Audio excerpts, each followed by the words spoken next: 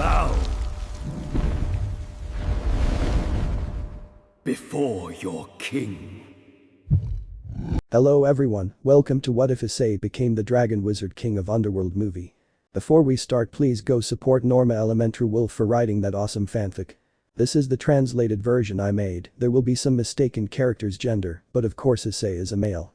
Our protagonist faced many challenges in his life, from the actions of his family and the rejection of the women he loved to the scorn of the supernatural world, who believed him weak and forced him into a relationship with someone he didn't love. Despite this, he fell in love with her anyway and even had a child. However, she didn't want him or the child, and both father and son had to disappear for several years, unable to endure their lives. Issei, in particular, wanted to take his son far away from the people who had ruined his life and used him for their own gain.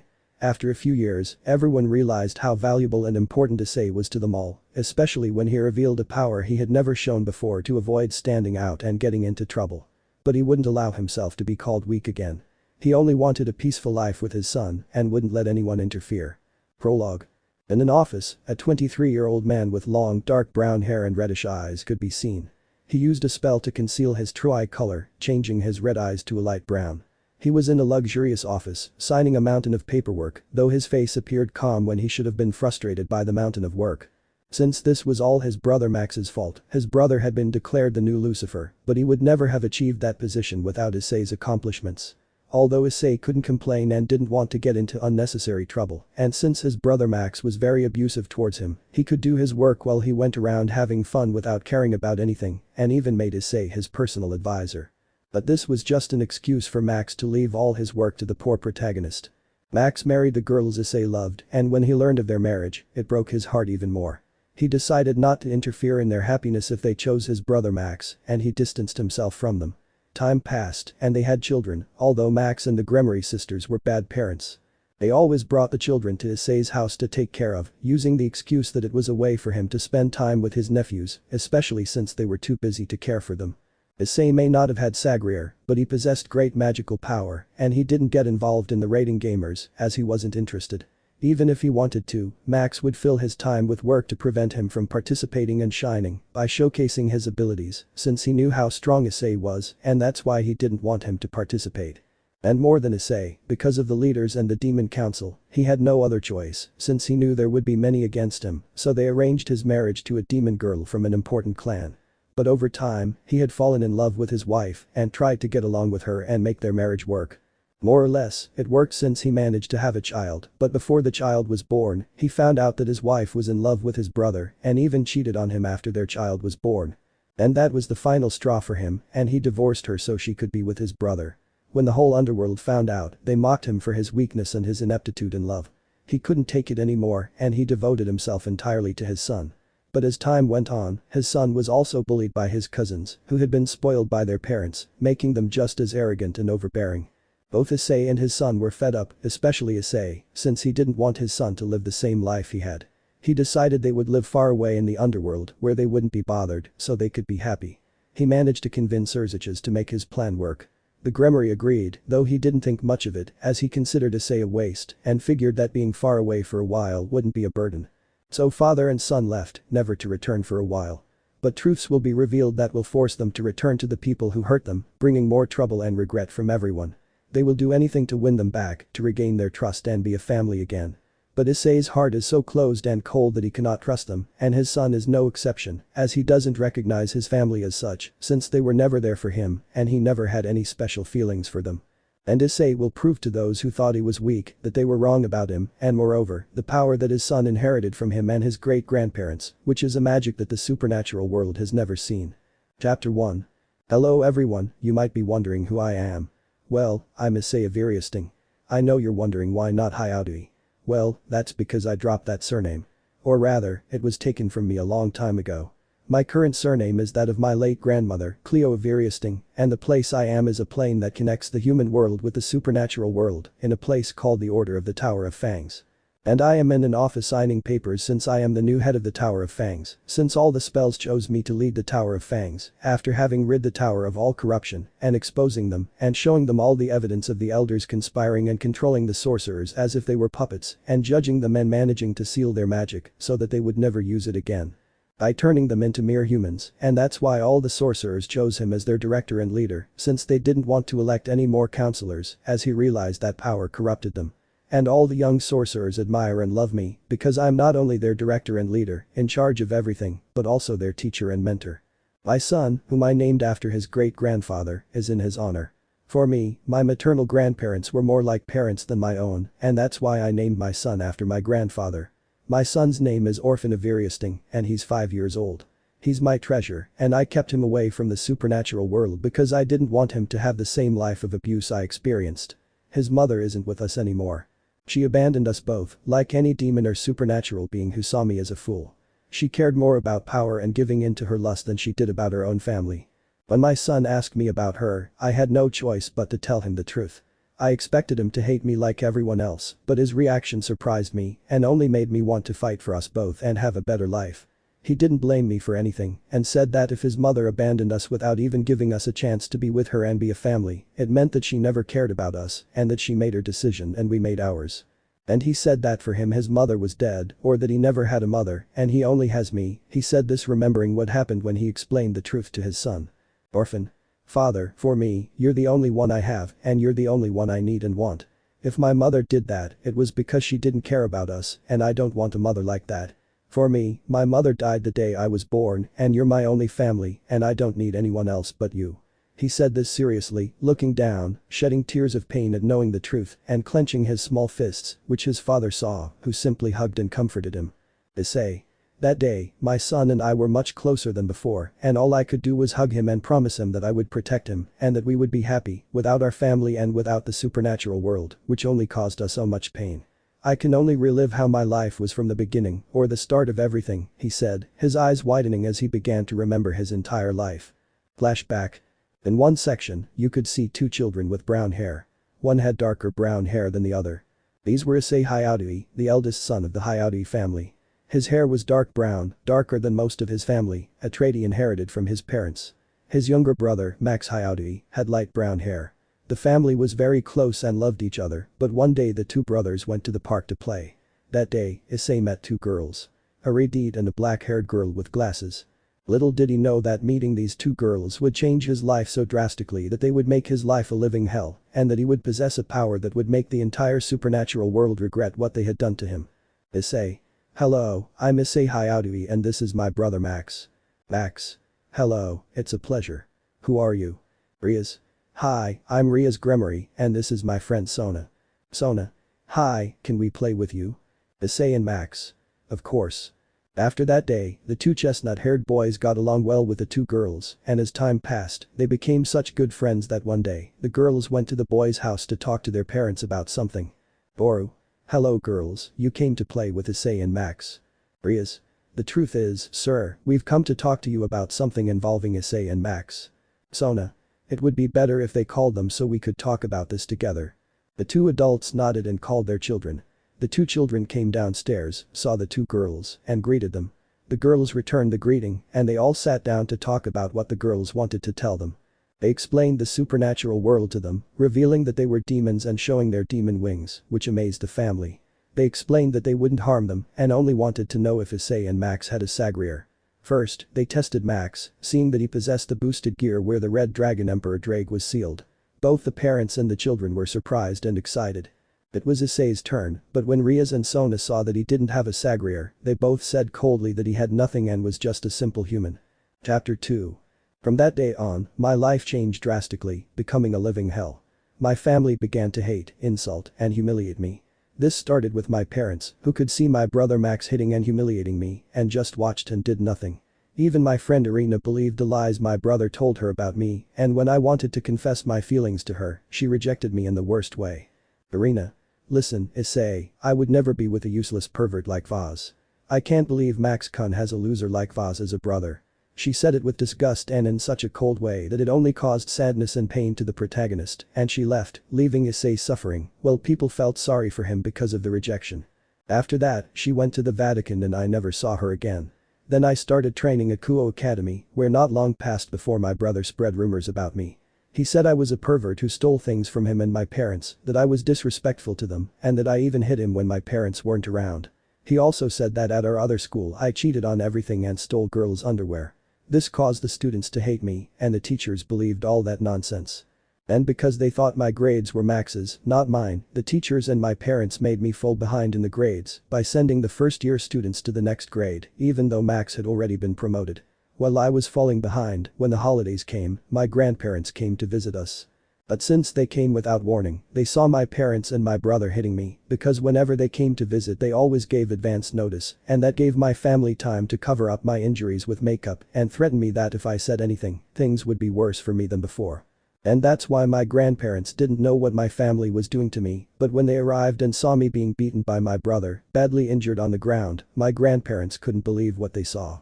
My grandfather quickly pulled Max off me, punching him in the face, and my parents were shocked by that while my grandmother treated me and hugged me, crying to see me like that. Cleo. Issei, sniff sniff Issei my child, what have they done to you? My grandmother said, crying while she felt that he could not breathe and became alarmed. Orphan. I knew you were trash, Max. How dare you hit your own brother? He said seriously, looking at Max, who for some reason felt a lot of pain from Orphan's blow, wondering if he was even human. And you, Mikey, I didn't raise you like this. How on earth could you, being his mother, allow such savagery? By spoiling Max too much, you forgot about your other son and let this happen. And you, Goru, you're the worst father for also allowing this. Issei's mom. But dad, it's not that big of a deal. Issei is fine. Besides, that was for stealing his brother's homework and taking money from us. Her husband simply nodded in confirmation to his wife. Max. Why are you defending that useless grandfather? He's good for nothing, he's just a burden on the family, he said angrily and arrogantly, looking hatefully at his brother and annoyed at his grandfather for the blow. Cleo. Orphan Issei is not breathing well, he needs a fast doctor. The old man was scared, and so were the others because they thought that the poet was only faking his condition to take advantage of his grandparents, but when they saw that he couldn't breathe well and was spitting blood, Orphan quickly picked up Issei and took him in his car to the hospital, and a few hours later the doctor said. Doctor? Relatives of the young Issei Hyauti, his grandparents answered, the doctor let them into the protagonist's room. Doctor? The boy had some broken bones and some wounds that were open or not fully healed.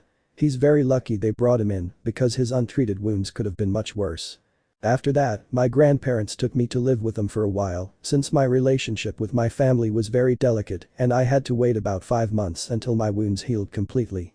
My grandparents gave me something supernatural that I already knew about, and I explained to them what happened the day I met Arias Yasona and how my life became a living hell after they said I didn't have a blood relative like my brother, much less magic, and all the mistreatment and humiliation my parents and siblings had put me through since I was 5 years old. My grandparents were upset. My grandfather Orphan was seething with anger. He no longer recognized my mother as his daughter. Now he only saw a monster who cared about fame, power, and appearances. My grandmother Cleo felt the same way, but she only hugged me when I told them about the other hit women I had. They were old. Since I was little, I only heard my grandmother crying and begging for forgiveness for not realizing or suspecting what my family was doing sooner. If they had, they could have spared me some of my pain. I just told him it wasn't his fault and somehow I still loved my parents and my brother doesn't hate them, much less feel resentment for what my grandparents did to me. They said it was too good not to feel negative feelings for what my family did to me. My grandparents started telling me about how they met and that when they were young and even back in their time, humans knew about the supernatural. My grandfather said that he used to be an orphan, that he was recruited to become a sorcerer, along with another girl 5 years older than him, named Issei. He said she was like an older sister to him and over time they became apprentices to sorcerers in the Tower of Fangs. He said that magic, or as my grandfather called it, the magical arts, was an ancient art used by both humans and supernatural beings. Since this magic could be used by humans who weren't born with it but could learn it, unlike supernatural beings, he told me that he had a teacher named Childman who taught them everything about sorcery. Over time, Grandpa said that Issei had fallen in love with her teacher and when he rejected her, she became so depressed that she focused solely on her studies. And that one day they went on a mission to some ancient ruins where they had to retrieve an ancient relic.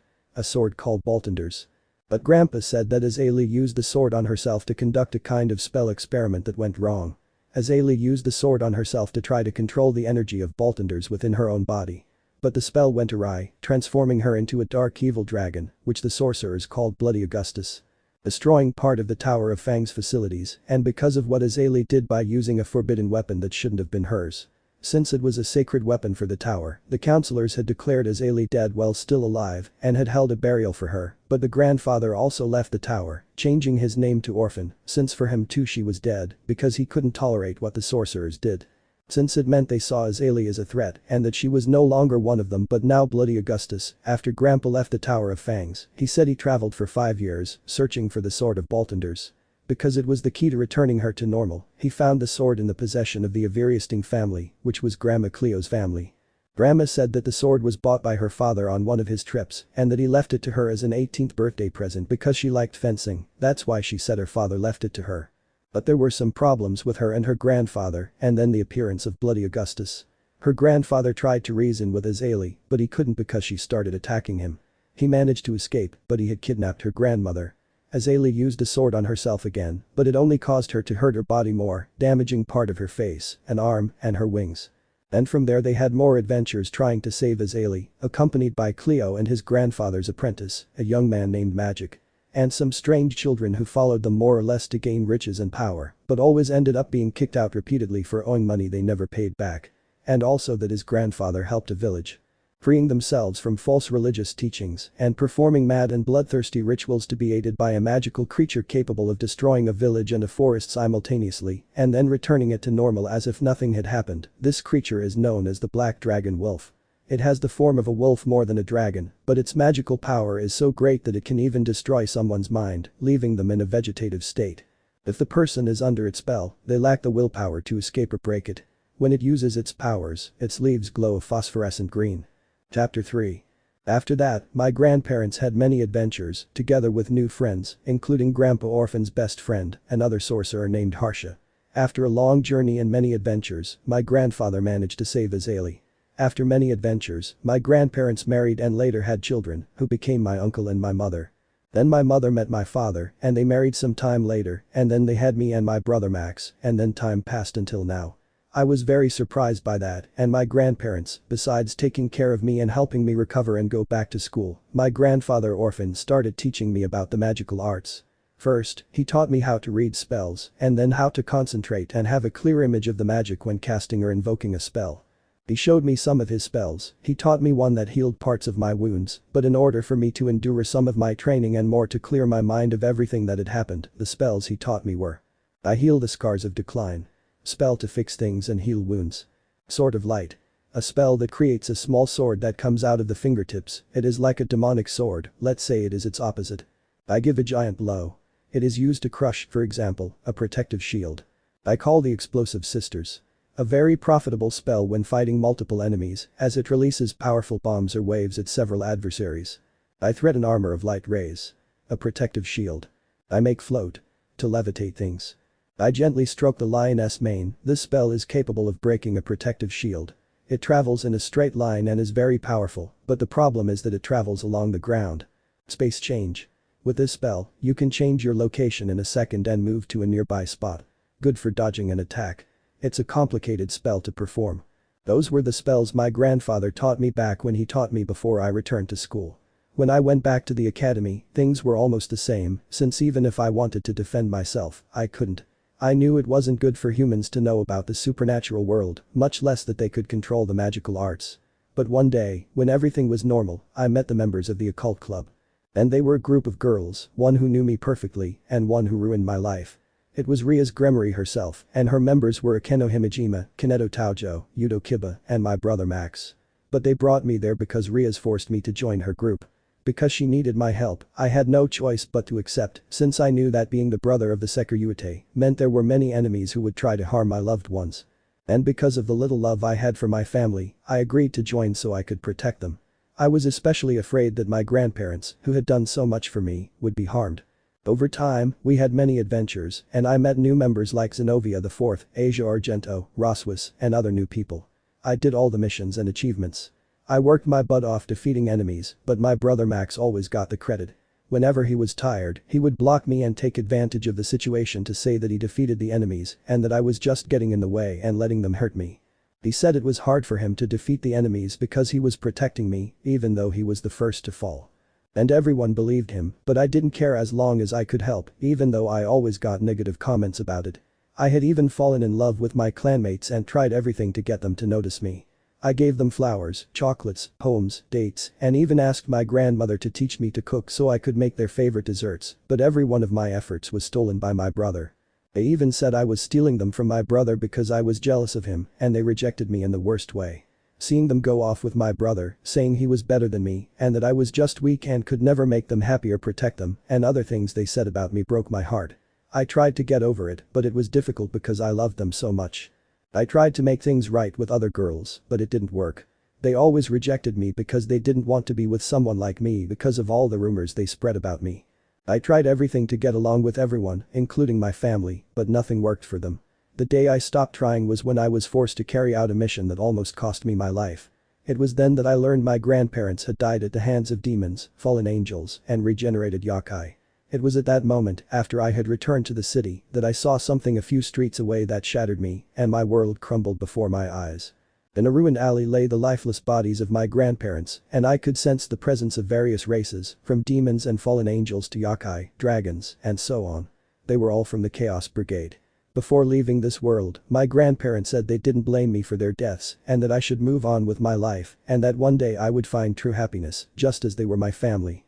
After those last words from my grandparents, they died in my arms. 2 days later was their funeral, and the only ones who went were me and a few acquaintances. Neither my parents nor my brother went to the burial. But when I got home and found my brother outside saying to me, "Max, how does it feel, Nyson, that your grandparents died because of you, because they were worried about you? If you had been stronger, you would have finished the mission on time, and your grandparents would be alive. You should have died, not them. You'll always be useless," he said it with superiority. After Max left, I felt awful. After a while, I felt like I'd lost all the memories of that day, as if they'd sunk deep into my mind. After that day, nothing was ever the same. Losing my only family, the one who had always truly loved me, I changed drastically, becoming colder, more serious, and distant with everyone. I no longer cared what they thought of me. Then came the Trihexa and Rizabin incident and the Chaos Brigade. It was a very long fight, and with what my grandfather Orphan taught me and my swordsmanship skills, which were superior to anyone else's, we won the battle. I helped a lot in defeating Rizabin and sealing Trihexa. But the leaders, the clans, my brother and the others took all the credit for what I did for them. I did everything and more. I saved the lives of those who were in danger, and when they had a celebration party for the defeat of Trihexa and the Chaos Brigade, they took credit for what I did and didn't even mention that I helped. That day they had awarded the heroes of the supernatural world, and furthermore, they publicly declared my brother's commitment to the women he loved, and even announced that they had given my brother the position of Lucifer of the Underworld. My brother said that I would be his advisor and personal assistant. Everyone was surprised that he chose me since they said that I didn't do anything and only got in the way of others. Chapter 4. Time passed, and everything was peaceful. Several years had passed since what happened. I had become my brother Max's personal advisor. I had already learned that he was going to have children with the girls, and after a few months my nephews were born. But then, when I got used to handling my new position and making fun of the supernatural world, who said I didn't deserve the position I had. Everyone praises my brother like Lucifer, but if they knew that I did all his work, he would take credit for everything he did. He left me with tons of work non-stop, he gave me mountains of paperwork, and instead of doing his job, he spent his time with his wives or wandering around, and I witnessed it all.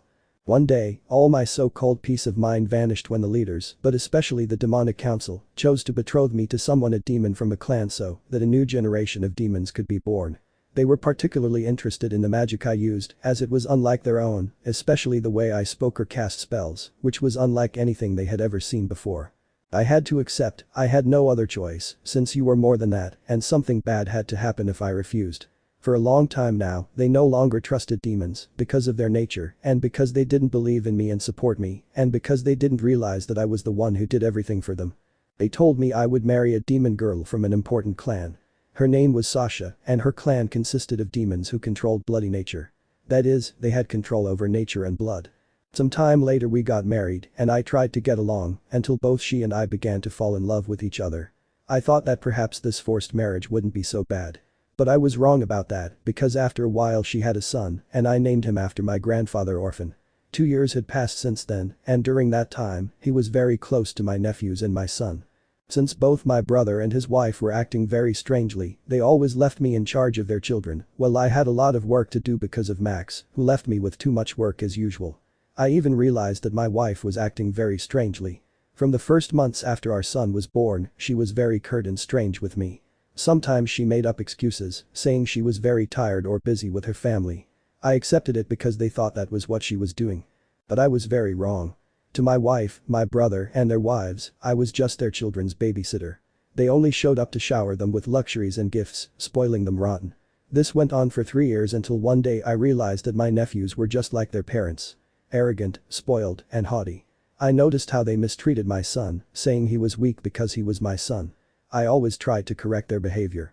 But it could have been caused more than one fight with my brother and his wives because of the way they were raising their children, which wasn't right. Listening to their shouting and reproaches was too much. Sometimes I even noticed my son didn't want to tell me what his cousins were doing to him. I saw him crying in his room. So I decided to secretly watch him and find out how his cousins were hitting and humiliating him. I got so fed up that I confronted them and scolded them for what they were doing. I took my son and treated his bruises and wounds. It hurt me to see my son like that, and he kept asking for his mother. Even I wondered, since he said he was hurt.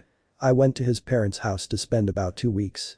But it had been 2 months since she'd come, let alone called, to see how we were, and especially how our son was, and that seemed strange to me and worried me a lot, so I left my son in his room and left him in the care of one of my maids.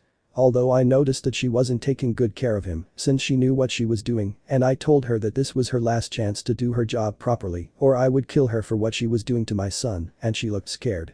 Since she saw how my eyes changed color for a moment, and I told her that I would return in a few hours, and I emphasized what would happen to her if she didn't listen to me, but to make sure that that woman didn't do anything to my son, I left a barrier to protect him from everything, and more than that the same barrier would warn me if anyone did anything to my son. After that I left and visited my wife's clan's castle, and asked if they had seen her, and that I wanted to see her. But what they said left me in shock and with 1,000 doubts. They told me she hadn't been there, so I rushed to the Gremory clan's territory, where my brother lived with his wives. I had a terrible feeling that I had to go there and that I would get answers about where my wife might be. But when I arrived, the guards told me she wasn't there, but I didn't believe them because that feeling was stronger than ever. So, using a spell my grandfather taught me, I infiltrated the place, and when I was searching everywhere, when I reached the 2nd floor, which were the guest rooms, I heard some strange noises. As I got closer, I noticed that the hallway led to my brother's room with his wives. I realized the noises were moans, and I felt that feeling grow stronger the closer I got to the room. I knew it was private and that I shouldn't interfere, but I heard my wife's voice, and my brother's wife and my own brother were having hex and mocking me while they were bucking like animals. I wasn't sure what I was hearing. I felt my heart slowly breaking with every word they said, and my mind wanted to deny that Sasha was there doing that to me. I gathered the courage I had to see it for myself, and I slowly opened the door, and what I saw made my world end, shatter, just like my heart. There in that bed was my wife having hex with my brother and his wives, like they were mere prostitutes. What I heard filled me with rage, disappointment, resentment, hatred, disgust, and loathing.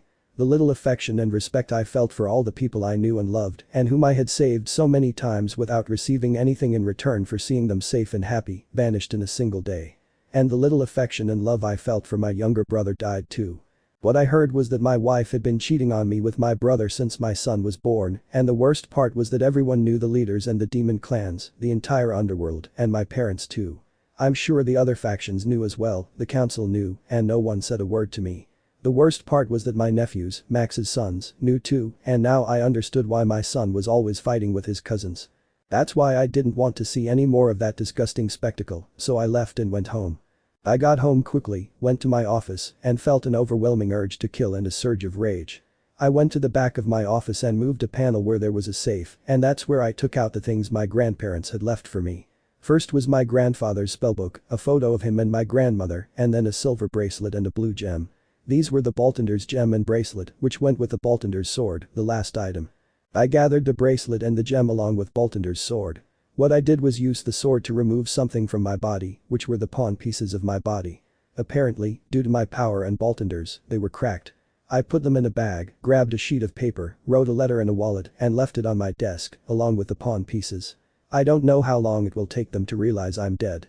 On that fast boat, my sons and my things and the servants would be asleep at that hour, but anyway, it wasn't as if those filthy demons cared since I hated their filthy race, since I heard from Max and his wives that they knew that the day those rogue demons died, they were rolling around the area where my grandparents were, instead of protecting that area and doing something. They did nothing for them and let them die.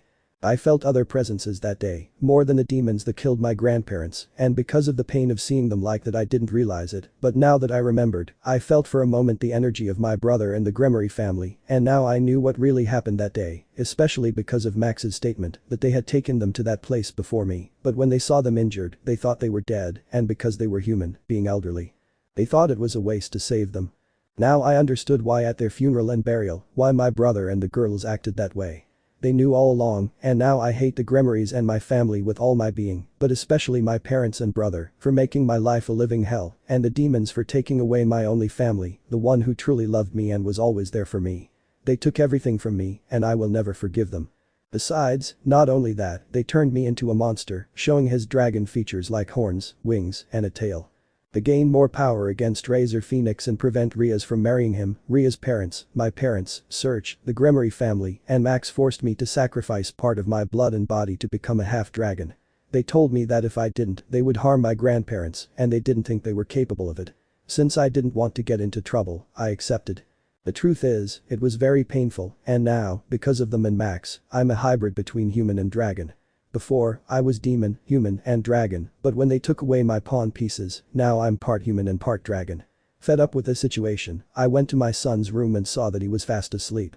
I decided it would be best if we left the supernatural world in Kuo, since this place was no longer our home, or rather, it never was a home for us. I decided to go to the place my grandfather's book mentioned, his old home where he learned witchcraft and where his adventure and life began, and where he met Grandma Cleo. The Tower of Fangs would be a good place for me and my son, far from humans and the people of Kuo, and more specifically the supernatural beings that ruined my life so much. I approached my son's bed and gently moved him. Issei. Son, wake up, it's time to go. Orphan. Odison, what's wrong? And where are we going? The little boy said half asleep, rubbing his eyes with his little hands. That was Issei's son. The dark brown, almost black white-skinned boy with red eyes like his mother, who was 4.5 years old. Issei. Far away from here, son. This is no longer our home, and we will go to a place where we will be happy and where no one will ever hurt us again.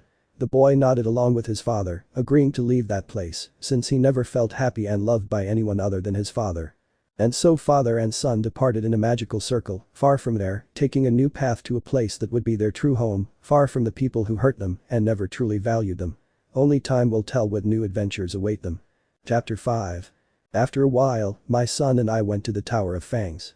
At first, the guards didn't want to let me in, but I had to explain that I was a descendant of a sorcerer. I showed them Grandfather Orphan's pendant, which was a pendant between a dragon and a sword. It was the characteristic pendant of the sorcerers of the Tower of Fangs. They knew the necklace was authentic, but they asked me which sorcerer it belonged to. I had to tell them Grandfather Orphan's real name, since he had changed his original name to Orphan because of what happened with his sister Issei. Grandfather's real name is Krillincello. They let me pass, and they were very surprised. Although they remembered what happened to grandfather, he saved them from all the disaster Issei caused when she became Bloody Augustus. Since I had to take a test to stay in the tower, as they thought I had the same talent as my grandfather, and it was true, I passed the test perfectly. My son and I stayed in the Tower of Fangs. As time passed, I climbed the ranks until I became a high-class sorcerer. After a while, I discovered the crimes of the Tower Council and exposed them in front of everyone, since there were many things that happened that could have been avoided if they had done their job properly. No one could believe it all. The councillors' crimes, everyone voted to prosecute them for their crimes, and they were imprisoned. Their magic was sealed. They were no longer worthy of using it because of everything they had done. All the sorcerers elected me as their new leader, master, and director in charge of the entire tower. I accepted this honor because I couldn't allow anyone else to be corrupted by power and repeat the councillors' mistakes. That way, I would also ensure that no one tried to enter the tower again and that no one would harm my son. My son was also a prodigy in sorcery. He reminded me of my grandfather. Not only was he similar to mine and my grandfather, but the only difference was the eyes he inherited from his mother, although he doesn't even like the mention of her. The same goes for me. I also trained my son, teaching him all of his great-grandfather's spells. I also mastered all the spells in Grandfather Orphan's book. The spells were: darkness creates a black hole that swallows any spell. This was used by Master Chademan, Grandfather's master. Ball of absolute emptiness. Capable of getting rid of opponents, it pushes them back. Flames. I can already tell that this one shoots flames of fire. Tied to the starling that calls to death. A spell used by the grandfather, it has a great effect if the enemy is near. I dance in the castle of the sky. With which you can rise. I unleashed the giant god strike. This was also used by Grandpa, it's a higher level than I unleash a giant strike. Flaming soul burn the enemy. I raise the demon subduing sword. It's a sword like the demonic one, but longer and more powerful. It brought forth a small spirit to illuminate. Creates a ball of material light that illuminates. I set up the inconvenient door to open locked doors. Shield. Used as protection. Dark mirror shield. This technique is used to defend against an attack. It reflects the attack. This spell was used by Grandpa. I fire the naked sword of light. Grandfather's highest level spell. Eventually, I also had to tell all the sorcerers in the tower how I got there and why I decided to leave home with my son.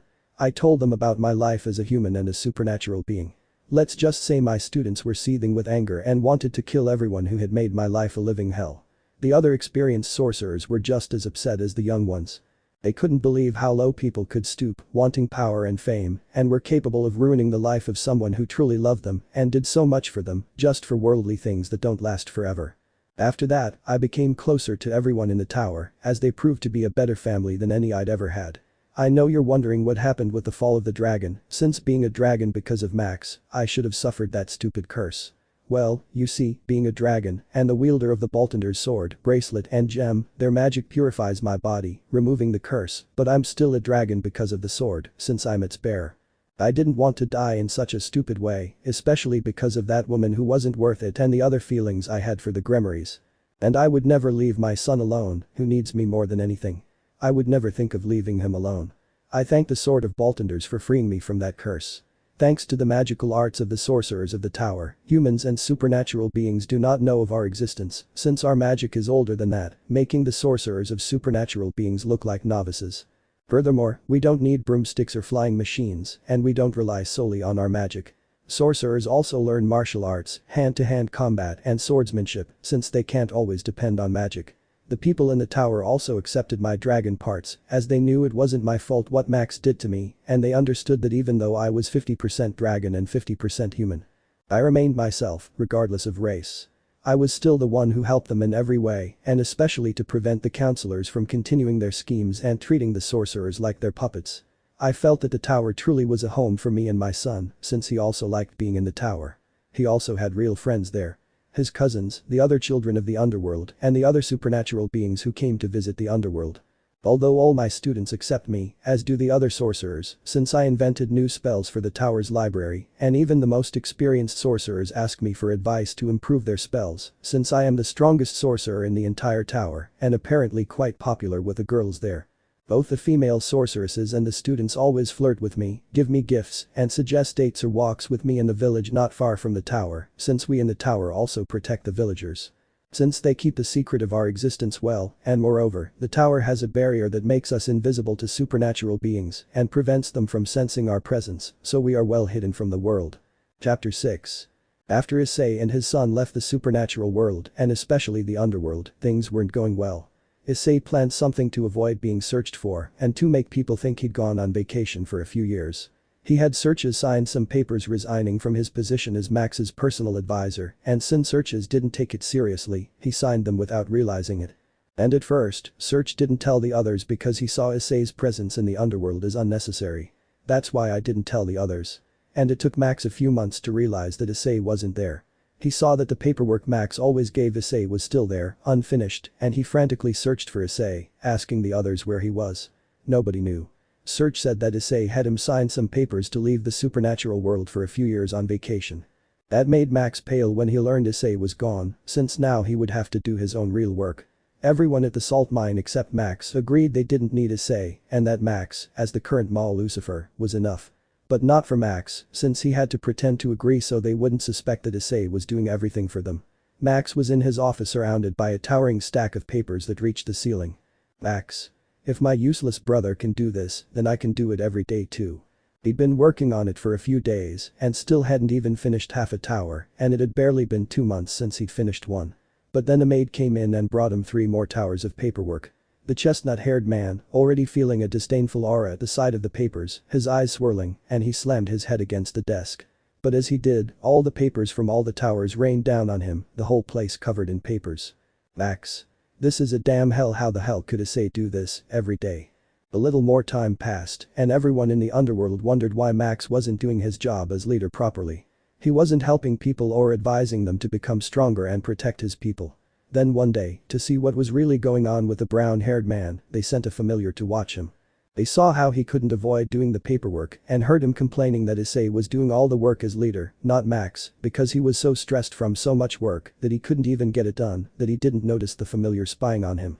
After that, the Mao spoke with him to explain the situation, although he managed to dodge it well temporarily until little by little some of Max's dirty laundry came to light. Gradually, his women realized that the brunette was no longer romantic and thoughtful as he had been in the past due to the stress of doing his real job and not having Issei's help. He was starting to go out late and get drunk because even though he wanted Issei to come back from his vacation and do his job again, if he did, it would look very suspicious to the others. Besides, since he never paid attention to anything his brother did or what happened to him, he didn't know where Issei went and he was starting to get agitated, wondering how the older brunette could do something that took him months to complete. Issei finished in a day. Without a doubt, the protagonist was more prepared and better suited to be a leader than Max. Because he was getting drunk due to the stress of everything, he started continuing his habits, which his wives didn't know about. Only Issei knew, but when he discovered them being unfaithful to their own wives, the protagonist tried to tell the girls, but they insulted him, saying he was so jealous of Max just because they didn't pay attention to him. This caused the girls to appreciate the protagonist even more, and now, let's just say the girls. They already had more than one sign of his infidelity towards them, as they noticed he wore women's makeup and smelled like women. When they asked for explanations, he gave them, but it left them uneasy. They decided to follow him and realized he was going to different places. They sent a family member from each of them to follow him to those locations and saw that Max was cheating on them with different women of all kinds, even in his office with his maids. This led to a major fight with him, and his relationship with his children was already strained. Since he discovered that they knew nothing about his children, and since Issei practically knew the kids better than anyone, and they spoiled him with things that were completely unnecessary, and let's say that the 9 years that Issei spent in the Tower of Fangs, this is what happened, plus they discovered that Rizabin Lucifer is alive, and the Case Brigade continues to attack them. And plus Drake told them the truth that Issei was the one who did everything for them, and Max was a fraud, since everyone had noticed that every time he fought with any of the Chaos Brigade soldiers, he was the first to fall. And some of them doubted whether he was the one who defeated Trihexa. And at the meeting, many things are being revealed, especially since Drake made Max look bad, showing the younger brunette's memories that all the credit and achievements that Max supposedly did were all Issei's, and even all the romantic gestures. For the girls, everything was Issei's, and he always stole them or beat them, forcing them to give them up. And ever since he started dating girls at the academy, Max was unfaithful to them, and all the rumors at the academy were made up by Max, and even the homework and good grades were Issei's, not Max's. His grades were the worst in the academy, and Max's rumors caused the teachers to sabotage him. Furthermore, it was Issei who sealed the Trihexa, and Max stole the credit for it, causing them to choose Max as Lucifer, when that position should have been Issei's. And all of Max's work was passed on to Issei, so he could have fun with his wives and other women behind the girls' backs. And the other part of the truth that Drake said shocked everyone in the room. The dragon said that Max, having run out of energy due to being so weak and losing control, and in order to gain more power, would transform Issei into a dragon hybrid with the help of the others in the room. He said that Max, in doing so, stole part of Issei's energy and, having overused it in his body because he was the weakest of the group, became sterile due to his own power that he couldn't control. To prevent anyone from suspecting the truth and to make his little charade fall apart, he took advantage of the fact that Issei was exhausted from the fight against the Trihexa and was in a brief coma. He had drugged the girls so they would sleep with Issei, and that Max's children were actually Issei's. Thanks to Issei's dragon energy, being a hybrid of demon, dragon, and human, they wouldn't notice the difference, and because of that, no one realized what really happened that night, least of all the girls and especially not Issei. Everyone asked why he hadn't said anything before. Greg said it was because that idiot Max had put a seal on him that prevented him from speaking until now, when he was finally able to break it. And everyone exploded, wanting to beat the chestnut-haired boy to death for all the terrible things he'd done, especially for making fools of them all for years. The girls hurled insults and other things at him for drugging them and making them great poor Issei, who was in a coma after saving him from the Trihexa. In that state, he couldn't understand what was happening around him, and the children were completely unresponsive after learning the awful things they'd said to Issei that he was more of a father to them than their own parents, who only took him in to spoil him and were almost never there for them, well he was, and moreover, that he was their real father. And that Issei's son was his younger brother, and also remembering all the horrible things they did to him made them feel worse than before, especially for a certain ex-wife of the protagonist. She was crying uncontrollably upon realizing that she had had the best man in the whole world as a husband, and that he had given her a son who was an angel in life, and that she had despised them both, out of stupidity, for power, and for her demonic lust. Everyone wanted to make things right with the protagonist, but Sekiryuutei was looking for the note that Issei had him sign to find out when he would return, but upon reading it, his face turned pale, and his smile changed to a nervous one. Unable to believe what they had done, everyone stared at him with concern at what was written on the paper. Azazel took it from him and had the same expression as the redeed. The paper stated that Issei resigned as Max's personal advisor, renounced the Underworld, renounced the Alliance, and was no longer part of the supernatural world.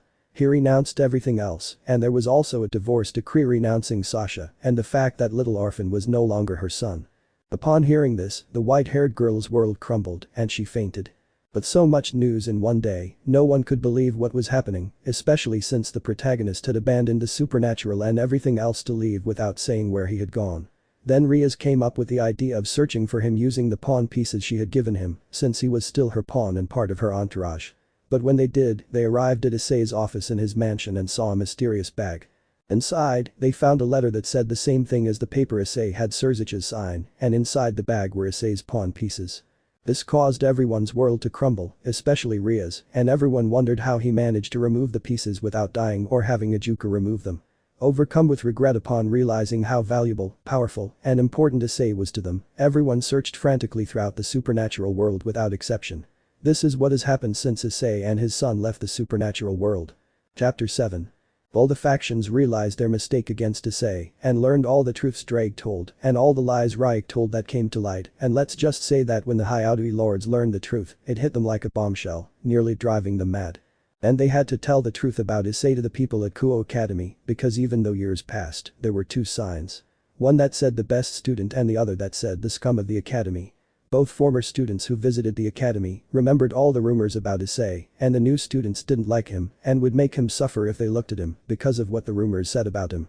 And more than anything, the director didn't believe them at first, but they told him to check the security footage, something the director initially dismissed, thinking the older brunette was responsible for everything bad at the academy. But when he saw the others insisting, he checked the security videos and was shocked by what he saw. He called in a technician to verify the recordings, and when they confirmed they were authentic, the director felt like the world was crashing down on him. He decided to talk to the teachers and other staff at the academy, and when he told them what he saw in his office and that the videos were original, they all didn't believe him. They started reviewing all of Issei's grade reports and saw how they had sabotaged him from his first year at the academy, all because of the rumors spread by Max Habang. They had done what they did, and after fixing the protagonist's grades, they realized he was the smartest student in the academy, far surpassing Sona Citri in grades and academic index. They quickly removed the paintings of Max and Issei because the protagonist didn't deserve to be mocked for things that weren't true, and he certainly didn't deserve that recognition for all the lies he told and for deceiving everyone. They told the students the truth since many had asked about the paintings, and let's just say nobody found it funny. Since the academy encompasses middle school, high school, and university, well, it came as a complete shock to all the students. And seeing the Gremory girls, especially Max, wasn't funny to anyone. They told him the truth to his face, how he could be so cruel to Issei, and how he could do that to his own brother, who had never done anything wrong to him. They said he was heartless for what he did, that he was the only scum, and how he could lie to them like that about Issei and the other girls. They didn't want to go near him because if he was capable of doing that to Issei, his brother, what would he have done to them? And the boys wanted to punch him for making them all look like idiots, and the teachers glared at him with hatred for what he'd done. But everyone asked what had happened to the protagonist and where he was, and the Gremory and Citri families thought that maybe someone had seen the older brown-haired boy, in case he had at least one friend at the academy, and they even showed a picture of what he looked like, just in case he told someone where he'd gone. But seeing that surprised everyone at the academy. The girls of all grades, and even the teachers, had hard eyes or nosebleeds, and were as red as tomatoes when they saw the protagonist. They thought the clothes he was wearing were some kind of cosplay, while they lamented never having noticed him, or those who rejected him were trying to get Max to notice them. The boys were speechless, unable to believe how Issei looked, but a certain white-haired girl with red eyes didn't like it. From the way she looked at her husband, according to them, and because of the jealousy she couldn't stand, she told them that Issei was her husband and that she had a child with him, showing how her son looked too. This made all the girls jealous, but they admitted that little orphan was very cute and adorable. The boy said that Issei was lucky to have such a beautiful wife, but the Gremory girls and the others wanted to tell the white-haired girl not to go overboard with that, since they knew that Issei had divorced her and made a case that little orphan was no longer his son, and that she had also been unfaithful to him with his own brother. But the Gremory girls also wanted to say that their children were Issei's and that Max was sterile, but they had to say that Max gave them a special drug to grape Issei and get pregnant so that no one would suspect anything about him. But they shouldn't do it because they would be hated even more than they already were. And let's just say Max's reputation at the academy is now in tatters, especially since they proved that Max Hyaudui is literally a donkey. He didn't even know the basics he should have known, and everyone wondered how they let themselves be beaten by someone as idiotic as the younger Hyaudui. Everyone at the academy wanted Issei to come back and fix what happened. And with the Hyaudui family, well, Mickey Hyaudui almost wrapped Max's face around his neck from all the slaps he gave him for what he did, and his father wasn't happy at all. He also wanted to give Max what he deserved for lying to them and deceiving them for so long, for telling them that Issei did bad things to them and stole from them when it wasn't true, and for keeping achievements that didn't belong to him, for drugging the girls so they would grape Issei and get pregnant. So that no one would suspect that he, being so weak and unable to control his power and using it recklessly, had become sterile, and that's why he made the girls pregnant with Issei's children, and that Max and the Gremory girls' children were actually Issei's, and because he had slept with his brother's wife, the gentleman no longer knew what to think or believe, especially since they remembered the words that Grandpa Orphan had said the last time they saw him. Which was when he took Issei away after they had seriously injured him. Flashback. Orphan. I hope you're happy with what you did to my grandson. Cleo and I will take better care of him than you ever could have. You'd better not regret this. One day you'll do something that will make Issei never be the same again. Mickey. What do you mean by that, Dad, about that useless guy? Orphan, annoyed, slapped his daughter and glared at her with pure hatred in his eyes, which frightened her. Goru wanted to hit him, but instead received a kick to the stomach that sent him flying into the wall, leaving him on his knees spitting blood from the force of the kick. Max tried to hit his grandfather, but Orphan raised his leg and kicked him in the head, knocking him to the ground and breaking his nose and some teeth. He looked at his family with hatred and disgust and said some words that broke Mickey's heart, but he would ignore what his father would say to him, but for some reason he would feel pain in his heart. Orphan. From now on, you are not my daughter and Issei is not your son, and I hope you are happy with this family you created because of all your lust for power, but I will tell you that your son Max is no saint. I would even say that if he continues down the path he is on he will be worse than a demon, and one day all the bad things you did to Issei will come back to you 100% worse than what he suffered. He said it seriously and with disappointment in the three chestnut-haired boys, knowing that one day karma would catch up with them and they wouldn't like what happened. Orphan. Max, if you keep treating someone of your own blood like this, someone who never did anything to you, one day Issei will run out of patience and might leave your lives, and everything you've gained will be gone. Besides, you got stuck with someone as good a brother as you. You didn't know how to value him, and one day that older brother you had will come back and return every ounce of pain you caused him, multiplied. And remember, one day the whole truth will come to light and you won't like the result. Now all the people who love you and who once loved you will one day know how rotten you are inside, and you won't like trying to fix things with them. Everything good comes to an end if it's based on lies and deceit. And you're crossing that line, and one day it will explode, and I assure you, it won't be pretty. And you will have to pay for what you did one day, and I assure you it won't be with money. It could even be your own life. You still have time to fix everything, but if you don't do it now, one day it will be too late, and even begging on your knees won't be nearly enough to undo your mistakes. He said this as he left, leaving the Hyauduis, who were upset about the old man's beating. These were Max, Goru, and Mickey, who thought her father was a senile old man who threw things away. They believed that one day they would see how useless Issei was and agree with them. Unfortunately, the tables would turn on them one day, and they wouldn't be able to fix anything. End of flashback. Mickey just started crying because of what she did, because of the horrible way she treated her son, because she didn't listen to her parents, and because of her arrogance. Now her son is gone and her parents are dead, and she never made things right with them, much less said goodbye at the funeral. Goru felt like the worst father in the world because of what he did to Issei, and because he didn't know how to raise Max properly, and what he did was even worse. He only remembered when his father-in-law told him that when they realized their mistakes against Issei, it would be too late to fix it and that his family was destroyed because of them. Well, that's what's happened since they realized Issei and his son left and all the revelations that came out. Chapter 8. At this time, Issei was 27 years old and his son was already 10 years old. This meant that they had been in the Tower of Fangs for 7 years and the same amount of time away from the factions, who had been searching for Issei and his son like mad for 5 years to fix their mistake with them, since the very stupid ones tried for 2 years to realize that the biggest idiot wasn't as much as he boasted about being. At first, Issei and his son struggled to adapt to the place, but as time passed, they grew to get along with everyone. Besides, Issei would often go out with his son into the village, and the villagers, in particular, liked them. The sorcerers helped the people there, and Issei and his son spent all their visits in the village helping others. People always gave them things like food and clothes, though Issei refused them, as he only helped because it was the right thing to do, not to receive anything in return. Although they told him to accept being in their shops and to buy him and his son a juice, since the boy loved the games there, whenever they visited the town, Little Orphan would ask his father to go first to the shop that sold his favorite juices, something that Issei, seeing his son's excitement and tenderness, couldn't refuse, since he also liked the juices there very much. Since Little Orphan's favorite was watermelon. And he always asked for that juice. Now Issei was with his son at a local establishment celebrating his son's 10th birthday. This is what Little Orphan looks like now. Also during these years, Issei changed a little, not much, but his hair was longer than before, and he was wiser and more intelligent because of everything he learned as the new leader of the sorcerers, besides being one of the main teachers of the best sorcerers in the tower, who were the young people with great potential and talent in sorcery. But going back to the father-son duo, they were enjoying the food at the restaurant, which had a Chinese New Year theme, and our protagonist was eating a bowl of ramen. With more empty plates, this was due to his dragon-like appetite, although his son didn't have it yet because he was still growing, and moreover, Orphan was already used to his father's appetite. And even more so the people, since besides the fact that the people of that town knew about the supernatural, since if sorcerers existed, it was obvious that more creatures existed, since he helped them. He told them his story, and besides being angry with all the supernatural beings for what they did to the protagonist, if they came to Max they would lynch him, and especially the women would give them a beating for all their deceit, meddling, and slander against Issei.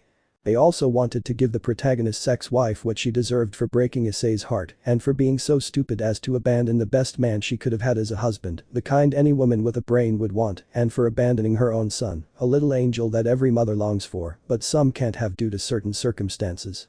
But she had a great family, the kind any of them would have wanted, and she trades them for a stupid guy who isn't worth a penny, and even worse, she doesn't even want to look him in the face without knowing what he did, and you even want to punch him in the face. So after that, people told him that no matter what race he was, he would still be the same person who offered them help and security. Words that moved the chestnut-haired boy, finding a place he could truly call home. Although people told him he could be in his dragon form if he wanted, that it didn't bother them at all, he accepted, revealing his dragon appearance. He never cared to know anything about his own race after Max had turned him into a half-dragon. Everyone was surprised by his appearance, which made the children's eyes light up at the sight of someone who was half-dragon, a real one. Both the children and the women wanted to touch his ears, tail, and horns. He let them, though, because they were so taken with the sight of his ears and tail, and wanted to touch them all the time. The children were amazed to be touching the horns of a real dragon. This made Issei feel tender towards them, letting them do it as many times as they wanted. However, when he showed his dragon form to the people in the tower, let's just say all the women in the tower were chasing him everywhere. When he let them touch his ears and tail, it ended up causing them all to want to use him like he was their giant plushie. Besides, some of them, when they grabbed him and hugged him, caressing his head and ears in the process because of the closeness, they ended up suffocating poor Issei between their breasts. If it weren't for his power, and the fact that he's now a dragon thanks to Max and accepting Baltinder's sword, he would have been dead a long time ago. This happened every time he revealed his dragon side because of Baltinder's sword. Even in his normal dragon form, he looked like a demon or dragon king sitting on a throne. Although he disliked using his dragon form, not wanting to be treated like a toy by the students and sorceresses of the tower, and more than in his other form, he felt the women's emotions, as if they wanted to devour the poor protagonist. He preferred to use his human form when he wasn't teaching students, helping the sorcerers, or training his son. In his sorcery, he was with his son in his office. He was doing his respective paperwork for the tower and fixing all the mess those old council members had made, and now he was the leader and in charge of everything. He fixed everything those old men had left wrong. He was hardly afraid of embarrassing situations like when he was in the factions and even more so, in the Underworld being Max's personal advisor. Although after a certain incident in the tower, he would never again use his dragon side there, only when training with his son. One day, on Valentine's Day, or the day of love and friendship, as some call it, he had an incident with some of his best students, who apparently wanted to give him a gift that day. But as usual, they argued, and they all tried to give him chocolate. Unintentionally, in the mixture of one of the ingredients, a position of lust and love fell into place, and the protagonist, being a dragon, had very strong instincts. And more than that, the girls didn't notice when the position fell into the mixture, so when they finished the chocolate and gave it to the brunette, and when he felt strange, and more than that, since they all used the same kitchen and the same ingredient that fell into the position, the dose was stronger, since that turned the chocolate into a strong aphrodisiac for the protagonist, because of his wild dragon instincts, which not only made him a sadistic and cruel being with a bit of evil, but also because of his negative emotions from the pain that supernatural beings caused him and his enemies, it also gave him a lot of lust. And that was the face Issei could make when he saw the girls with those emotions, but more so the lust he felt at that moment, besides showing his dragon parts. And his red eyes shone intensely, wanting to devour the girls at that moment, who were only blushing and nervous about what might happen. When what you all think almost happened, Issei controlled himself at the last moment, seeing that he had almost done that. He apologized to his students for almost doing that to them, saying that he didn't understand what had happened to him at that moment, that he felt strange when he tasted the chocolate they gave him. It was the moment the girls threw the thing, the position it was in, and the fact that it was one of the ingredients that made the protagonist act the way he did. Issei, seeing that it was their fault, reprimanded and punished them for being so careless, warning them not to fight next time, and especially not to be so oblivious to the consequences. He also forgave them for what they did, since it was an accident, though he wouldn't lift the punishment for anything, so they would learn a lesson about being careful. Besides helping with the paperwork, the girls learned that paperwork is awful. They also had to clean the training field initially, and after everyone had used it, he left it like that for 2 months. After that time, their punishment ended and everything went back to normal. Although the girls learned their lesson, they didn't want to do that to their teacher and love interest in that way.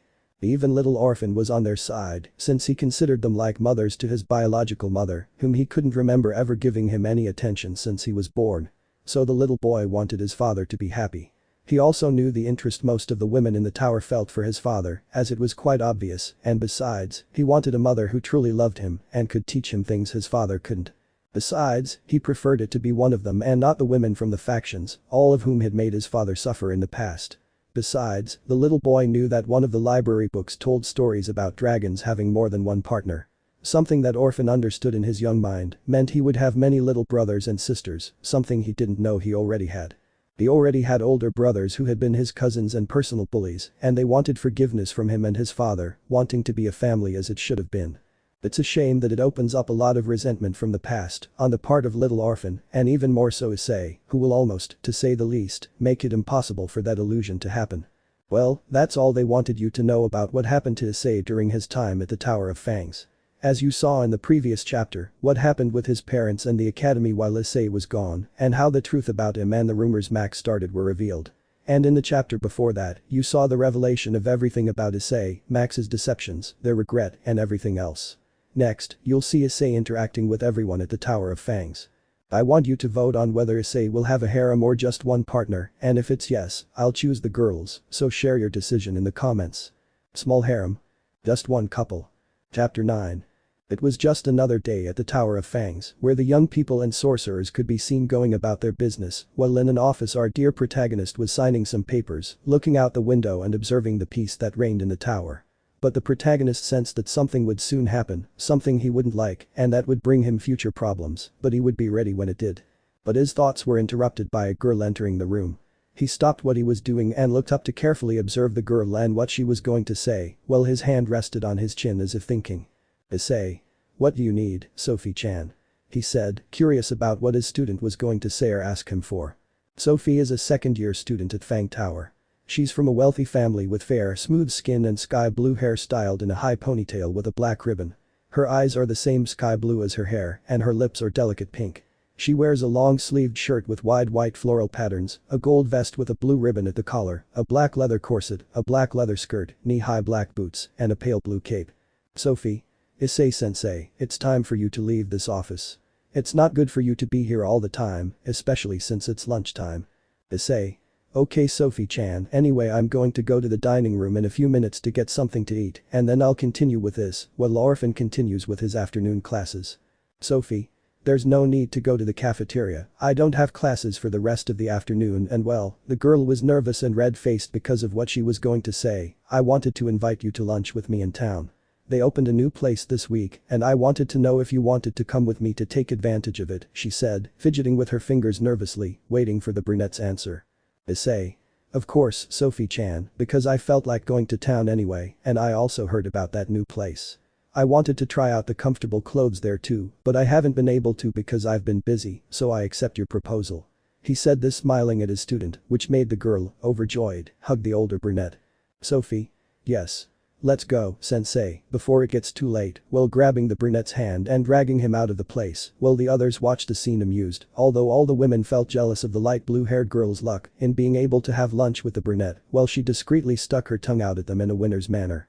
But some girls watched this somewhat jealously as their friend got ahead of them, and these two were two other girls who were students of Issei besides Sophie. Voice.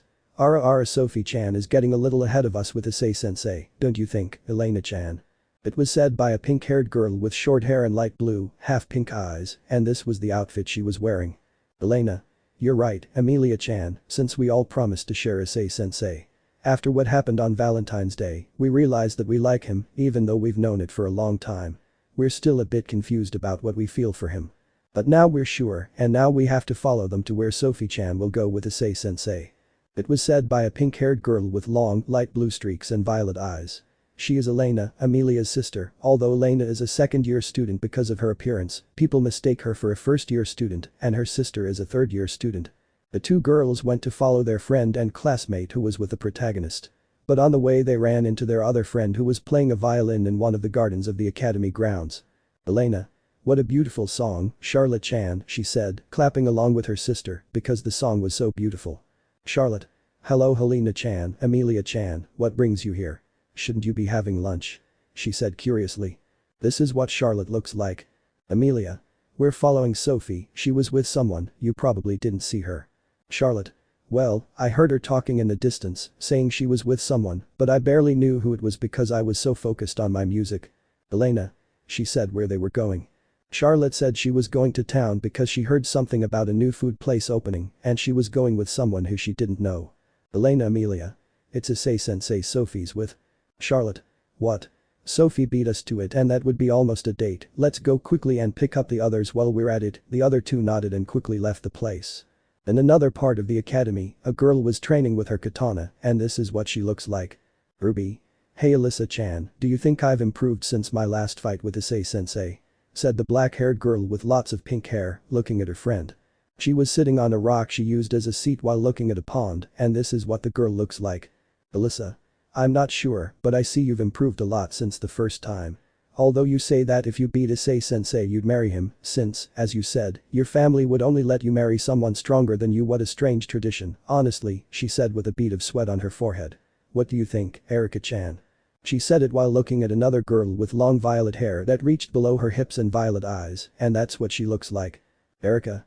I feel that Ruby-chan has improved a lot, she's become stronger since last year. Ruby. And where is Valeria-chan? Erika. My sister said she would come later because she said she was going to the armory in town today. She said she wanted to see a new place that opened in town. But their conversation was interrupted by the arrival of Amelia, Charlotte and Elena, who the others saw and wondered why they were running. Alyssa. What happened, girls? Why were you running like you were being chased by a bull? Erika. Did something bad happen? Elena. Yes with Issei-sensei. Ruby. Something happened to him. She said worriedly like the others. Charlo. No, he went out to eat in town. Alyssa. Huh.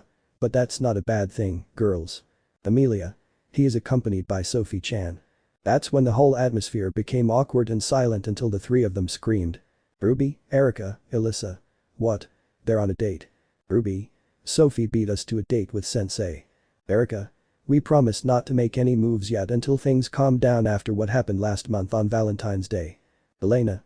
Don't remind me, I feel embarrassed about it, she said, blushing because of what happened or almost happened that day. Charlotte. Although we deserved that punishment for not noticing that we were using credit cards while making the chocolates. Amelia. That doesn't matter now, we have to go to the village.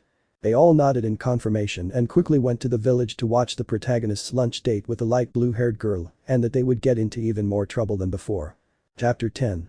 The girls were following the protagonist, Sophie, although Issei had already noticed their presence and sense for some time, but said nothing, since he wanted to know what his students were up to by following him. When they arrived, they sat at some tables and placed their orders. Sophie was a little worried though, since she forgot that her sensei was a dragon and ate a lot. But Issei told her that he would pay for both of them since she was the one who invited him to that place and it was clear that the food was good and inexpensive. When their orders arrived, Sophie's came first, which was a fried salmon filled with vegetables and a juice. Issei, on the other hand, ordered a lot of ramen with vegetables and soy sauce and a juice as well. He already liked it because the bowls were large, the portion of broth, noodles, vegetables and meat, but Issei heard a voice speaking to him and both he and Sophie turned to the side and saw someone. Voice. Ara sensei, if I had a lot of enthusiasm, no, said a girl with purple hair and violet eyes who was wearing this outfit, amused. Issei. Oh, hello Valeria-chan, I didn't expect to see you here. Valeria. I was also surprised to see you and Sophie-chan together and alone, she said smiling at her friend, telling her that she got too far ahead of the plan they had with the other girls and Sophie, I understand that maybe she rushed things a little. Sophie. Valeria-chan, how about you join us? It's getting a bit awkward talking from so far away. Valeria. I think you're right, Sophie-chan, the purple-haired girl went to the table while the three of them were eating, but Issei noticed something in some strange bushes outside the restaurant and they felt like they were being spied on. Issei. You can come out of your hiding places now, Elena-chan, Amelia-chan, Charlotte-chan, Ruby-chan, Alyssa-chan, Erica-chan, he said this making the girls think that he had discovered them so quickly, but they thought it was just a coincidence, and so you know, bushes don't have feet, ladies. After the girls emerged from their hiding place and apologized for spying on them, Issei invited them to eat with him. Sophie and Valeria agreed and they all had a pleasant afternoon at the restaurant. Back at the Tower of Fangs, all the girls were in the protagonist's office, sitting in chairs with their heads down, as he was going to scold them for what had happened that afternoon. He hadn't done it at the restaurant because it would have been too embarrassing for them, so he preferred to do it in his office. And he asked the girls to explain what had happened that made them spy on him and Sophie all the way to town. Erica. We thought you and Sophie were on a date, so we followed you, the others nodded in confirmation with their friend. Issei. And why would Sophie-chan and I have a date? We're not a couple, much less in a relationship. This depressed the light blue-haired girl a little, although Issei, being a dragon, could smell someone's emotions and feel them, and he sensed that the girls felt happiness, affection, admiration, and sincere love for him, which surprised Issei a little and made him blush slightly, but the girls didn't notice. Issei. Okay girls, I'll confess something. Amelia. And what would that be, sensei? She said curiously, and the other senton did the same. Issei. Are you in love with me or do you love me? He said seriously, although inside he was nervously saying this out loud. Whether you like it or not, I want to know the truth. All the girls were blushing, some were practically steaming, and others were very nervous about the question. They looked at each other, thinking that one of them had told the protagonist they respected their feelings for him, but they were all afraid he would reject them. But they mustered their courage and decided that whatever happened, happened. Girls. Yes, we love you, sensei. They all said it at the same time, to gather courage, but they didn't expect the protagonist's response. Issei. Girls, if that's true, I can't reciprocate your feelings. This made their chests ache a little, as they all thought he was truly rejecting them, but they let him finish speaking, since it sounded like it was difficult for him to say it. I can't reciprocate your feelings for the time being, not until the older girls graduate and the younger ones move on to their third year at the academy. After that, we can talk about having a formal relationship. And have to talk to your parents about this. But one of the girls interrupted him and said. Elena. That means that. Issei. What I feel the same way about you all, and I'm grateful for everything you've done for me and Orphan since we arrived at the Tower of Fangs. At first, I thought it was just gratitude I felt, but I fell in love with you, something I thought I'd never feel again after what happened with the factions and Orphan's mother. But with you girls, it's different. The girls were secretly jumping for joy because the person they loved felt the same way about them. Charlotte. Be serious, Issei-sensei, this isn't a joke, she said, and the others waited for his response. Issei, of course not Charlotte. You know me. I would never do that to hurt your feelings. I know you're upper-class girls because of your family titles, and I am just your sensei, but one of the girls interrupted him. Alyssa. With all due respect, sensei, we want to be with you, and we don't care if you have a title or not, that doesn't matter to us, right girls? They all nodded with their friend. Erica. You don't have to talk to our parents about that, since during this time you have not only earned the affection and respect of the students, teachers, and wizards of the tower, but also of all the inhabitants of the town, even our parents. Sophie. You helped my mother when she was sick with an incurable disease, and I will always be grateful for that, Issei-sensei. Amelia. You saved our father when some bandits had kidnapped him and wanted to extort our family. Charlotte. You, sensei, have done so many things for us and our families, and we and our parents are always grateful for you coming into our lives. Also, last year our parents told us something, she said nervously and blushed, and the others were the same since they knew what Charlotte was referring to. Issei was happy with the words the girls were saying to him, as he could see the affection and honesty with which they said them, unlike when Alice said something and her words were so hollow, empty, and false. But he wondered what Charlotte meant and why they all suddenly reacted like that. Issei. You mean Charlotte-chan by that? Charlotte. Well, our parents asked us if we felt anything for you and if we were interested in being with you, sensei, and we said yes. They said that you are more than worthy of being our husband and that when we told you how we felt about you and you felt the same way, we would be engaged to you. They were all as red as tomatoes, embarrassed just remembering that day. They could hear their parents talking about what they wanted for their future wedding, and the girl's parents had grown fond of Issei like a son and little orphan like a grandson after Issei told them about his life, his features, his family, and how he thought that after the death of his grandparents, who were his only family, he could finally be happy with someone. But it was all a lie, she cheated on him with his brother and never truly loved him, not even the child they had together. The girls' fathers were furious. The girls' mothers hugged Issei, giving him the maternal warmth only a mother could give her son, and they could feel how long the protagonist had lacked his own mother's love. Meanwhile, the men seethed with anger, knowing that the factions were so foolish as to despise someone who had done so much for them, and if it weren't for Issei, they would all be dead. And how could they despise a man like him, and he was also sad because their stupidity also affected little orphan, and how a mother could despise her own son was disgusting, and it was from that day that Issei met real people who truly respected and valued him, not like those idiots from the factions. Issei. But girls, are you sure you want to be with me?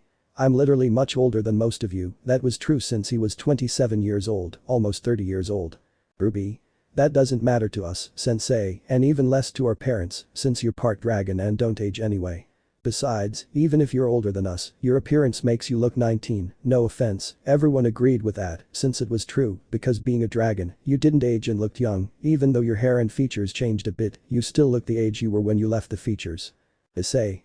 Okay girls, I accept your feelings for me, but on one condition. The girls were happy and excited because their relationship would now be official, but they wondered what the condition would be. Sophie. And what would be the condition for being with you, sensei? They were all paying attention to what the older brunette would say. Issei. Since your parents will arrange our marriages eventually anyway, I want it to be when you all graduate from the academy and are legally witches of the Fang Tower. That's the condition, as the idea of marrying younger girls is still a bit complicated for me, and I'd prefer it to be when you're of legal marriage age.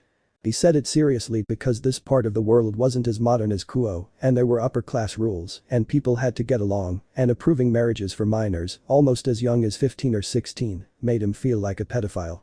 Even though he looked about 20, it still made him uncomfortable. Girls. Okay, sensei, we accept your condition, and we promise to make you and little orphan happy, they said this happily, being with the person they love, and knowing they would make both the brunette and his son happy with them, since they too had grown very fond of the protagonist's son, since the first year they settled in the place. Little orphan was more into the girls, he even started calling them moms, but they didn't mind him calling them that since they took care of him and taught him things and treated him as if he were their own son. Issei. Well, now that that's cleared up, it's late. It's time for you girls to go to your rooms and sleep. Remember you have a practical exam on the spells you learned this week. Girls. Okay, Issei-sensei, good night. They all gave it in unison, and as Issei was about to go to his desk to continue with his paperwork for a while before going to sleep, thinking about everything that had happened that day and thinking that the girls had left, he didn't expect that each one would take advantage of the situation to kiss him on the lips, each one giving the protagonist his first kiss, which he returned, feeling the feelings they transmitted to him. And feeling his heart finally complete and feeling a warmth from the love he felt for the girls. They said goodbye to the protagonist with beautiful smiles on their lips, finally able to do that, to express their feelings and have them reciprocated by the person they loved.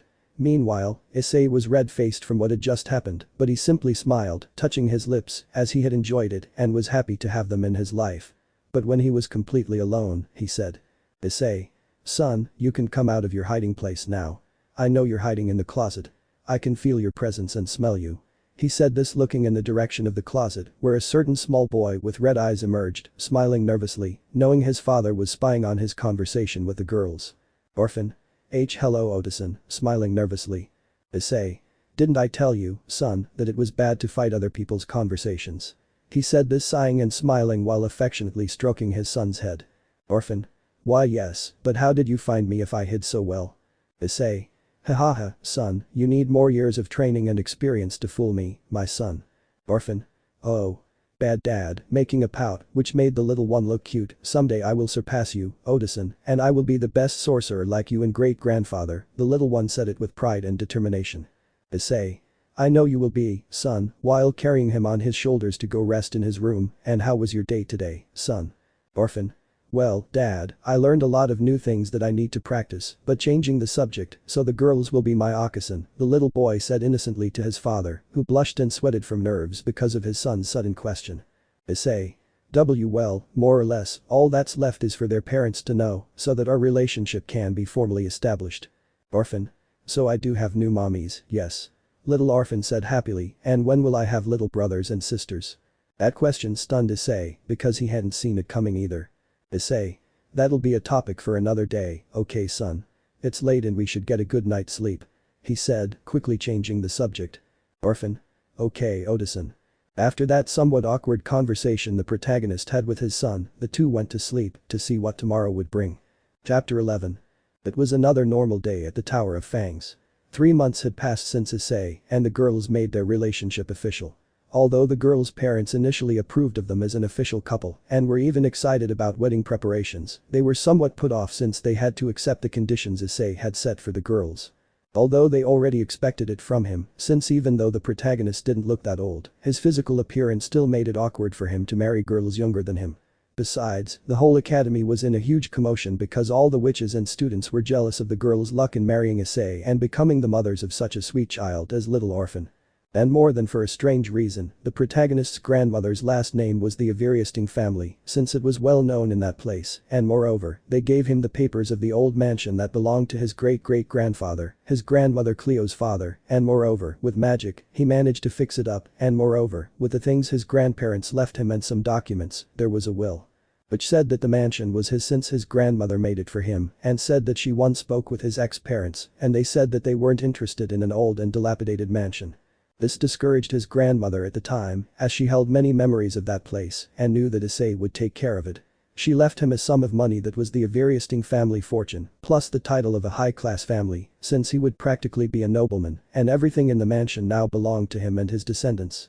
Issei was grateful for such a gift, since when he arrived it wasn't in such bad condition. With his magic, he managed to restore the place to its former glory, and even more so knowing that it was the place where his grandparents had met.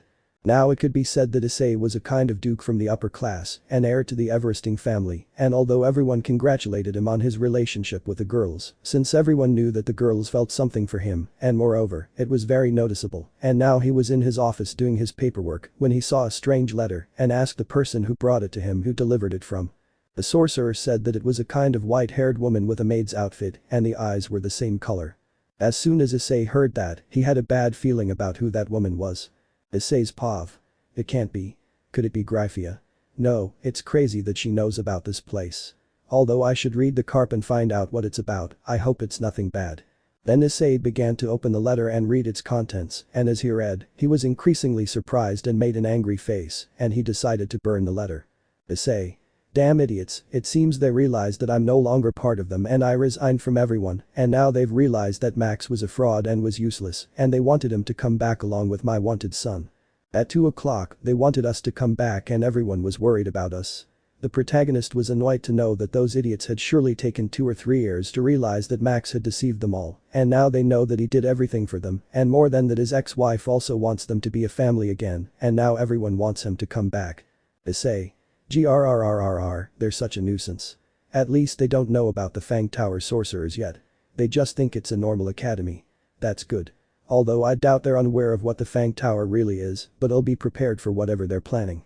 Meanwhile, with the factions. Searches. Gryphia is Maneho Halar Algo de Issei Kunwai de Suhaiho. Gryphia. No searches Sama, it's as if the earth swallowed them up. We've been looking for them for 5 years, and there's no trace of them, the maid said sadly. Searches. I'm truly sorry for everything we did to Issei-kun, all because we believed that useless Max's lies. He said this angrily, since everyone had decided, after discovering the truth about Issei, to remove the younger brunette from his position as Lucifer because of all his deceptions and lies, and Searches had to take the position again. Although he really wondered how Issei could finish all the paperwork in one day and then do it again, it was hell. Gryphia. I am sure searches Sama that we will find them and recommend them to everyone. Searches? I hope so, Gryphia. Everything's a mess without him. Everyone from all factions is depressed because they thought Max was better than the protagonist, which he wasn't, especially after learning about all of Max's dirty secrets and that his supposed children were Issei's. And all the girls are so depressed now that Max used them, and Sasha is the most depressed, knowing she traded her family for a worthless liar like Max.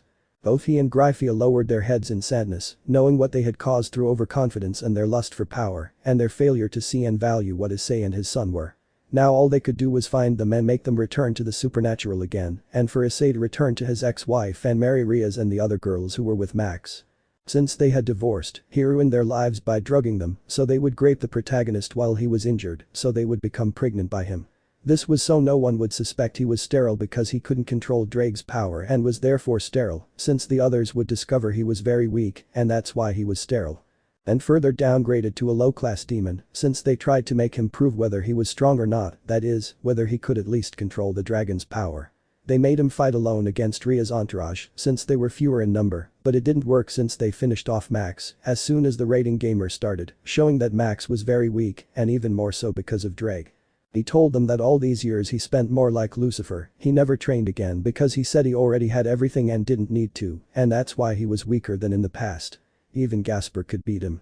Everyone decided it was best to demote him since he didn't deserve to be in a position he didn't deserve, and secondly because of his lies and because he was too weak for that kind of position, and moreover, everyone else thought the same. Meanwhile, at the Tower of Fangs, our protagonist was somewhat annoyed, and the reason was that the academy had been invited to Kuo to hold an academic competition. To conceal the true nature of the academy that it was a sorcerer's academy, they also offered regular classes to students, and apparently, judging by its academic standing, it was one of the best. However, they never accepted students from outside the country, nor orphans, since the town was very popular for its commerce and tourism, so tourists were always arriving. To avoid suspicion, they led those from outside the town to believe it was a normal academy, which it partly was, except for the sorcerer classes. But leaving that aside, we come to the real problem, which was that Kuo Academy apparently became aware of the academy's existence and had invited other academies with the same academic standing. Kuo Academy was in this situation because Issei was thinking that if he didn't accept, the people at Kuo Academy would suspect something, but if he did, then he would have to go to Kuo Academy, which he didn't want because he would have to see the factions, especially that academy that had been one of his hells in the past. But as leader, director and teacher of the tower, he had to go, representing the academy, and he couldn't leave his students alone in an unknown place, even though he knew they could manage on their own, but they would need his support. However, he realized that if he didn't go, it would also be suspicious since the directors of each academy would also be there, and they would suspect him when they found out he was absent, being the director. Although he remembered that in this time, he and his son had changed so much that the fools from the factions wouldn't recognize them, since they were looking for him and his son, but forgetting that 7 years had passed and in that time they must have changed physically, he knew that he had to hide his dragon aura well, so as not to attract attention, and he would have to talk to his son about this, and more so, that he also had to hide his aura so that they wouldn't be recognized by it. He knew his son was good at hiding his aura. The only one who would notice was his father.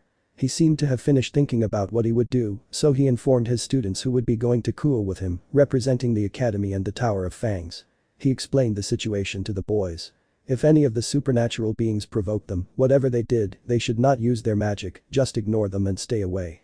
Under no circumstances should they know they were sorcerers, and he told them that when they were alone, they should call him by his name. But when they were in public, they were to call him Kaiman. This was to prevent any of the supernatural beings at the academy from suspecting who he really was. Everyone nodded in disagreement as they didn't want to deal with the useless good-for-nothing factions. They were still upset about what those innocents had done to the protagonist, and they wouldn't allow the peaceful life that Issei and his son had worked so hard to achieve to be easily thrown away. Everyone went to sleep and those who were going to travel started packing their things. Issei explained to his son what would happen, and the boy felt, along with his father, that they didn't want to see those scumbags and that it was best to be prepared. The little boy also wanted a fake name, since there was a possibility that one of his mentally challenged cousins would recognize him by his name. Issei told him that his fake name would be Samuel until all this was over. The boy nodded and said he would use the spell his father had taught him to hide his aura and just look like a normal boy.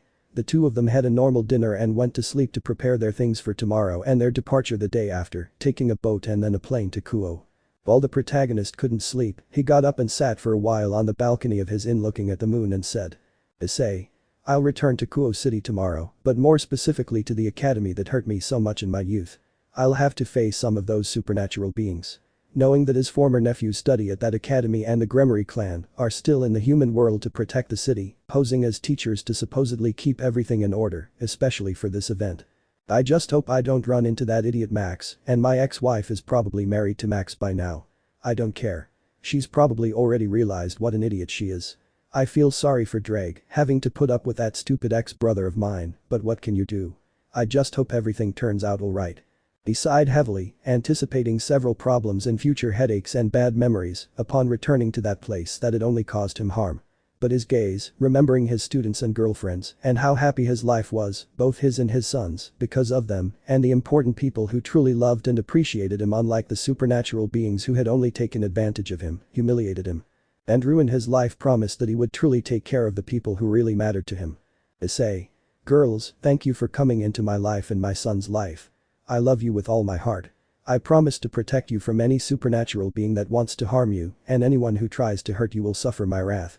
He said the first part with affection and love, remembering the girls he loves, and the last part with seriousness, determination, and coldness, stating that he will kill in the worst way anyone who lays a single finger on his girlfriends. And if a supernatural being dared to harm his loved ones and his son, the factions would know why he is the successor of his grandfather, the Dark Sorcerer, and bearer of the Sword of Baltanders, a sword that would put the fragments of Excalibur to shame, being older than that sword. Finally, with his thoughts clearer and calmer, Alphen returned to his bed to prepare everything Kuo needed for tomorrow's break, reliving memories of the past, but he knew he was preparing for whatever might happen. Chapter 12. Our protagonist can be seen outside the academy, waiting for the students who would go with him. Some were his class students, and others were from regular classes who were chosen from the first, second, and third years. Issei. Alright guys, I'm going to take attendance. If everyone's here, okay. Those who were there nodded in confirmation. Okay, Sophie-chan, Amelia-chan, Elena-chan are here. Sophie. Present sensei. Amelia. Here I am. Elena.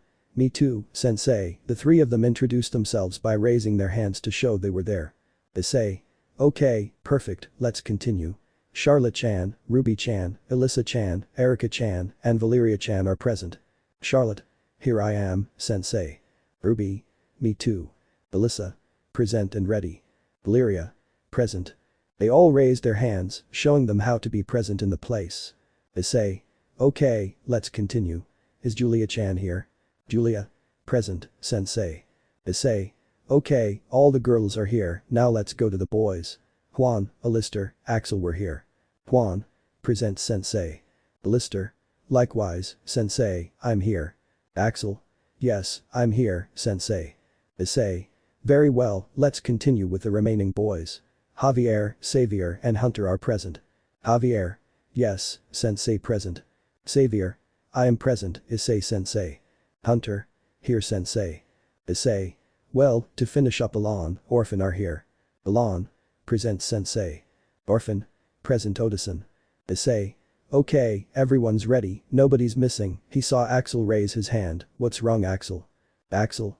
Sensei, I'm sorry. Issei. Ah. That's right, where was your partner, guys? Hunter. I know, sensei. This morning his things were already packed.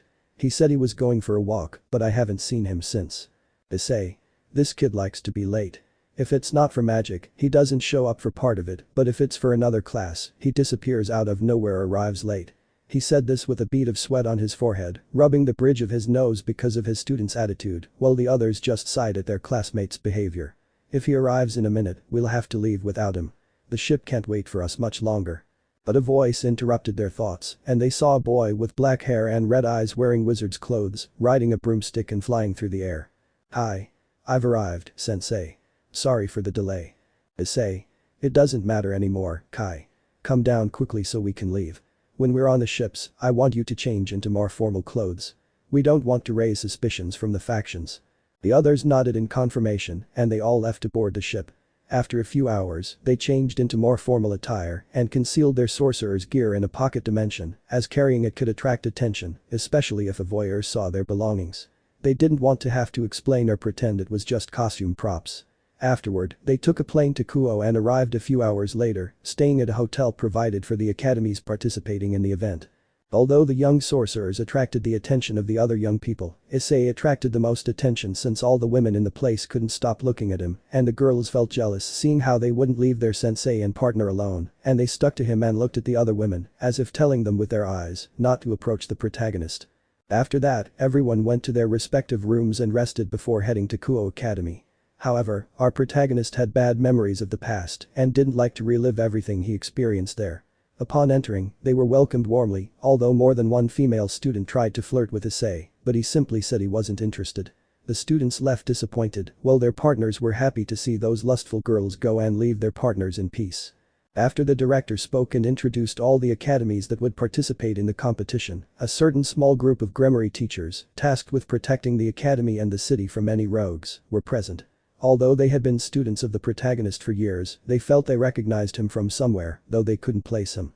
Sasha felt the same upon seeing the protagonist, and her son, upon seeing them, felt as if her heart were breaking, telling her that they were something to her. Although they couldn't help but blush at Issei's attractiveness, after arriving at their assigned area, they were given a few minutes of rest before the first events began. Amelia. Sensei, can we explore the academy before the events begin? Issei. Alright guys, you can go, but don't wander too far. When it's time, come back immediately, okay? Don't get into trouble. I have to write down who will participate in each event, so I'll be a little while. Everyone nodded in agreement and went to explore the academy. Elena. Wow, the hallways in this place without big ones. Hunter. Yes, they are, but not as much as our Elena Academy. Valeria. Yes, it's true, I remember when you, Elena and Amelia, got lost on your first day and missed the first classes because you were walking around in circles, hahaha. Amelia. Don't laugh, Valeria-chan, that could happen to anyone.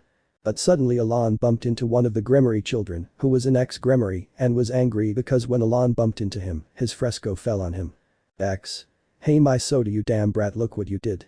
Alon. I'm so sorry, it was an accident. If you want, I'll pay for your drink. X. I'm going to show you your place, little boy, daughter, where you're going. Samuel. Hey, don't talk to her like that.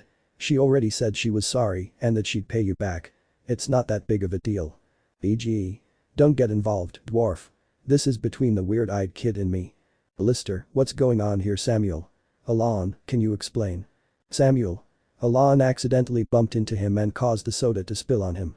Alon already apologized and offered him money to pay for the soda, but the boy refuses and wants to hit Alon. X. You stay out of this either. He deserves to pay for what he did. Lister. Listen, you idiot. You better pick on someone your own size. Look at the scene you're making over a damn soda. You're making a fool of your academy with this spectacle.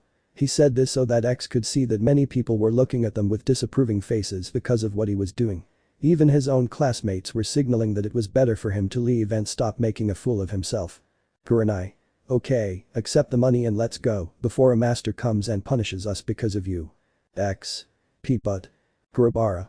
No buts, accept the stupid money and let's go.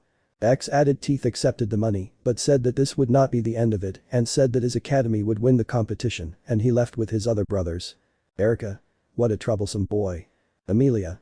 And he's so arrogant, it's clear his mother has spoiled him rotten. Elena. I agree with you, Neeson, I didn't like that boy because of his attitude. Axel.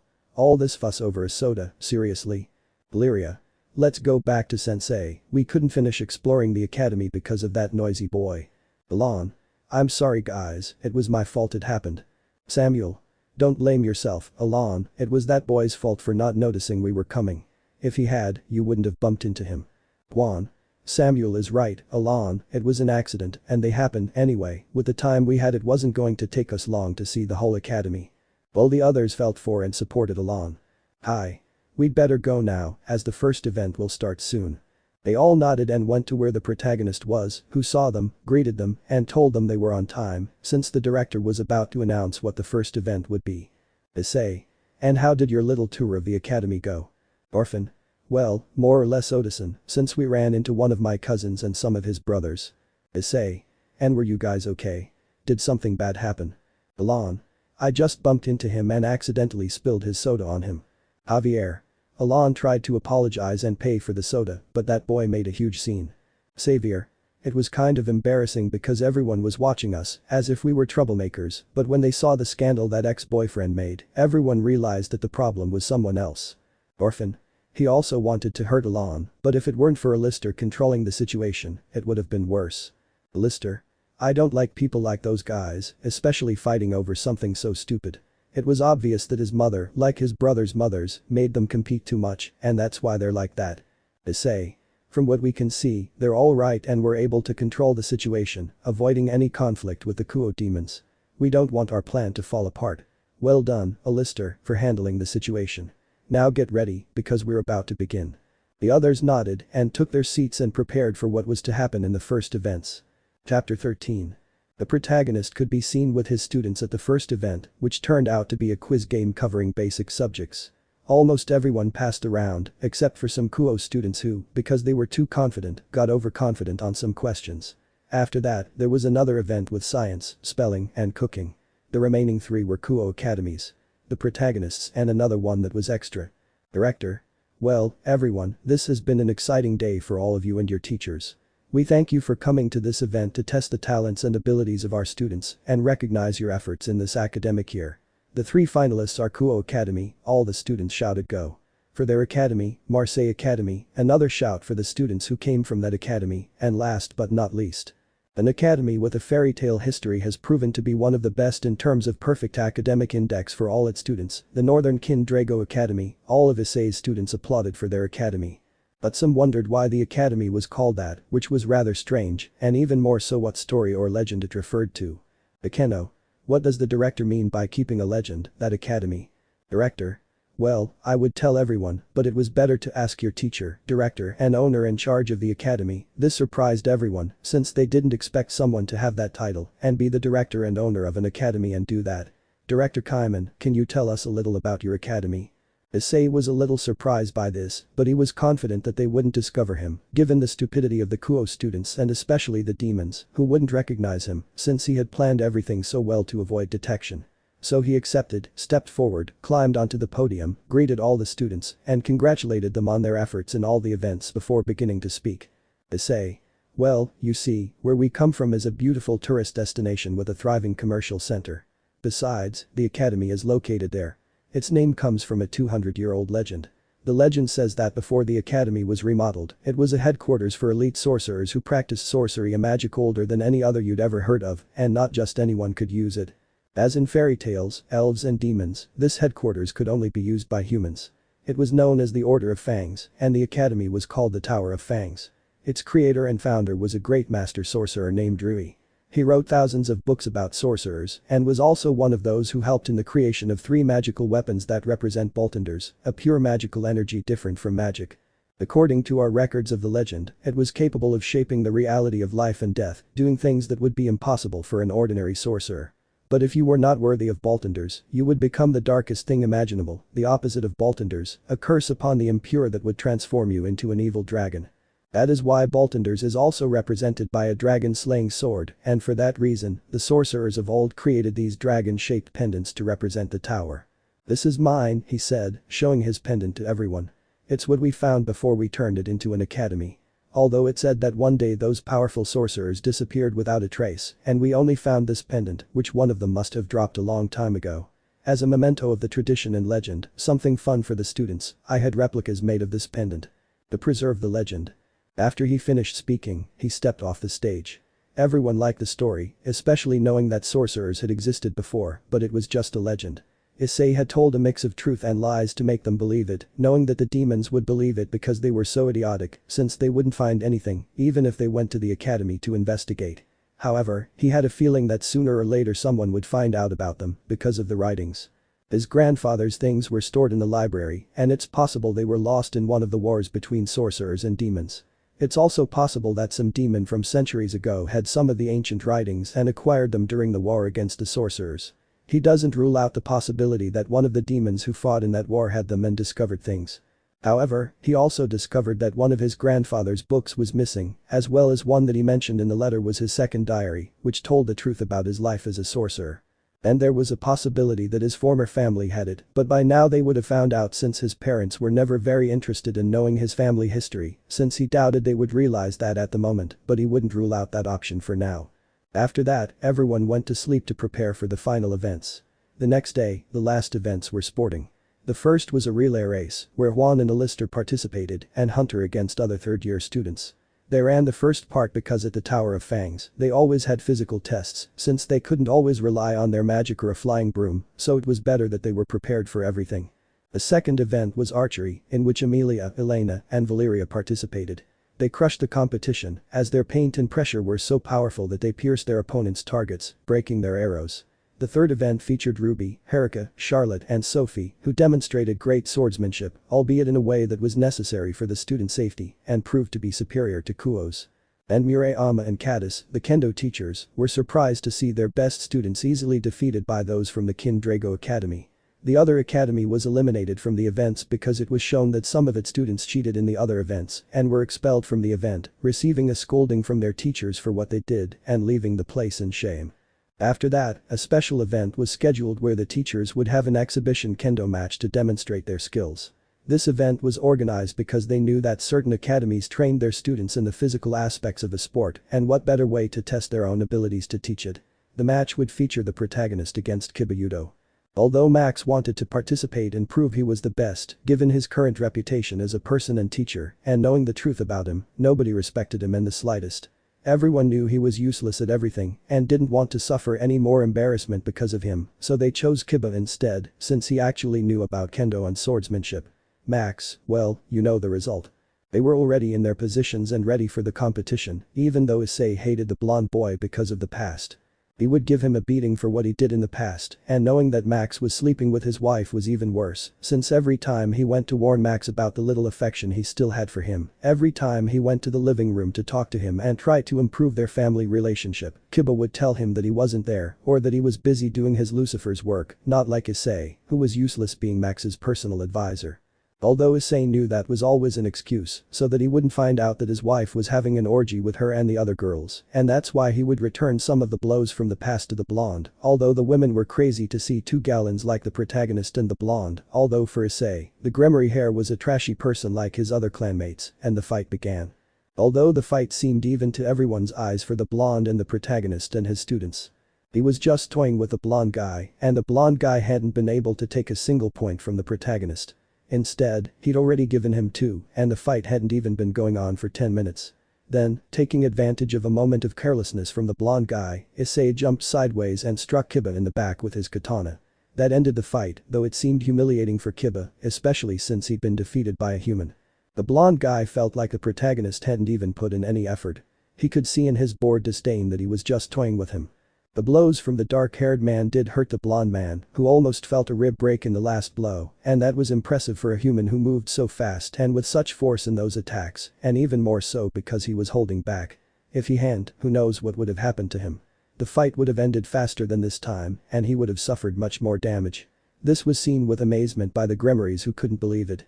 Although Max shouts that if they had chosen him, he would have won the fight, nobody paid attention to his comment, and Rias said that if that had been the case, Max, instead of lasting the 10 minutes that Kiba lasted, wouldn't have lasted even the first minute of the fight, since it was noticeable that the protagonist was holding back too much with Kiba, although she wondered why. That way it would have ended faster, and he would have had more of an advantage. Although Issei didn't do it so as not to stand out too much, and so they wouldn't suspect his physical strength, even though he wanted to massacre the blonde, he didn't want to ruin all the effort he had put into his plan of having a perfect and peaceful life far away from those idiots from the factions and his ex-family. After that, there was the award ceremony, and the Drago Academy won, with Kuo Academy coming in second. Afterward, Kuo Academy had planned a party to celebrate, but Issei declined because they would have to take a plane and then a boat home, and they wanted to be well rested. The principal agreed, and the protagonist and the others left. Part of his original reason for declining was to avoid suspicion and stay away from all those demons. After what happened with his grandparents and the memories of that day, he harbored a deep hatred for demons. Since they were the reason he lost his only family, because at that time he now has his son, he knows that his son is human and dragon on his side, since that was part of the reason his ex-wife despised her own son, since like all demons, they believed themselves to be better than humans, and knowing that her son was human like Issei upset her, and made her decide since for her, it was already tiresome to be with someone she didn't truly love, and she had to pretend that she loved Issei. So she could have a child with him and see if he would inherit the half-dragon trait, but she didn't expect him to have more human blood than the two races she wanted him to have. This was because such a young child wouldn't be able to control his dragon power on his own until now. Orphan preferred to be a half-dragon and half-human like his father, rather than a filthy, treacherous demon like his ex-mother and the rest of his family. They were the ones who had become true demons, and that's why Issei didn't want any of his students to be from Kuo and those demons. After a day, Issei and the others were back at the Tower of Fangs celebrating with everyone at the academy for demonstrating their talent and all the effort they had put in all this time. Meanwhile, the other classes and sorcerers congratulated our winners for giving their all in the events, and that everything went well with their plan to avoid the factions who didn't suspect anything about them, means that they were so well hidden that they didn't suspect anything. Chapter 14. In the mansion in the Underworld, there was a group of people, the Gremory's family along with their children and other acquaintances who were talking about how their academy lost against the protagonists. Max kept saying that if he had fought in the battle instead of Kiba, he would have undoubtedly won, but Kaneko said that knowing him, he would have cheated using his demon and dragon powers, and the others would have suspected them. Although the others were interested in the story the protagonist told, Rias asked her brother something. He had appeared to check on everyone, especially his sister and nephew. Searches. Hi Rias, what's up? How did the academy events go? Did you win? Rias. No, Onasama won an academy called Kindrago. Max. I told you that if you had let me win, I would have. He said it angrily and with arrogance in his words, and everyone ignored him because they were not interested in responding to his childishness. Searches. What a peculiar name for an academy. Pequeña. If your director was one of the teachers who came with some students from his academy, and apparently he was their teacher too, he told us the story of his academy, and that's why it had that name. Asia. Searches. Sama, the name Tower of Fangs, doesn't ring a bell. Searches. Now that I think about it, yes, because a long time ago there were some humans who used a very powerful kind of ancient magic, but we tried to do the same, but we couldn't for a strange reason, that only humans could use it. That was when demons and renegades wanted to invade the human world, but there were some sorcerers who didn't like that, and there were many wars, but the ones who were losing were the demons, since some of their spells were holy or very destructive, that could wipe out a platoon of an army of demons, and more than just that, a single sorcerer could do. But if they were of a higher rank, they would take down an army in half an hour or less. In those wars, we had stolen neighborhoods and objects from them, but only books with information to learn their magic, but none of them could, and those are the ones the demonic council has, since some of them were there and participated in those wars, until I remember the dragons avoided approaching there, because the sorcerers had an ancient weapon that kills dragons. We tried to get it, but we couldn't because that weapon didn't harm anyone, and some were cursed to become evil dragons, which attacked without reason until the leader of those sorcerers wielded that weapon, and not only took away a large number of demons, but also killed the evil dragons. Why the question, Rias? Rias? It's the one we told you about, they made it on the ruins of that place and out of sheer curiosity. And you also know something about my eyes, Esperanza said this like the others except Max, who was annoyed by it. Searches. Don't laugh, we haven't found him yet. It's as if the earth swallowed him and his son, he said sadly, making the others look dejected. Sasha. We must not stop looking for my husband and son, I miss them both very much, and I want them back and to be the family we should have been, she said this hoping to see them again and fix her mistake. Zenobia. Remember that he's not just yours, Sasha, and what's more, we also have children by him, she said it somewhat jealously and somewhat annoyed, and the others nodded angrily. Max. Who cares about that useless guy and his son, I'm superior. Greg. Would you shut the damn up, Max? This is all your fault. If we hadn't been stupid to believe your lies, none of this would be happening. Don't you realize how serious the situation is and how many lives you ruined because of your damn jealousy of your own brother? Without a doubt you are the worst piece of trash we should ever have met. If it weren't for Issei you would never have been anything, you know that. How many times did I tell you to stop, that sooner or later you would be discovered, and look at you now. Everything you had went to the trash because of your damn greed and arrogance. You are the worst holder I have ever had in my life. You are a disgrace as a dragon and as a man, and as a partner and more as a brother. If all those times Issei saved your ass you would be dead for being incompetent. Maybe it would have been better if he had let you die so he wouldn't be inside a bastard and lying scum and also like you who only knows how to ruin the lives of innocent people. And if I were your max I would be careful with what you say and do if it weren't for the fact that you are my holder and I need you. You would have already been imprisoned for what you did. Lying and deceiving everyone, stealing other people's achievements, and making bad decisions in your former position as mago of the Underworld. For sleeping with a married woman and being unfaithful to your partners. And for drugging them and making them grape someone who was injured and not in their right mind. Everyone else was surprised by Drake's outburst, though no one protested or defended Max, because they knew everything he said was true. If he weren't still somewhat useful, he would have been imprisoned by now for everything he did, since most of what he did was illegal.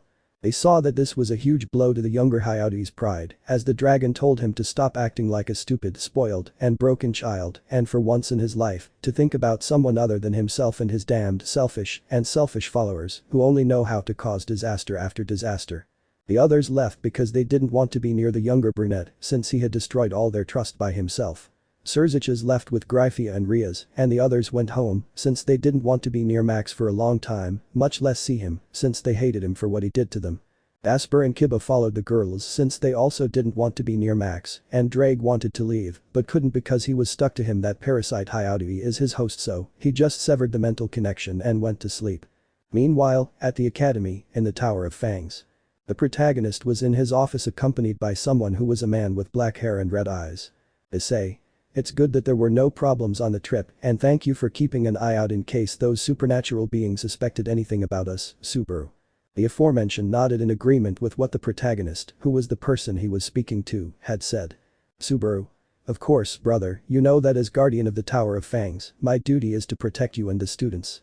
You know I swear it, after thanking you for saving me and giving me a new home. Issei. You don't have to thank me, Subaru. To me, you are more than my best friend. You are the brother I never had and always wanted. And to Orphan, you are a great uncle, and you know it. Subaru. And I appreciate it very much, Nison, he said smiling at the older brunette who just smiled back. Issei. Brother, do you know what day it is today? Subaru. Why not? Issei. Today marks 7 years since I left the factions and came here with my son to have a better life, and it also marks 5 years since you came into our lives. Subaru. It's true, on a night like this, you and Orphan found me wounded and I swore to protect you and the tower that accepted me, even though I was a stranger in this place, and you are my family. He said it while remembering how it all started. Subaru Natsuki, after destroying the cult and having the 9 authorities live a happy life, engaged to the 4 candidates and the 2 Oni sisters, thought he was living happily until everything changed one day. He was unjustly framed, believing in a man named Juan, an occultist and traitor, who turned everyone, including his loved ones, against him. He was imprisoned and tortured in the worst possible ways, humiliated and hated by all for crimes he didn't commit. Months passed, but for Subaru and his power of return from death, they were years of pain and suffering until one day he managed to escape. He was pursued and hid in the Pleiades Tower, where he found a strange and powerful book, a grimoire that fused with Subaru, becoming his power. He trained for years, his appearance changing, but he was found by traitors, and a devastating battle ensued, leaving him badly wounded. Shikyoku no Kenjin Unpan no Kaijin. Authority of Lust Cargo Titan, special ability. Creation of firearms, enhanced ability to influence magic in the weapons and granting them elemental properties and increasing their lethality. Ioi no Kenjin Chadagata no Kaijin. Authority of Vainglory. Colossal Titan, special ability. Super hot steam, enhanced with the ability to create magical illusions that can confuse or disorient enemies. Utsu no Kenjin Solo no Kaijin, Armored Titan, special ability. Indestructible armored armor, now imbued with a magical barrier that can repel any form of attack, as well as being able to project force fields to protect nearby allies. Omen no Kenjin Sensui no Kaijin, Authority of Arrogance Pride Warhammer Titan, special ability. Creation of anything, elevated to mythical levels, allowing him to materialize magical entities and conjure natural cataclysms and alter reality itself. Shido no Kenjin Shido no Kaijin, Authority of Envy Founding Titan, special ability. Manipulation of memories and control over other titans, creation of titans, and coordination ability, all exponentially enhanced, with the ability to manipulate reality itself and alter the fabric of space-time. Ida no Kenjin on Nanagara no Kaijin, Authority of Sloth Female Titan, special ability. Superhuman adaptation and temporal manipulation ability, allowing her to control time around her and foresee the enemy's movements. Ashoku no Kenjin Ajido no Kaijin, Authority of Gluttony Jaw Titan, special ability. armored claws and agility, enhanced with the ability to launch bursts of magical energy from the claws, as well as absorb the energy of its opponents to strengthen itself. Boyoku no Kenjin Lemon no Kaijin, Authority of Greed Beast Titan, special ability. Titan transformation, expanded to allow the creation of more diverse and powerful titanium forms, as well as the ability to summon magical creatures for battle. Fundo no Kenjin Kajeki no Kaijin, Authority of Wrath Titan Attack, special ability. Titanic crystallization, with the ability to generate magical energy fields that can distort reality and affect the surrounding space. Title: The Omni-Arcane Codex. Mastery of the Magical Arts. Gremorio. When they open it. The Omni-Arcane Codex is a legendary tome that embodies the complete essence of all known magical forms in the world. This ancient grimoire is revered for its ability to grant its possessor absolute mastery over all magical arts. Within its pages are written the secrets of elemental magic, ritual magic, healing magic, illusion magic, transformation magic, and much more. Each spell and ritual is described in detail, with precise instructions for invoking and controlling the mystical forces that make up the fabric of the universe. Those who possess the Omni-Arcane Codex can manifest and manipulate fire, water, air, and earth with the same ease as they can mold pure arcane energy. They can conjure creatures from other planes, alter reality at will, and explore the far reaches of time and space with just a gesture and a word. However, with such power comes great danger. Those who seek the knowledge contained within the Codex must be prepared to face the temptations of darkness and resist the corruption that lurks in the deepest corners of magic. Only the most virtuous and dedicated can expect to emerge from this quest with their soul intact and their power strengthened. After a long battle, he managed to defeat them. The most difficult one was won, but Reinhard revived with the blessing of the Phoenix. Subaru, using a spell, managed to escape unknowingly to his future new home, where he walked badly wounded and saw a kind of tower. Ancient, like from the 14th century, where Issei was watching the night from the highest tower of the ancient ruins. At night, he could see the entire village, but suddenly sensed an unfamiliar energy. Using a spell to float low and searching for the source of the presence since his dragon instincts allowed him to sense even the faintest energy, Orphan saw his father and followed him. Issei noticed his son's presence and told him to follow, but to stay close in case it was an enemy lurking around the tower. The boy nodded, took his father's hand, and followed him to where the presence they sensed was coming from. Until they saw a badly injured young man, and they rushed to help him. Meanwhile, before Subaru fainted, he saw a long-haired brown-haired man approaching with a child no older than 5. Issei and his son wondered who this boy was, what had happened to him, how he had gotten there, and many other questions. But without wasting any more time, Issei carefully carried Subaru in his arms. To prevent him from getting hurt further and to take him to his room so he could be treated, both Issei and his son took the dark-haired boy inside, and Issei placed him on the bed. Issei asked Orphan to go for the first aid kit, which the boy did and returned quickly. Issei then began to treat Subaru's wounds, bandaging them and cleaning them. He noticed that Subaru had been in a fierce battle to have those kinds of injuries. Finally, Issei used one of his healing spells to finish treating Subaru and close the wounds. Then to repair the tissues and any organs that might have been damaged, and Issei said the spell called healed the scars of decline. But a white light came out of his hands which he brought close to the body of the black-haired man, completely healing his wounds, and from that day Subaru met Issei and his son, where little by little they gained Subaru's trust, since because of everything he saw in his old dimension and his betrayal, he distrusted others a lot. Since he didn't want to relive the same ordeal with his former friends and fiancés who had turned their backs on him, and since he had almost died in his torture sessions more than once, and because of his return from death ability, that hell was even worse, he told Issei and his son about his life up until his betrayal. Issei was upset about what they had done to the black-haired boy, and little Orphan was sad for Subaru and what he had gone through. The little boy hugged him and said that this could be his new home, which Issei agreed was true. He told Subaru about his life with his former family and the factions, how they hurt him so much and used him as a tool, and that thanks to him they have peace, that more than once he gave his life for them, and that they thought it was his former brother Max who saved them and accomplished all his goals, and how even his ex-wife cheated on him with his brother, and how the women he once loved and his brother let his grandparents die at the hands of rogue demons. And that until the day he discovered that his wife had been unfaithful to him for years with his brother, the memory of his grandparents was unlocked, and he discovered that their deaths were the fault of the Gremory family, since his grandparents were of no use to humans, especially being elderly, so they were left to die. That's why he hates demons, since they took away his only family and the others for all the bad things they did to him, from mistreatment and humiliation throughout his life. And his hatred for Max for ruining his life and causing all his misfortunes and humiliations through lies that he provoked, and even more so for forcibly turning him into a demon and dragon to gain more power, almost risking the protagonist's life.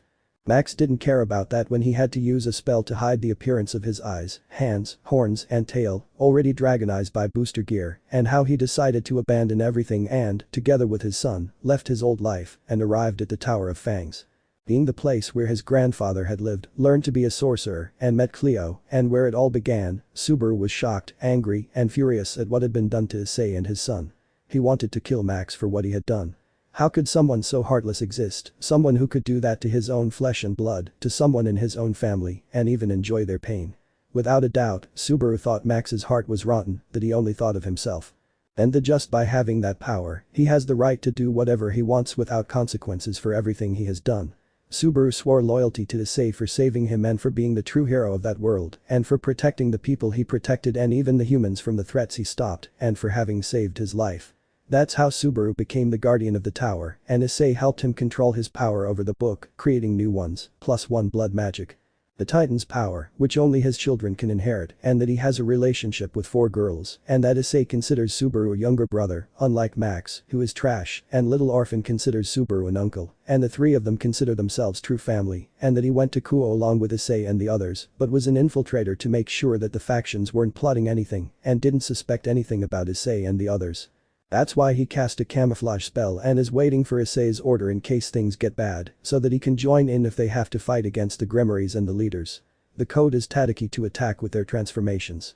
The two just smiled, remembering the day they met and the beginning of their brotherhood for Issei and Subaru. Issei.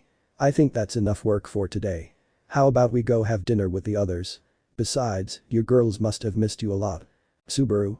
You're right, and I think Diana-chan, Alexa-chan, Lucy-chan, Anna-chan, along with your students, partners, and Orphan, must be waiting, so we'd better go, brother. So the 2 of them left the office and went to the dining room where the others were waiting for them, and Subaru was hugged by one of his partners. Diana. It's so good you came, love. We were already looking for you, Issei-sensei. Alexa-chan. It's great that you all did well on the trip to Kuo, and that we won against all the other academies. Anna. It's good that there were no problems with the supernatural beings and they didn't suspect anything about us. Lucy. Enough talk, it's better to eat before the food gets cold. The 2 nodded and sat down to eat with the others, enjoying the stories and laughter and recounting how their time in Kuo went and how each event unfolded while everyone seemed like one big family, although the protagonist had a bad feeling. Issei Pav. I have a feeling that trouble is brewing and that the factions will discover the truth. I respect the academy and they'll find out what the Tower of Fangs is. I hope that if that happens sooner or later and I get to see them, I just hope everything goes well and they don't bother me. And if they mess with my new family, I'll let them know why Tridza called me the Dark Dragon Sorcerer, since it was me who sealed him away in the first place. And I know the mechanisms of the seal. If supernatural beings try to declare war on me, especially that idiot Max, I'll have no choice but to annihilate them by releasing the Tridriza into the supernatural world. And I will put an end to all the supernatural beings who only know how to ruin the lives of innocent people, abuse their titles and powers, and use humans as their slaves and weapons. I will not allow that. I've been very patient with them my whole life, but if they become a complete threat, I'll have no choice but to destroy them. But whatever happens, happens, and I'll be ready when that day comes. After that, everyone went to sleep to rest and continue with their stupid sorcery tasks and for the adventures that await them on their path. Chapter 15. 3 months have passed since our protagonist returned to Kuo with his son and students, but what has happened in this time is rather normal and somewhat irrelevant. However, in the underworld, there was a meeting of factions, and I know you're wondering, how did this happen? Well, it happened like this. We could see a mansion where the Hyaudui family lived along with the Gremory entourage, but we could see Mickey Hyaudui in the attic cleaning some old things when she saw a box of keepsakes. Mickey. And what could this box be? The woman cleaned the box and saw that it said things about Issei. When the woman remembered her eldest son, she just became sad and lowered her head crying and opened the box to find out what things were inside. She saw a light blue blanket, which was Issei's baby blanket, and several of his old toys. She also saw a photo frame with a cracked glass, containing the only and last photo of the 4 of them together, happy as a family. This was before he met Rias and Sona. The woman just cried louder for having this last memory of their family. Then she saw something else. An old diary with photos of Issei with his grandparents, Orphan and Cleo. The 3 of them looked happy.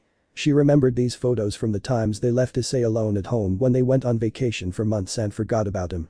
They locked him up and it was only when her parents went to look after the house that they found Issei alone. The brunette could only regret it, realizing she was doing it too late, especially after all the times her father had told her to lock Issei in the house. They always left him almost without food. If it weren't for them cleaning the house from time to time, the boy would have starved to death all that time. The woman only remembered how her eldest son was happier with his grandparents than with them. She knew very well that they were the only ones who defended him from them, and that Issei looked more to Orphan and Cleo as parents than to his biological parents. She could only remember the last time she saw her eldest son. The first time was when they beat him so badly he was almost in a coma and his parents took custody of him. The second time was when Orphan and Cleo died. She, along with her husband and Max, mocked the deaths of the two lords and told Issei that they died because of him, because he was weak, and that if he hadn't been born, none of this would have happened. She only regretted saying that, mocking his parents, and not seeing them one last time at their funeral. She proved to be a terrible mother and daughter to Issei and his grandparents. Out of shame, she and her husband never visited Orphan and Cleo's graves. Since discovering the truth about Max's lies, she wondered what she had done wrong to cause such a disaster, knowing as the grandmother of Max's supposed children that they were actually Issei's. She had no photos or anything of little Orphan, remembering that she hadn't even been present for his birth. And Issei, even though he suffered because of them, always tried to get along with them and for them to resolve their differences and be a normal family like before, since Issei didn't want his son to have such a dysfunctional family as they were, but nothing worked. Mickey remembered how she told Issei not to see him, a useless man, and his son in his house, that they would only bring bad vibes, and that the only son he had was his own children, and grandchildren were his own children. She remembered that was the last time she saw her son and her youngest grandson, since Issei never visited them again after that day. She could only cry for having been so foolish for what she did. Mickey. Sniff, sniff, sniff mom, dad, I'm so sorry, you were right. By the time I realized how valuable Issei was, it would be too late. I'm sorry I didn't listen to you. I should have been a better mother. I've spent 7 years regretting the huge mistake I made. I missed every single important moment in Issei's life. His birthdays, his achievements, his wedding, and even the birth of his son. I deeply regret mocking you all at the cemetery. If it weren't for my pride and arrogance, we would still be a great family and I could have corrected Max's attitude. None of this would be happening now. I don't even know where my son is. My baby and my beloved grandson. But the woman noticed something at the bottom of the box. There was another book, only it was older than the photo book. It was an old diary, and when she opened it, it was full of dust. She coughed a little because of it, but then she saw that a photo had fallen out. It was of her parents when they were younger, when they first became a couple. Although I must admit, it took his father a while to realize the feelings his mother had for him, especially when they confessed their love, which, let's just say, wasn't the best declaration of love to anyone. He knew how stubborn they both were, but they complemented each other, although he always wondered why his father wore a dragon pendant and carried a sword. He remembers that his parents told him they were traveling together with a young man named Magic and that his mother had a pet puppy that seemed to be a wolf. Although he was surprised that the two fell in love, since his father always had a sour face when he was young, his mother told him that he was a good person who helped others and that his attitude was due to his past when she met him. But when he saw the diary, he began to read its pages, which were written in his father's handwriting. When he read it, he saw that there were some strange symbols, like witchcraft symbols, and the book said that his father had once been a sorcerer from a place called the Tower of Fangs, and all the adventures he had, and how he met Cleo and Magic, and at first they thought it was all some kind of joke by his father. He was probably drunk once and wrote that load of nonsense, but he saw the parts that mentioned certain spells he used and remembered when Drake showed everyone the evidence that Max's achievements were actually Issei's. And then he saw that Issei used strange magic, and the spell names were the same as in the diary. Now he could believe that everything his father wanted in that diary was true.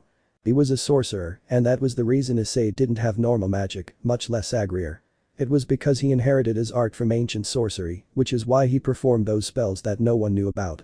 It was very possible that Little Orphan also possessed them, and since the pages spoke a lot about the Tower of Fangs, there was a possibility that Issei and Little Orphan had been there all this time. And that would explain why they hadn't been able to find the two of them for years. She wondered if they were alright and if anything bad had happened to them. She left with the book in her hands and hurried downstairs to look for the others. The girls saw her like that and asked her what was wrong, and she explained what she had discovered. The girls looked through the diary, though they blushed when they saw that Issei looked just like his grandfather when he was young, since he wore the same clothes his grandfather had worn. And even more so, in his memory, he wore his red bandage, though they had to admit they were identical. These went to the Underworld and gave Surziches and the others what they found in the Hyauti mansion, which was a tribute to Issei. Although everyone was shocked, their jaws dropping, since they hadn't expected that, especially Max, who couldn't believe that his grandfather was a sorcerer.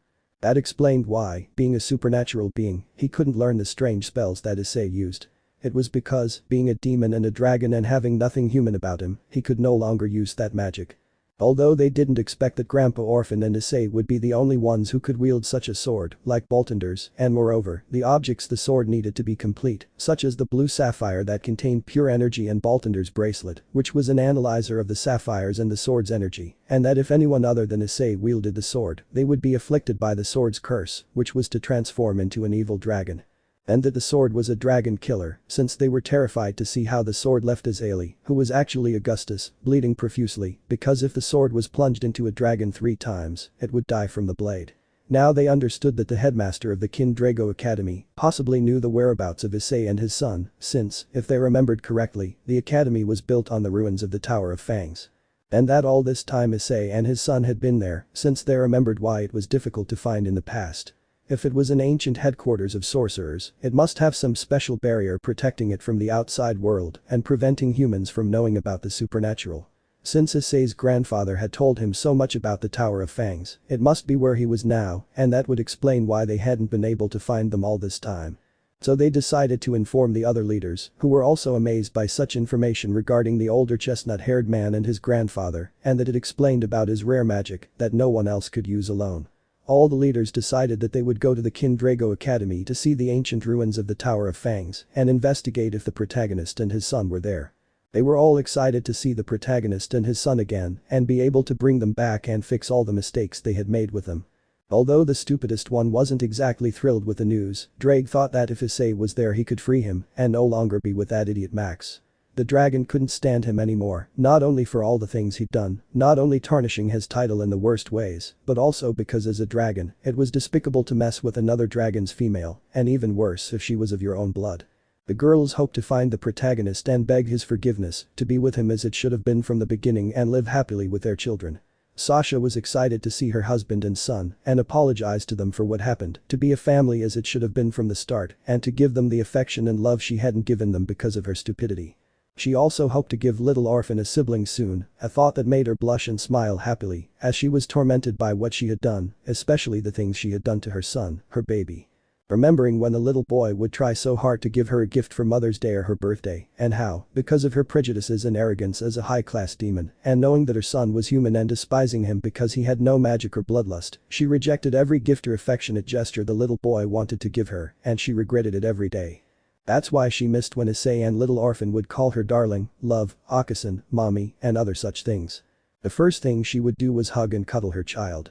Issei would hug and kiss her and tell her how much she loved him and how sorry she was for what she did and that they should have been the family they were meant to be. If necessary, she would beg them both on her knees, as not a day went by that she didn't regret what she did, and even though it hurt her to do it, she prayed that they would be alright and that they would forgive her for how stupid she had been. Those were the thoughts he had about all the information in the diary and how much more trouble it could cause our protagonist and all his loved ones. But he would be ready if the factions crossed the line in their hypocrisy to recover them and fix all the bad things they did to them. Chapter 16. 2 guards could be seen at their posts in the Tower of Fangs, protecting the entrance. Guard. Today, Eduardo. Edward. What's wrong, Esteban? Esteban. Don't you get the feeling that something bad is going to happen? Edward. Now that you mention it, I feel the same as you. I hope it's just a guess and nothing bad happens today. But they saw a group of people in the distance and they wondered who they were and what they were doing there, so they stopped them. Esteban. Stop right there. Who are you and what are you doing at the Kindrago Academy? Azazel. Can we speak with your leader, that is, the owner of the academy, please? The guards looked at each other, for being sorcerers, they sensed the energy of the newly arrived and they saw that they were demons, angels, fallen angels, yokai, dragons, and other races. Edward. Okay, you'll have a meeting with our leader, but I hope you tell him quickly, since he's a very busy person. But that idiot brunette had to open his mouth. Max. Your leader should be honored that I waste my valuable time talking to someone so inferior to me. He said it arrogantly and with a mocking smile. Esteban. Excuse me, what did you say? Max. Are you deaf or stupid? Edward. Who do you think you are, you dwarf, talking to us like that and talking about our leader like that? He said angrily, looking seriously at Max and the others. But before the chestnut-haired boy could respond with another stupid comment, Zenobia and Irina covered his mouth to prevent him from saying something else stupid and getting them into trouble, while the leaders gave him their eyes to tell him to shut the buck up for once in his life. Rias. Excuse me, sir, he's just that stupid, please don't take what he said seriously, she said, smiling nervously and trying to convince the guards that they were unaware of what Max said and avoid more problems than they already had because of him. Edgewer. You better watch out because if it happens again we'll kick you out of here. We don't like people like him, and our leader even less so. The others nodded, looking at Max, to prevent him from saying another stupid thing. When they entered, they were surprised to see how enormous the place was, and even more so to see the students' clothing, which looked like it belonged to sorcerers. Although they believed it was due to their tradition, since it was an ancient place of sorcerers, they felt that the students were looking at them in a bad way, and those looks made them nervous. Kurenai. Hey guys, why was she looking at us like that? Is it awkward? X. I don't know. Kurabara. I think it's because of what happened in the regional academic competition, ours against theirs, and they must know what happened with X and one of their students, and we gained a bad reputation because of it. The other siblings glared at X for what he'd done, and the Redeed nervously scratched his head, feeling ashamed of what he'd done months ago. He realized that fighting over a soda was stupid and that everyone was stressed out that day because of the competition, which is why he'd acted that way. He didn't want to be like his uncle Max, who did even stupider things and was one of the main reasons everyone's lives were ruined. But as they were walking they reached a place, which the guard told them was an office, and they saw the same person who was the director of the academy and was the same one who was in Kuo, without knowing that he was the protagonist. Searches. You are the director of this academy, right? Hyman. That's how they say. Azazel. We wanted to know if you possibly know someone we've been looking for a long time. Issei already knew they were referring to him and his son, but he played along, since he felt that today he would have a lot of horrible headaches because of them, since he knew that his plan to not cover for them would be ruined in some way if they discovered him. Hyman. And who are they looking for, is he a criminal? Searches. Of course not, he's an acquaintance of ours who disappeared with his son some time ago, and we know nothing about them, and we want them back with us. Hyman. Well, if that's the case, then you all know very well the reason why he left and doesn't want to come back to you, much less be found. Rias. What do you mean by that? Hyman. Perhaps you did something bad to him so that he and his son disappeared, and if you are so important then what did you do to make them leave? Rossweisse.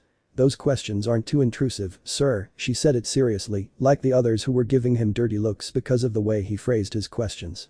Hyman. It's just the truth, ma'am, you don't have to get angry about it. Second, didn't you say there were more of you? Searches. What do you mean by we are more, are we all here? Hyman. Here in the report that one of my guards gave me, it says that one of you is missing, I hope you're not meddling where you shouldn't be. They all looked around and realized one was missing, and they saw it was Sasha. They wondered where she was, how they hadn't noticed she wasn't with them, and when they lost sight of her. Hibba. Why did he say that?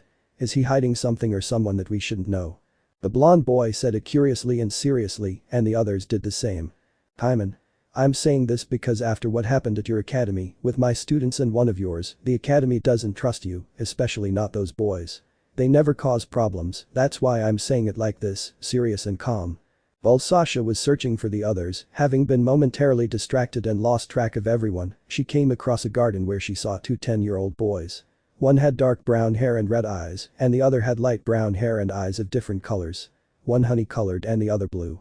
These were two of the students who had represented Kuo Academy, but the red-eyed boy seemed familiar. What she heard left her in shock, and tears welled in her eyes as she couldn't believe what she was hearing.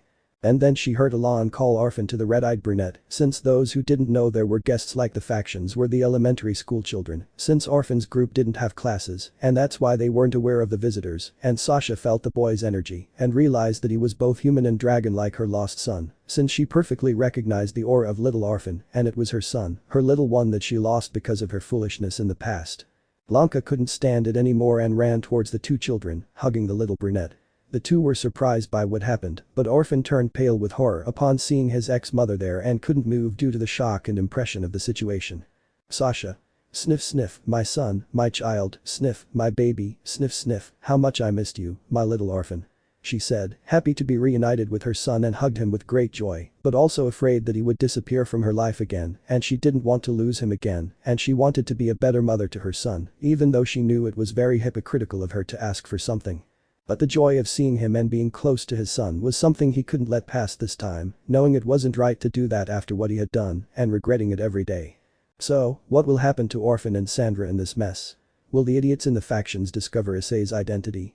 Will the Gremory clan confront Issei's current partners? Will Max relive a beating from Issei, or will Subaru and his titans tear Max to pieces? If he tries a dirty trick, how will the Gremory children react to seeing their real father? Sasha is hiding a secret that neither Issei nor Orphan knows, and it's all Max's fault that this is happening. You'll only find out in the next chapter. Sorry for leaving you with the suspense, but you'll have to wait until the next chapter. Chapter 17.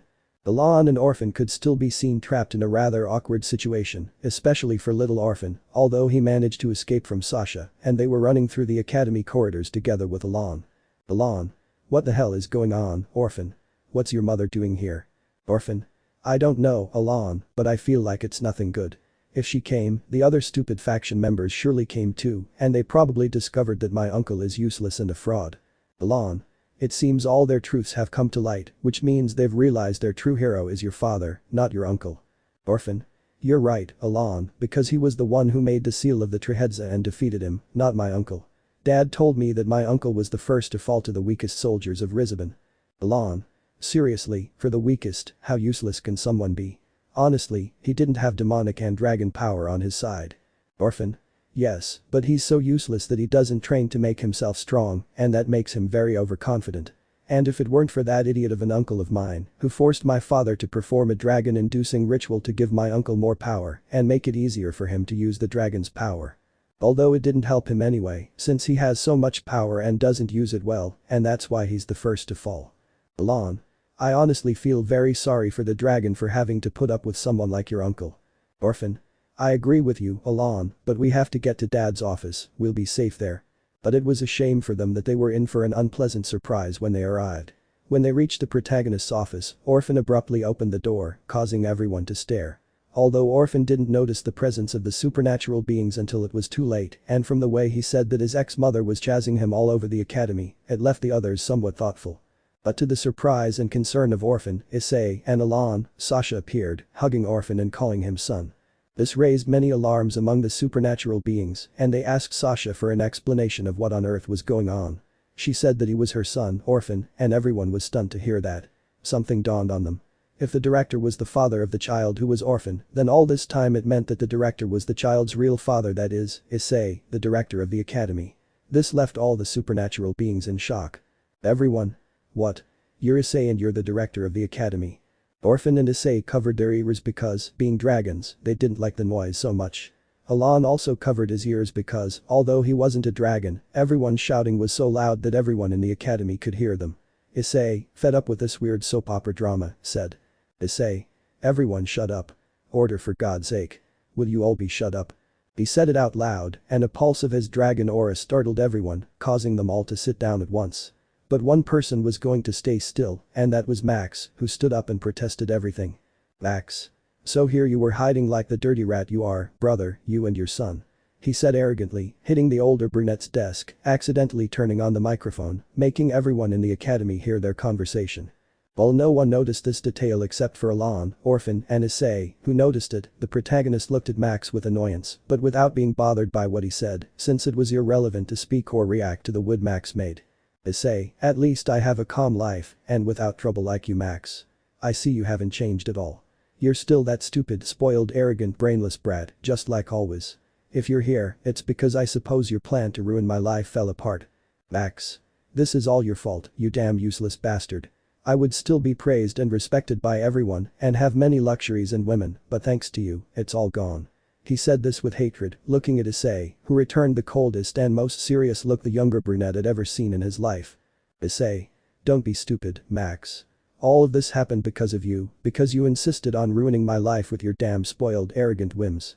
Anyway, with the lifestyle you're leading, making bad decisions without caring about the consequences for those around you, you would have been discovered whether I'd been there or not. They're not as stupid as you. I was always faithful to my ex-wife, and she was the one I gave my virginity to. Meanwhile, you gave it to some random girl from the academy that surprised the Gremorys, knowing that the younger brunette had been cheating on them for a long time. Max. You think you're so faithful, but what if I told you that Sasha wasn't your first time? Searches. Enough Max, this is not the time for him to know that. Issei. What does he mean?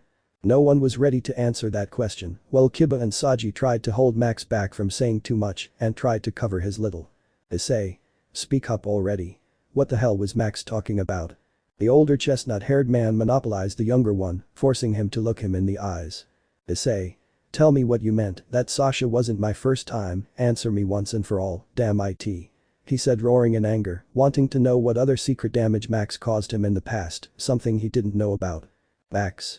That's right, Nyson. He said mockingly to the older brunette, which made Issei growl in anger and tighten Max's grip. Your first time was with my wives, before I married them. That was after the battle with the Trihexa. It doesn't surprise you that shortly after that I married them and they got pregnant with my children, he said mockingly. Issei slammed him violently to the ground and moved away from Max. Issei didn't know what to do or think, especially Orphan and Alon, who were in the same state as Issei. But the protagonist was the worst.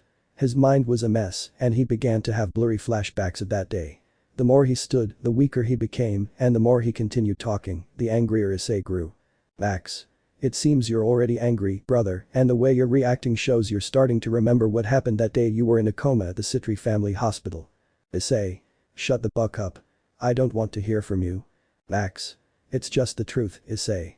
That day was the celebration party for the defeat of the Chaos Brigade and the Battle of Trihexa. The girls wanted to give me my first time. But I knew what would happen when I became a dragon, and I didn't want that yet for a reason. So, in the footsteps of Punch, I drugged the girls and made them believe we were going to a room to have hex. Issei. Stop it already. Stop talking once and for all. Max. Actually, I got them to your hospital room. The girls were under the influence of the drug and the dragon pheromones I put in you, although yours were stronger than mine.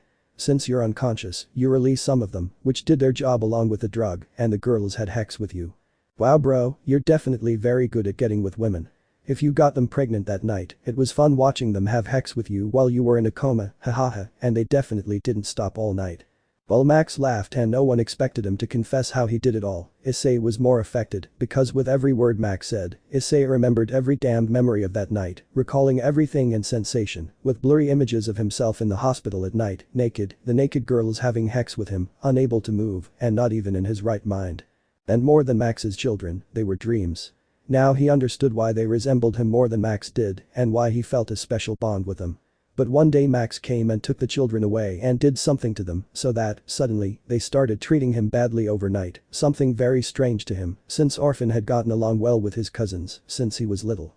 Neither he nor his son understood what had happened to make them act this way suddenly, and this was because Max had done something to make them act this way towards Issei and Orphan and start treating them badly. But the final straw that almost broke what little patience Issei had left was what Max said next. Max. How does it feel, brother? You gave your virginity to the women you loved, but you didn't enjoy it because you were in a coma. The truth is, I didn't care about them. I only used them for their bodies and to see you suffer. I enjoyed having the women you loved so much and I enjoyed making them mine, remembering that they were yours before. Do you know why I couldn't get them pregnant all this time, knowing how many times they were mine? It was because I couldn't control Drake's power since I didn't take my training seriously. When I used you to gain more power by turning you into a dragon to defeat Razor in our first rating gamer match, I used too much power that my body couldn't handle. Because I hadn't trained properly, I almost died and had to turn you into a full dragon to survive and gain more power. Because of my carelessness, I became sterile, although I didn't care about having children to take care of. They would only be a nuisance. I wanted a harem of beautiful women, not a bunch of cows pregnant with children, who would surely be a disappointment.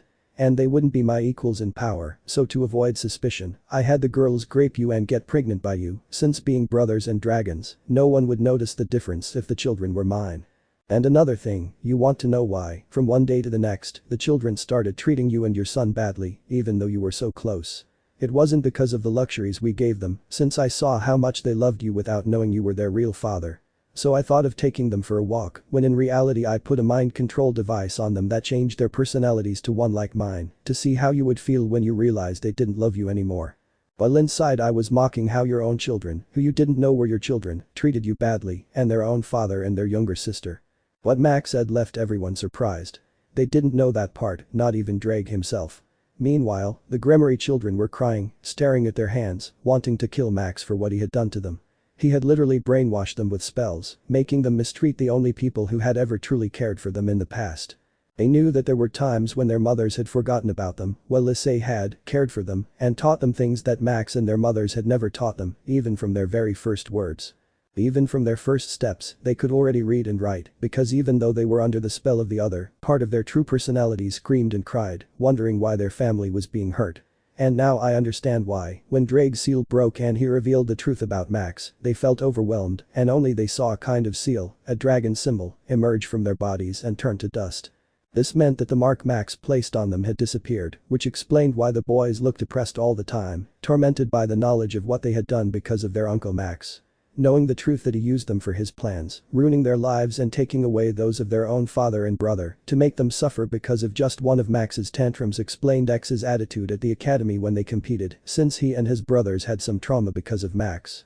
Since they had nightmares almost every night because of what they had done, it prevented them from sleeping well and caused them a lot of stress. That's why he acted the way he did with Alon. He didn't sleep well that night and had his recurring nightmares.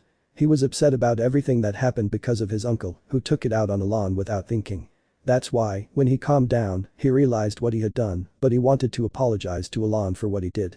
However, they knew it was a bad idea, since it would only cause more problems, because no one would believe that he suddenly wanted to be a good person. And that's why I prefer to do nothing and not bother them about what he did that day, and that explained why they didn't continue bothering the protagonist's followers, and that's why it happened that time. But just when Issei's patience was about to explode, Max spoke again. Max. Ha ha ha ha, seeing your face is priceless when you find out they're your children and siblings of your son, and that I was the one who cast the spell to make them attack you like that. And you wonder how your wife stopped loving you overnight. I know you realized why she was unfaithful and didn't suffer the dragon's fall for being betrayed by your partner. That was because I used my dragon pheromones and the same spell I used on the children to make her come to me. And it was good to have your wife in bed, and she really did love you. Since the time you realized she was distancing herself from you was because of the spell I cast on her, and you wondered why she suddenly stopped treating you the way she used to, it was because of the spell. The day I cast the spell on her, I tried to convince her to leave you for me, but she refused. I even tried to force her on me, but it didn't work because I almost got hurt. That's when I used my spell and thought I could control her mind, and that's why I managed to make her cheat on you. Since her clan told her to divorce you, that you wouldn't bring her anything good, but she refused to leave you, it was when I heard that one day when she was visiting her clan for political reasons when she was a mago. So, a crazy idea came to me, and that's how I came up with the idea of taking your wife away from you. You should have seen Sasha's face of sadness and pain. She was the one who almost killed me for what I did. Taking her family away from her certainly hits hard, and she was the most desperate to find you and your child. Besides, she was the one who hated me the most for what I did. She said it, remembering it as the white-haired girl, when she came out of his spell, it was the day of truths, and it was when Drake broke his seal, breaking hers and the children's, and it was when she was the first to try to kill Max, and they had to control her, so that she wouldn't kill him and explain all the things the younger brunette did, and that day, by Search's orders. He didn't come near her again since the white-haired girl told him that if he looked more than 20 meters away from her, he would kill her for what he did. The others supported their decision, warning Max that if he did it, no one would save him because of all the deceit, lies, and evil he caused, and that he should be grateful the Chaos Brigade still existed and he wasn't imprisoned for what he did, since he was still somewhat useful. But everyone saw how a dark-haired man with red eyes lunged forward with a sword, trying to kill Max. The sword grazed his shoulder. It was Subaru who emerged from his hiding place in the shadows, unable to bear hearing Max speak any longer about all the atrocities he had committed. He had hurt his brother, hurt his own grandparents, hurt his own family without regard for the consequences for his children, and destroyed a happy family that was doing well. Before he had interfered where he shouldn't, he had bewitched a good woman, controlling her to sleep with him and hurt Issei and his son, causing the protagonist's wife and the mother of little orphan to despise them for no reason. And because of the other things Max revealed, while Issei restrained his murderous urges to also attack Max and tear him to pieces himself, since he couldn't because he was hugging his son who was crying over so many things that both he and his son had discovered in a single day, and that Max was responsible for ruining their lives, and taking a child away from his mother and Issei from the person he loved, and having controlled them against their will. Forcing her to sleep with him knowing that Sasha was married to Issei and had a child with him, but knowing Max, he cared very little about that. Chapter 18. Everything was in chaos because of what the younger brunette said, as everyone wondered what else he wanted to achieve with everything he said. Was he stupid, or did he want to die at Issei's hands, or did he just want to provoke him? Although no one knew or was sure what Max was really planning with all this, well, he looked at Max on the ground with Subaru's sword stuck in Max's left shoulder, causing him pain. And he tried to get Subaru off his insane mind, but it was useless.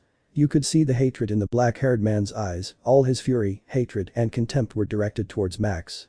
Subaru? You're a bucking son of a bitch. How can someone with a heart as black as yours exist? What you did to my brother and nephew. You're the worst scum I've ever seen in my life. The black-haired man roared in fury, plunging his sword deeper until Issei spoke. Issei. Subaru, calm down, let him go. We shouldn't have unnecessary fights here. Subaru. But brother, this trash made your life a living hell. Don't you want to make him pay for what he did to you and your son? Issei. Yes, I want Subaru, but I feel like he's hiding something I should know. Besides, look at Orphan, this isn't the place or time for this. Subaru understood and saw his nephew, who was the most affected by all this, so he only saw Max, who was being reluctantly healed by Asia, since they couldn't let Max die for the moment, even though he deserved it. Searches. You're right, Issei-kun. Issei. First of all, Gremory, don't speak to me with such familiarity. We're nothing. I may be X's father and I'll take care of my other children, but I won't be with your sister, let that be clear. X and the others aren't to blame for what my stupid ex-brother did, since they're just as much victims as I, Orphan, and Sasha are. I need time to process this, and what you came here to do will have to wait for another time. I'm not in a completely healthy state to talk to anyone, least of all you who have hurt me so much, and even less to see Max. Now, if he says one more thing, we won't hold back in showing him why the Trihexa respects me and considers me the dark demon dragon sorcerer, making his dragon aura felt, which was so intimidating that it made everyone except Subaru, Alon, and Orphan fall to their knees, and Amix was left unconscious from the pressure and from how weak she was from Subaru's attack. I will take justice into my own hands for what Max did. He deserves punishment for everything he did, and if you won't punish him, I will. I've long since exhausted what little patience I had left, and this has reached monstrous levels. I'm proposing a gamer ranking. If your warriors don't improve, I'll return to the supernatural world and accept your forgiveness. But if I win, you will accept my conditions, no matter how many or what they are, and it will be in 2 days. For now I won't talk to any of you until after the gamer ranking. I hope I've been clear enough for you guys, and for you too Sasha, I hope you understand my decision. Those mentioned nodded since they weren't doing very well emotionally, either because of everything that happened today. The others attended and left in a magic circle, while Kiba carried Max like a sack of potatoes, and everyone left, and Issei put his son in an armchair, so he could rest because of all the commotion. He fell asleep, it was understandable because of all the stress of the situation, and Issei sat at his desk, while rubbing his temples with anger, and trying to suppress his fury, although not all of it. Issei. Alon, you can take Orphan to his room and take care of him until I'm with him. I have many worries to attend to because of factions, he said heavily, and the boy nodded and creating a magic portal he took Orphan to the dormitories so he could rest better. Issei saw that the microphone was on and, knowing that everyone had heard his conversation with the factions, he simply said. Issei. Hello everyone, I know you've all heard what happened and I want you to stay calm and not retaliate against the factions. I'll take care of everything and in a few hours I'll hold a meeting with the other high-ranking officers of the tower to discuss this and find a solution. I hope you understand. Have a good afternoon. He turned off the microphone on the desk and gestured for Subaru to take a seat. The dark-haired man nodded and sat down, waiting for answers from his older brother about why he didn't kill that scum when he had the chance right in front of him and why he asked for a gamer rating in 2 days. Issei. I know you're wondering why I did all that, right? Subaru. The truth is, why didn't you kill Max? You had the opportunity to make him pay for everything he did to you, and you let him go just like that, as if nothing happened. Issei. I know, brother, but as the director of the Kindrago Academy and leader of the Wizards of the Order of the Fang Tower, and as a father, my duty is to keep everyone safe. This wasn't the time or place, and I didn't want to put anyone in danger because of my problems. I already lost my grandparents. I don't want to lose anyone else important to me, and you know that. I couldn't think of anything else at that moment, you know that. And it was even more of a blow for Orphan to learn that his mother never meant to hurt him and that she loves him, that it was all Max's fault that she acted that way towards us. That explains a lot about why she didn't suffer after the dragon's fall. She continued to love him. Although I don't know how to feel now, since I always wanted answers from her about why she did what she did to us if we were happy before.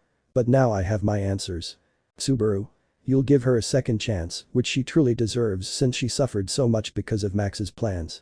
She's as much a victim as you and Orphan, isn't she? Issei. Maybe I will. I need to talk to the girls about this.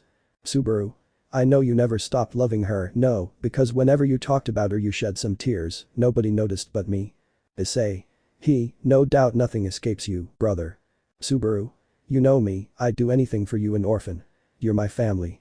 You and the tower gave me a home even though I was a stranger, and I'll always be grateful for that. Issei. You know, Subaru, you're more than my best friend, you're the brother I never had and always wanted, and I'll always be there for you. And Orphan, you're his uncle. He loves and admires you a lot, and you know it. That brought a smile to the black-haired girl's face because Issei's words were true. They were his family, the one he had promised 5 years ago he would live with, and he wouldn't break that promise. This was his home, which he welcomed with open arms, and he would take care of his new home as well. Issei. Answering your question, you're right, I never stopped loving her even though it hurt, because I always felt a very strong love for Sasha, something I never felt for Rias or the others, you know. I always had doubts about what happened, and now I know. I think I should give her that chance, although I should have talked to Orphan.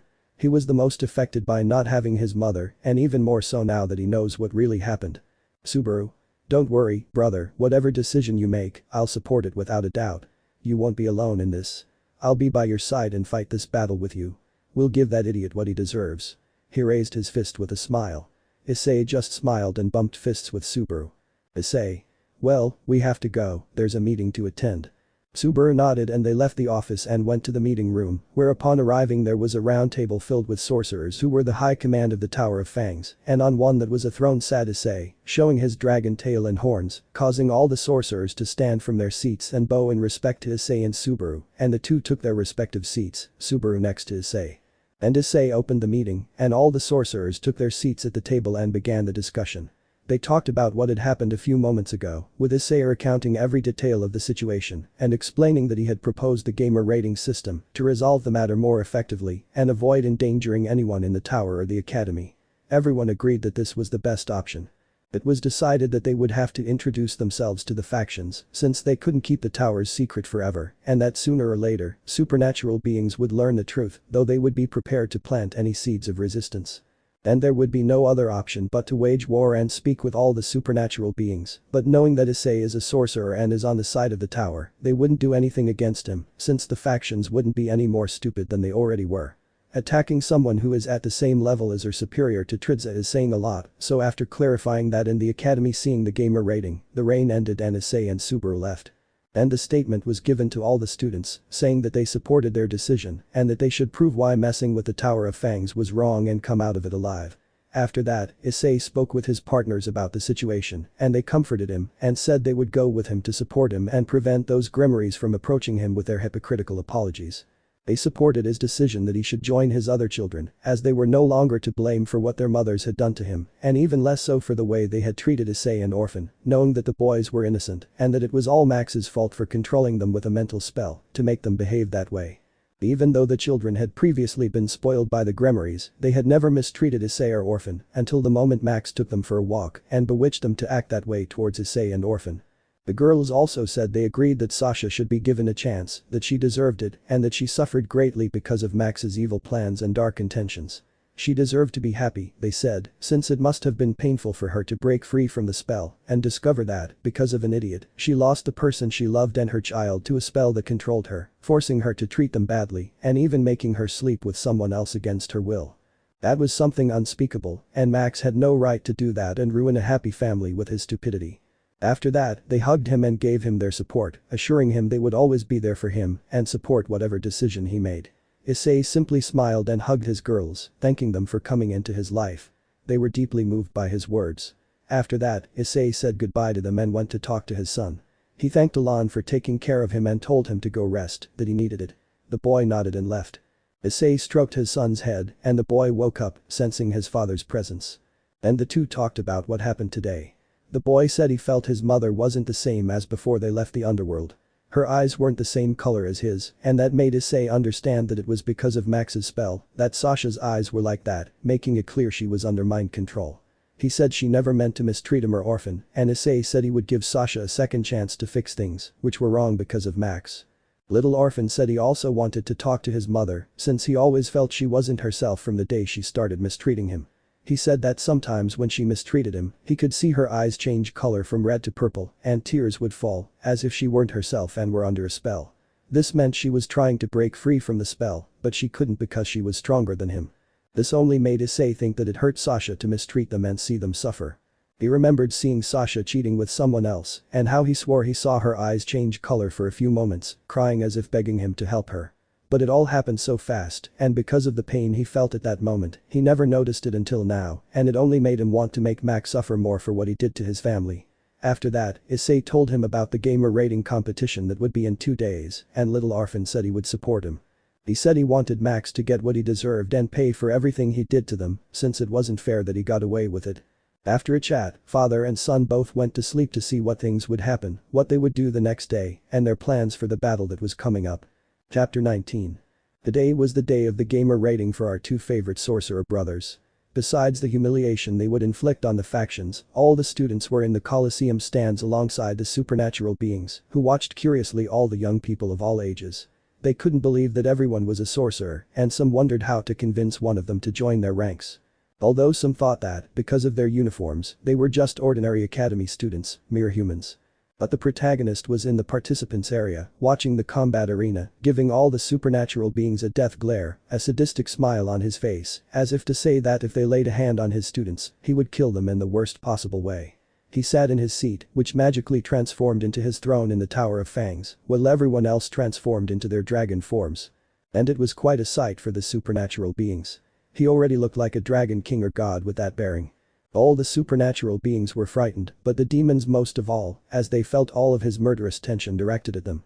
They were the race he hated most in his entire life, the race that had taken his only family and made his life a living hell, while the other participants were elsewhere. They were finishing their preparations for the fight against the protagonist and Subaru, though they were nervous about fighting their former partner, beloved friend, and whatever other negative labels they could think of. They planned to try and persuade Issei to surrender, so they wouldn't have to hurt him too much, although Max wanted to finish off his useless older brother and prove that he was the best and thus regain all the respect and credit he lost because of Issei and his escape from the underworld. Me? Ha ha ha ha ha ha ha ha ha, seriously, he's so stupid he thinks he'll win. Too bad, that won't happen. He's going to get a beating and it could be his last day on Earth, since I know the last 2 stupid things he'll say. He'll unleash all the anger and darkness Issei has kept inside since he was born. Just wait and see. Back with the others, the Hyautoe family thought that after this was over, they could talk to their son and grandson, apologize for everything they had done, and try to fix their past mistakes with Issei. They hoped to be the family they should be and make up for lost time with their young grandson. Meanwhile, the leaders were discussing how to make Issei the new Lucifer of the underworld and give him all the lands and riches that belonged to him because of what he did in the battle against Trihexa. And that he would teach them to learn that strange magic he controlled, and Azazel wanted to inspect the sword Issei carried and learn its secrets, and after the fight he would ask to borrow it. It was a shame that for the Crow and the other leaders, that this would not happen. The leaders watched as he approached the podium and asked Gryphia for the microphone. They saw the silver-haired girl sadly realize that Issei no longer saw her as an older sister, after discovering she had only pretended to hurt him at the behest of the Gremory entourage and Max. The maid could only nod and hand over the microphone, fighting back tears at the way he looked at her with hatred and contempt. Everyone wondered what the protagonist would say, their attention focused on the scene, while Orphan watched from the spectator stands with his friends and companions. Beside his mother's and Subaru was Issei's side, like his personal guard preventing any dirty attacks from the factions, since the black-haired boy didn't trust being near these treacherous and despicable beings at all, and Issei began to speak. Issei. Hello everyone. As you know, I won't give you much unnecessary context for those who have a bad image of me because of my ex-brother Max Hyautoe. I just want to clarify at this moment that you shouldn't compare me to the members of that family. I left them a long time ago, and I still have the surname of my true family, my grandparents who were more like parents to me than my own parents. I am the grandson of Krylin Seraph and Randy, under the title and name of Orphan the Black Sorcerer, sorcerer of the Order of Sorcerers of the Tower of Fangs, showing his pendant of a dragon and a sword, astonishing everyone, the demons upon learning of them and the ancient demons, upon remembering those sorcerers who gave them trouble in the past, and they were never able to learn their magical arts. Issei. I am also Cleo Averiusting's grandson, a doppelganger, and I am the new leader of the Averiusting family, since that title was left to me and not to my parents, as they renounced everything related to the Averiusting family. Although I have no right to claim anything as the new leader since they renounced that surname, he said seriously, looking at the audience and especially at his ex-mother, telling her that she is no longer an Averiusting, and has no right to say that she is. That she herself denied being one at her own parents' funeral, so she no longer had the right to be part of that family because of what she did. As you know, I left the factions a long time ago. And even more so to the supernatural world because I could no longer endure your rejection and injustices, denying me the victories of past battles and giving them to someone who did nothing and was certainly not worthy of something that wasn't his. My son and I left this place because all you gave us was rejection, hatred, contempt, and humiliation. I would regret saving you all my life. I would have been better off leaving the faction sooner and letting the Tritras kill you. Everyone couldn't believe what the chestnut-haired boy was saying. They hadn't expected the depth of hatred he felt for them because of what had happened years ago, but now he was here telling them the truth. Everyone had greeted him with applause and apologies, happy to see their true hero, and feeling bad for having fallen for Max's tricks and hurting Issei because of their own stupidity. However, they hadn't expected the look on his face when he saw them. It was cold and threatening, filled with disgust and revulsion. It broke their hearts because he was showing them the same look and disgust they had shown him in the past. Being both human and dragon, he proved to be stronger, more cunning, more prepared, and more disciplined than all of them. He never reproached them for what he did and always wore a smile. Now, that cheerful, kind, and gentle boy who, no matter how many times they hurt him, still smiled at everyone, now that they realized their mistake and wanted to fix it and give the brown-haired boy all the respect, achievements, and affection he always deserved, only saw a man who hated them and didn't care what happened to them, only making them regret what they had done even more. Issei. But I didn't do it because my grandparents raised me well, and that's why I didn't let them die, because I still had faith they would change. It's a shame that day never came, only until they discovered the truth about their hero. He was a vile fraud and a liar. You supernatural beings who boasted of being superior to humans only proved that you are the most naive of all. All it took was a pretty face or someone overconfident and you'd believe all your nonsense. Just seeing what you did to me, I can only say that you are worse than humans. Before returning here, I had a peaceful life with my son. I am the director and owner of Drago Academy. Let me introduce myself properly. Issei Aviriasting, a nobleman of the Aviriasting family. I am a teacher, director, and owner of Drago Academy. And I am the leader of the Order of Sorcerers of the Tower of Fangs. I am the bearer of my grandfather's ancient title. The Black Sorcerer. I am the one who defeated and sealed the Trihexa, and I am recognized by the Trihexa himself, who bestowed upon me the title of the Black Demon Dragon spell. I am the wielder of the Baltinder's sword, the celestial blue sapphire, and the Baltinder's bracelet. I am the only one who can control the energy of Baltinder's, a sword capable of slaying dragons in just 3 attacks. My son is Orphan Aviriasting. I named him in honor of my grandfather, and he is the successor to the 2 of us who will bear these titles in the future. Remember, factions, I only accepted this so you'd leave me alone. After this, I won't return to you, and my business is only with a few of you. And to the noble clans, don't even think about betrothing me to any of your daughters because of the complete rejection of that kind. I'm already engaged to 8 girls who truly love me, and I don't intend to leave them to be with any of you disgusting, repulsive demon scum and naive repulsive beings. After that, he stepped down from the podium, and no one knew what to say after everything he'd said.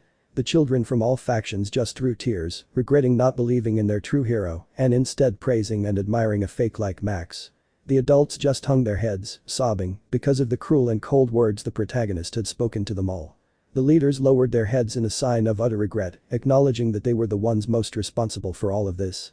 They clenched their fists in frustration, seeing the hatred the brown-haired boy felt for them for never growing up when he pointed out that all the achievements were his and not Max's, and knowing they would be on their knees begging for his help when they realized their mistake too late. The Gremory family wept, remembering everything they had put the young man through in the past and the way they had treated him for years for trusting Max instead of Issei when he told them the truth that he, not the younger man, was the one doing everything. Issei's former parents wept upon hearing their firstborn's cold and harsh words, feeling the hatred, rage, and pain in them. They could only think of all the pain they had inflicted upon him to make him say those words, the negative emotions woven into his speech. On the other hand, Max just clenched his fists and teeth in rage at everything Issei had said, since this was a public humiliation openly declared by the older brunette, and it made Max even more determined to prove that he was superior to Issei, besides finishing him off once and for all. He lamented that this couldn't be done, and that this was his last day on Earth, if only he knew.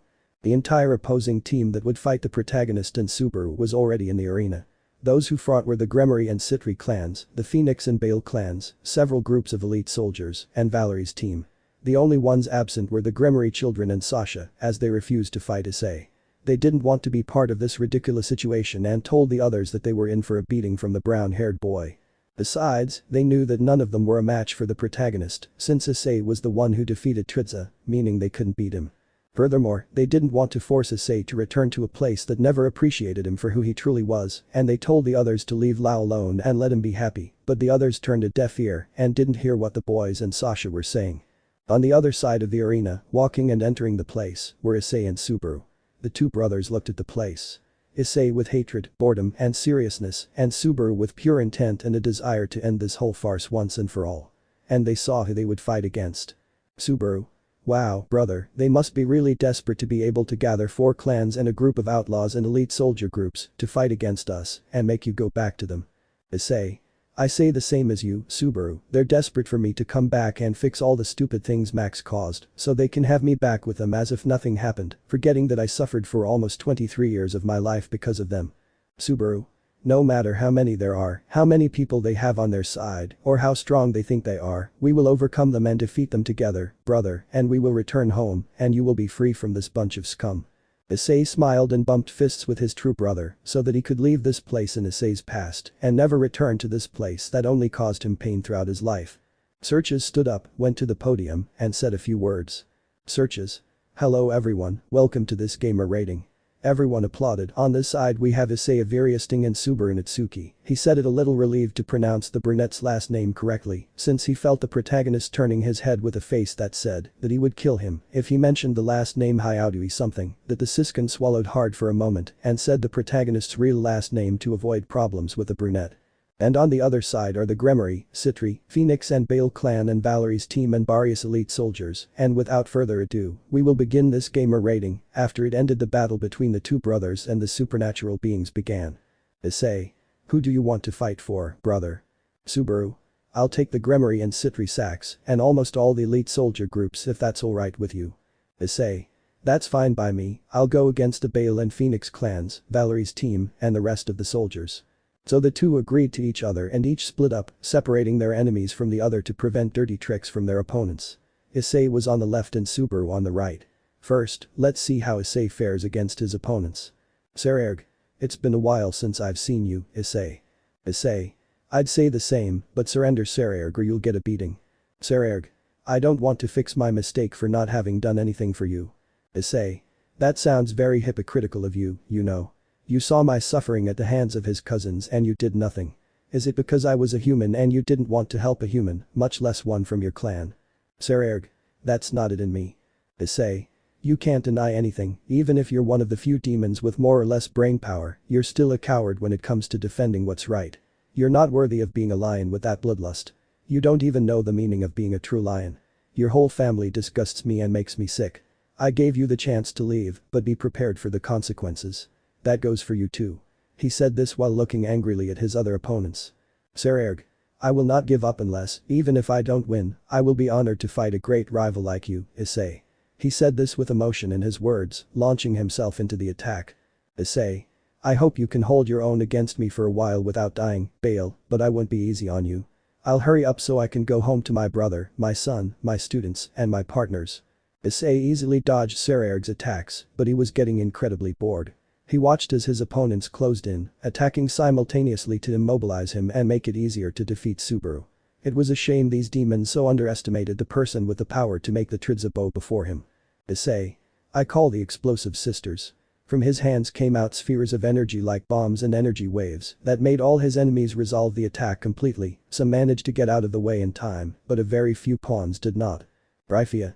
4 pawns from the Bale house and 4 pawns from the Phoenix house have been eliminated. This surprised many that he eliminated 8 pawns from the competition and they have barely started. Issei Pav. TSK, I wanted to eliminate more, but 8 is better than nothing, but now they'll get more serious when they see I'm serious. He quickly went straight to attack some of Razor's rooks, since the problem was their regeneration, being from the Phoenix clan.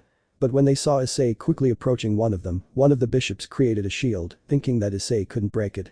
Everyone in the audience thought the same, especially the young sorcerers, who looked annoyed at the supernatural beings for underestimating their master, director, and leader, thinking that a simple magic shield couldn't break it. But to everyone's surprise, they saw Issei say. Issei. I give a giant punch. Crushing the protective shield, shattering it to pieces and sending it flying to the tower, finally astonishing everyone with what he did. But neighborhoods of the Phoenix clan were launching fire magic attacks at him. Issei could easily dodge them, but he knew he couldn't do it forever, especially with the number of enemies all around him. Issei. I summoned the Dark Mirror Shield. Everyone saw how he replicated the magic spells of the Phoenix clan, returning them and attacking them at point-blank range, which was difficult for them to shield themselves from the barrage of attacks.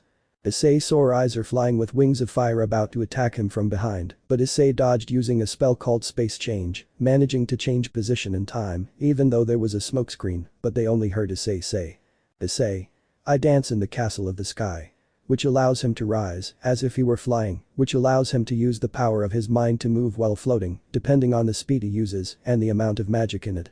After the smoke cleared, everyone thought Issei had been eliminated, but seeing that he didn't appear in the stands worried them. Razor looked around, but they couldn't see him until it was too late. Issei kicked him to the ground, and Razor put his hands over his mouth, spitting out a large amount of fire that went towards his opponents, who covered themselves with a magic shield, but it wouldn't last against the 7 attacks from the brown-haired boy. Issei. So you think that with a protective shield altogether you can fight us? You're wrong. I launched the Giant God Strike. When I launch it, it will be twice as strong as the previous variant of that spell, which crushed the protective shields, sending the Phoenix entourage flying, all of them falling heavily to the ground, and some, due to the previous attacks, were having trouble moving. Issei. So you like fire, Phoenix clan. Let's see if you like my flames. Red flames, blue flames, white flames, final evolution to flames of absolute void. Everyone saw red flames coming out of his right hand and blue flames from his left and white flames in the middle. When he said they would evolve, they saw flames that were black with purple and white parts, which prevented a scorching heat. When he finished saying the name of the spell, he put his right hand out and flames shot out at the Phoenix group. The screams of pain from everyone could be heard, and when he made a gentle movement, the flames died down, revealing that nothing remained of the Phoenix group except Razor, since he had easily eliminated Ubeluna with a hammer kick to the sword, not hurting her much, but it did affect her when she was out of the game. And that was when the smoke was there before she attacked Razor. Everyone watched in terror as the members of the Phoenix entourage appeared in the participants' room, severely injured with 6th-degree burns and several more serious injuries.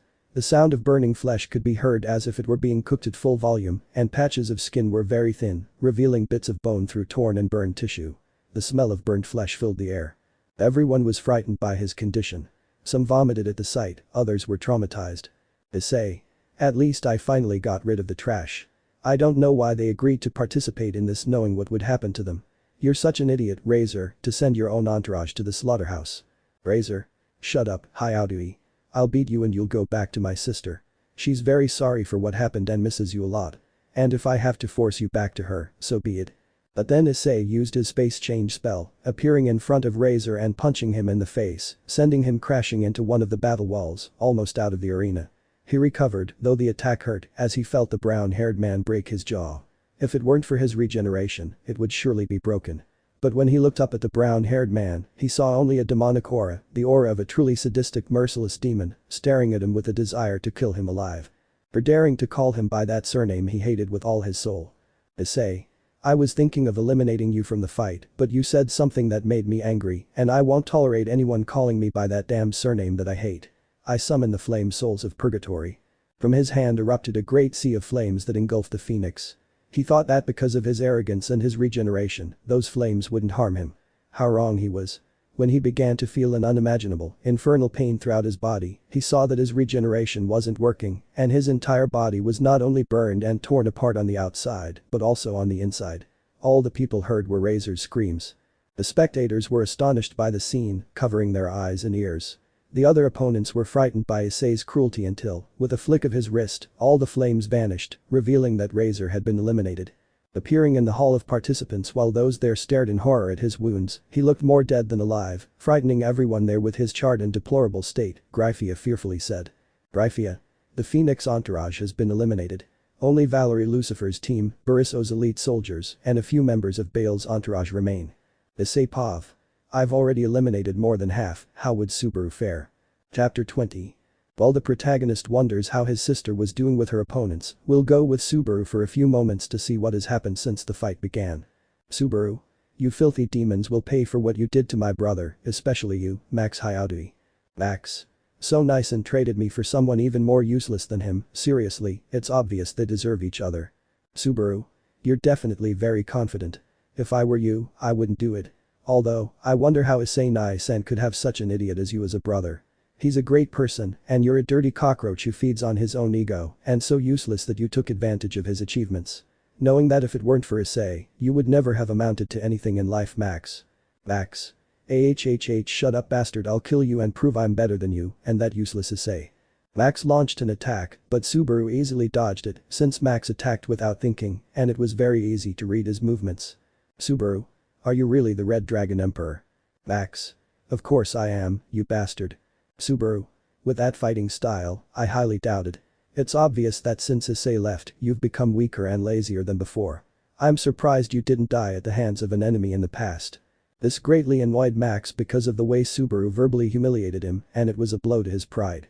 When Max was about to punch Subaru in the face, Subaru moved to the side, causing Max to fall face first. Subaru tripped him, making the younger brunette eat dirt. After that, Subaru kicked him to the side of the fighting arena so he wouldn't be in his way for the time being. Since he preferred to get rid of the other opponents who were a higher priority than the younger Hyauti. Subaru faced the Citri entourage, knowing they could use ice magic against him.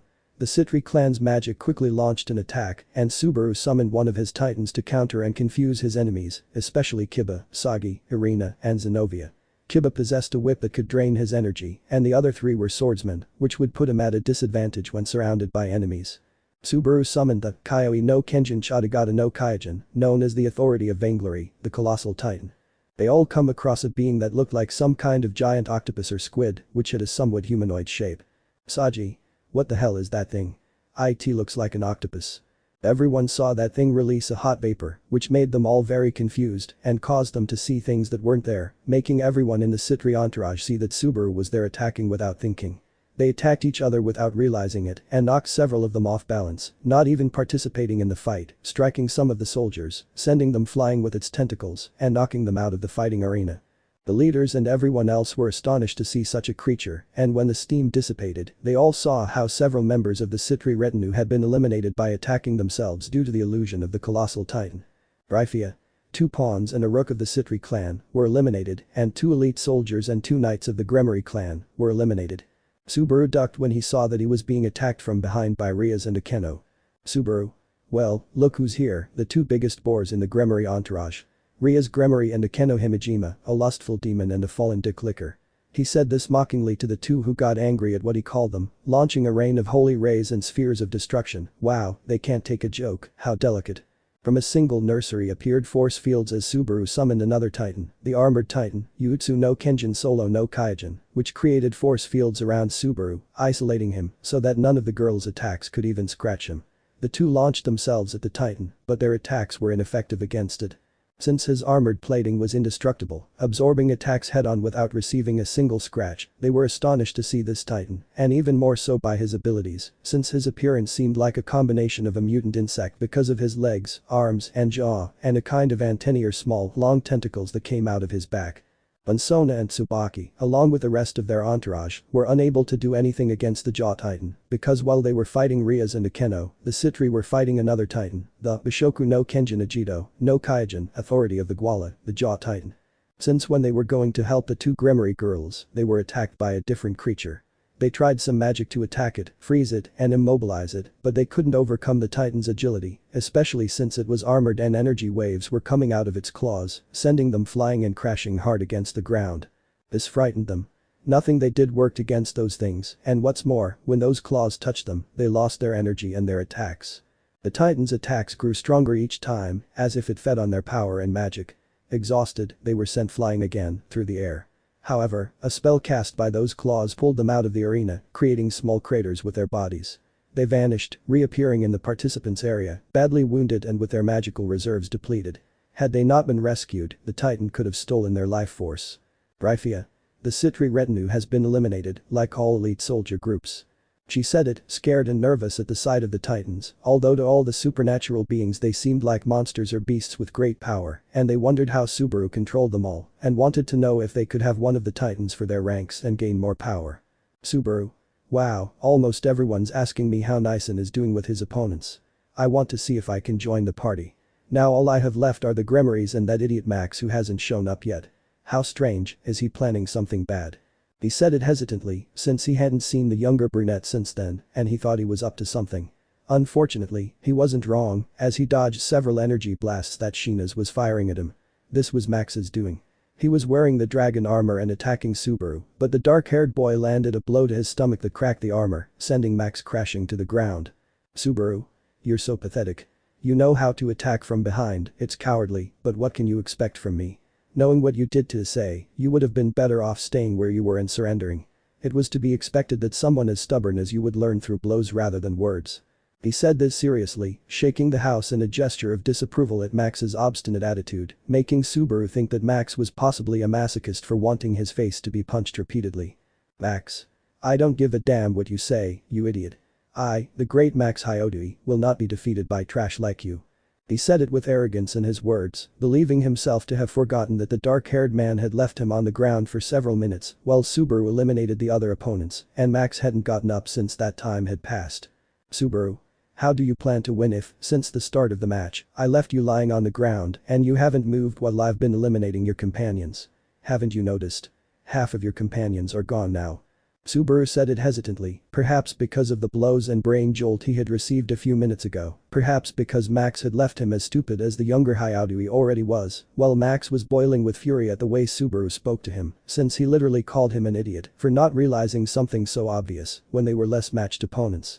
Max. Shut up you damn IT. Don't talk about me like I'm stupid. Well, Subaru was thinking in his mind that he was stupid from birth, or that since he didn't call him stupid, Max had already called himself stupid. Also on this day you and my useless brother will die, ha ha ha ha ha ha ha ha, laughing like a madman. Subaru, what do you mean, Max? I don't think you said that just to talk, unless you know something we don't. He said seriously, looking at the brunette who only widened his crazy smile, like someone who had lost their mind. Max. It's because I know something you don't know. I respect Issei. He never awakened a blood gear when we were kids, and that was because of me. This surprised everyone, and everyone in the arena stopped fighting to listen to what the younger brunette was saying. While Subaru and Issei felt a bad feeling, knowing that whatever Max was about to say wouldn't be good, Issei instinctively clutched his right arm. I understand a bad feeling about all this, he thought. Everyone present was paying attention to what was about to happen, but they all sensed that something bad was going to occur. Subaru, what do you mean, Max? What did you do? Max. No. I didn't do anything wrong, I just took something that was rightfully mine, ha ha ha ha, while laughing like a madman. One day before Rias and Sona went home to tell us what our sacred gear was, I heard them talking about IT and how to summon the sacred gear. And so that night I did it, but after doing it, I didn't like my blood gear. I wanted to change it since I deserved something better. I thought maybe Issei would get a better one than mine, knowing the ability of my blood gear was that it could steal someone else's blood gear. But it only worked once, and depending on whether the blood gear was powerful or not, I would lose mine forever, so I did it, not caring about the consequences. That left everyone in shock because of the extra words, and they explained many things regarding why Issei never awakened his sacred gear. It was very illogical to everyone, but because of what Max said, everything now made sense. While Issei's students couldn't believe what Max dared to do to his own brother and didn't care at all about the consequences, the other supernatural beings were surprised to hear what Max did, knowing that by taking the sacred gear from Issei, he could have died since it was linked to his soul. Even if he did it while Issei was still alive, that was a big question for everyone, even for Subaru, since Issei explained everything related to it to him, but the protagonist didn't move because of such a revelation, but wanted to keep listening, and they saw that Max continued talking. Max. Issei's sacred gear was the boosted gear. He was going to be the Red Dragon Emperor, but I took his sacred gear from him. That's why everyone thought he was Drake's wielder when it was actually Issei. He was supposed to be Valerie's rival after the whole sacred gear thing.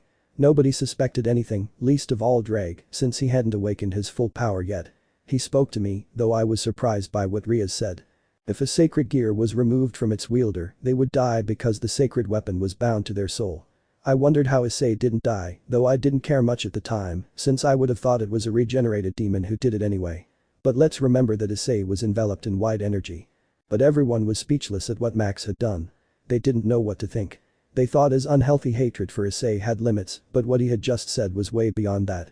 Besides, they couldn't believe that Max, who was just a child, would do that to his own brother. It was insane. He hadn't thought about the consequences, or if he had, he didn't care, which was worse. Everyone heard Drake's voice, furious at Max's revelation. Drake. All this damn time, you were never my holder. You lied to me and used me. Without a doubt, you are a disgrace as a man and as a dragon. I knew I couldn't have been wrong when I chose my holder. It turns out now I know it was Issei, and I always wondered why I wasn't the one picked and you were. The true scum who always wonder how I ended up with you, you only see me as a weapon and not as a companion. You're the worst carrier of all time. No dragon would accept being the companion of a stupid scum like you. You're mentally ill for hating your own brother for no reason. He always loved you and forgave every single one of your stupid mistakes. Besides being a perverted womanizer, you're disgusting and see women as your personal hex slaves. You're unfaithful, a liar, and a traitor, one of the worst pieces of trash I've ever met. I'd much rather be the partner of a pervert with a good heart than a complete piece of scum like you who only knows how to ruin everything you touch. You're the only one who shouldn't have been born. You don't know how many lives you ruined with your stupidity. If you didn't hurt someone who never did anything to you, and you did it anyway, all on a whim, you're disgusting. He said it all with immense fury and disgust, upon learning what Max had done all this time before he awoke, and all that he had caused because of his deceit, hatred, and greed towards Issei and everything he possessed. Furthermore, Drake revealed something the leaders didn't know. That Drake had silenced him because of something Max had done. Since breaking his seal, Max had tried to silence Drake again, but the dragon wouldn't allow it. However, he received eternal help from someone who is an enemy to everyone. Drake. Listen everyone. This trash is not only what we all know, the kind of filthy scum he is, but he's also a traitor. He worked for Rizabin. Since the defeat of the Trihexa, Rizabin is alive, and Max knew it all this time. Apart from that, he joined Rizabin when he offered him riches, lands, and the power to have any woman from any faction he wanted as his personal prostitutes. I couldn't say this before because, with Rizabin's help, he sealed me away and I couldn't speak. I only asked to weaken the seal so I could reveal most of Max's truths. But this doesn't change the fact that he planned this with the demonic advisors and Sasha's clan knew about it but said nothing. They set a trap to separate his daughter from Issei, so she wouldn't be with a half-human, half-dragon, because they feared Sasha and Issei would discover their plans. That's why they kept Issei busy, to prevent them from suspecting Max and to continue as Rizabin's spy, delivering intelligence reports on the factions. When he was Nate's, the mago Lucifer, he deceived them even more than he does now.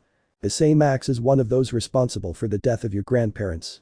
He knew you were on a mission for searches, so he took advantage of the situation to get rid of them and avenge the humiliation your grandfather put him through when your parents killed you because of Max, leaving you almost in a coma. He wanted to get revenge on them, so he broke into the house and appeared in the same alley where you found them dead. Max, along with a group of rogue demons who were soldiers of the Chaos Brigade, were the ones who murdered your grandparents. It was all Max's fault. When he left them half dead, he went with those demons to reach the Gremory family and warned them that he felt rogue demons causing havoc in the city. And he was the one who proposed the idea of letting them die, knowing that they were still alive, but he made the girls believe that they were dead when it was alive his, that's why they left them to their fate until you arrived, and it was already too late to have done anything for them. Everyone's eyes widened in shock at the dragon's revelation. No one could move, much less do anything. They were in a trance. The women covered their mouths upon hearing such an atrocity. The men clenched their fists in impotence and hatred for Max for such a reprehensible act. The children hugged their parents in fear at seeing such a heartless monster who could do that without feeling guilt or remorse for what he did and live for years knowing what he did was atrocious. The young people were frozen, not knowing how to react to this. The students of the Fang Tower didn't know how to react. The girls were crying, horrified by what Max had done, by hurting their own grandparents, and by the pain he had just caused Issei. The boys looked at Max like a monster and wanted to kill him for such a sinful act. The younger students, orphans age, saw Max as the worst kind of demon or heartless monster who could dare to do such a thing. Issei's former parents were in disbelief at what Max had said and even more so at what Drake had said since Max hadn't denied it all, meaning it was all true. Nikki could only weep on her knees, begging forgiveness from her parents and Issei for bringing such a monster into the world, wondering what she had done wrong as a mother to make Max like this. She deeply regretted what she had done to Issei. She had failed him as a mother so many times. And not realizing what Max was doing, if she had realized it sooner, none of this would be happening. She hugged herself, seeing all this as if it were a cursed nightmare she couldn't wake up from, and she wanted it to end while Gojo hugged her, crying too. Not knowing what to do, this was the most horrible thing she had ever seen. She scolded herself as a parent for not knowing how to raise Max and prevent him from becoming the thing she was seeing. And having heard Issei, and now they knew their sons were so different, one was pure light and kindness and the other was pure evil and greed. If only he had done something from the beginning, none of this would be happening. His in-laws wouldn't be dead because of Max, and his family would be united as it should have been from the start. And his two sons would get along and wouldn't be the way they are now because of him, because he wasn't a good father and didn't realize it all along. The leaders were speechless, furious that Max had once again made fools of them, and this time it was worse. Now they all wanted to kill him or arrest him and make him pay for his crimes. For years he had deceived them all and betrayed them, working for their worst enemy all this time. They didn't know how much information he had given to Rizabin. They asked Michael and Gabriel if what Drake had said was true. Both confirmed that everything he said was true, especially the part where he said that Max was responsible for the deaths of his and Issei's grandparents. This was already worse than it seemed. It was chaos. The Gremory sisters could only feel utterly devastated, having fallen for Max's lies, and now that he was coming out with this. They wondered how much more they had to suffer because of him, especially since they had been with a traitor, an enemy who worked for the Chaos Brigade all this time. They had been married to him, and he had only used them as his personal bores, not to hurt Issei, but to get information for Rizabin. This was 1,000 times worse than before. The Gremory children didn't know how to react to this. They only felt more hatred for their uncle for what he dared to do to his own family, not caring that he killed their own grandparents for revenge. Besides, Issei was a traitor, and all this time he had been with Rizabin, which explained the attacks they had been suffering for some time because of him, since he had given them information. Rizabin had people to attack various factions and important specific locations to weaken him. Sasha couldn't believe what Max had dared to do, kill the only people Issei cared about, his own grandparents. He showed no mercy, murdering them in cold blood.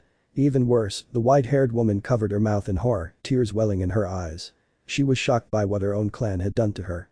Everyone knew what Max and the council had done. They all knew and plotted to separate her from Issei and their son.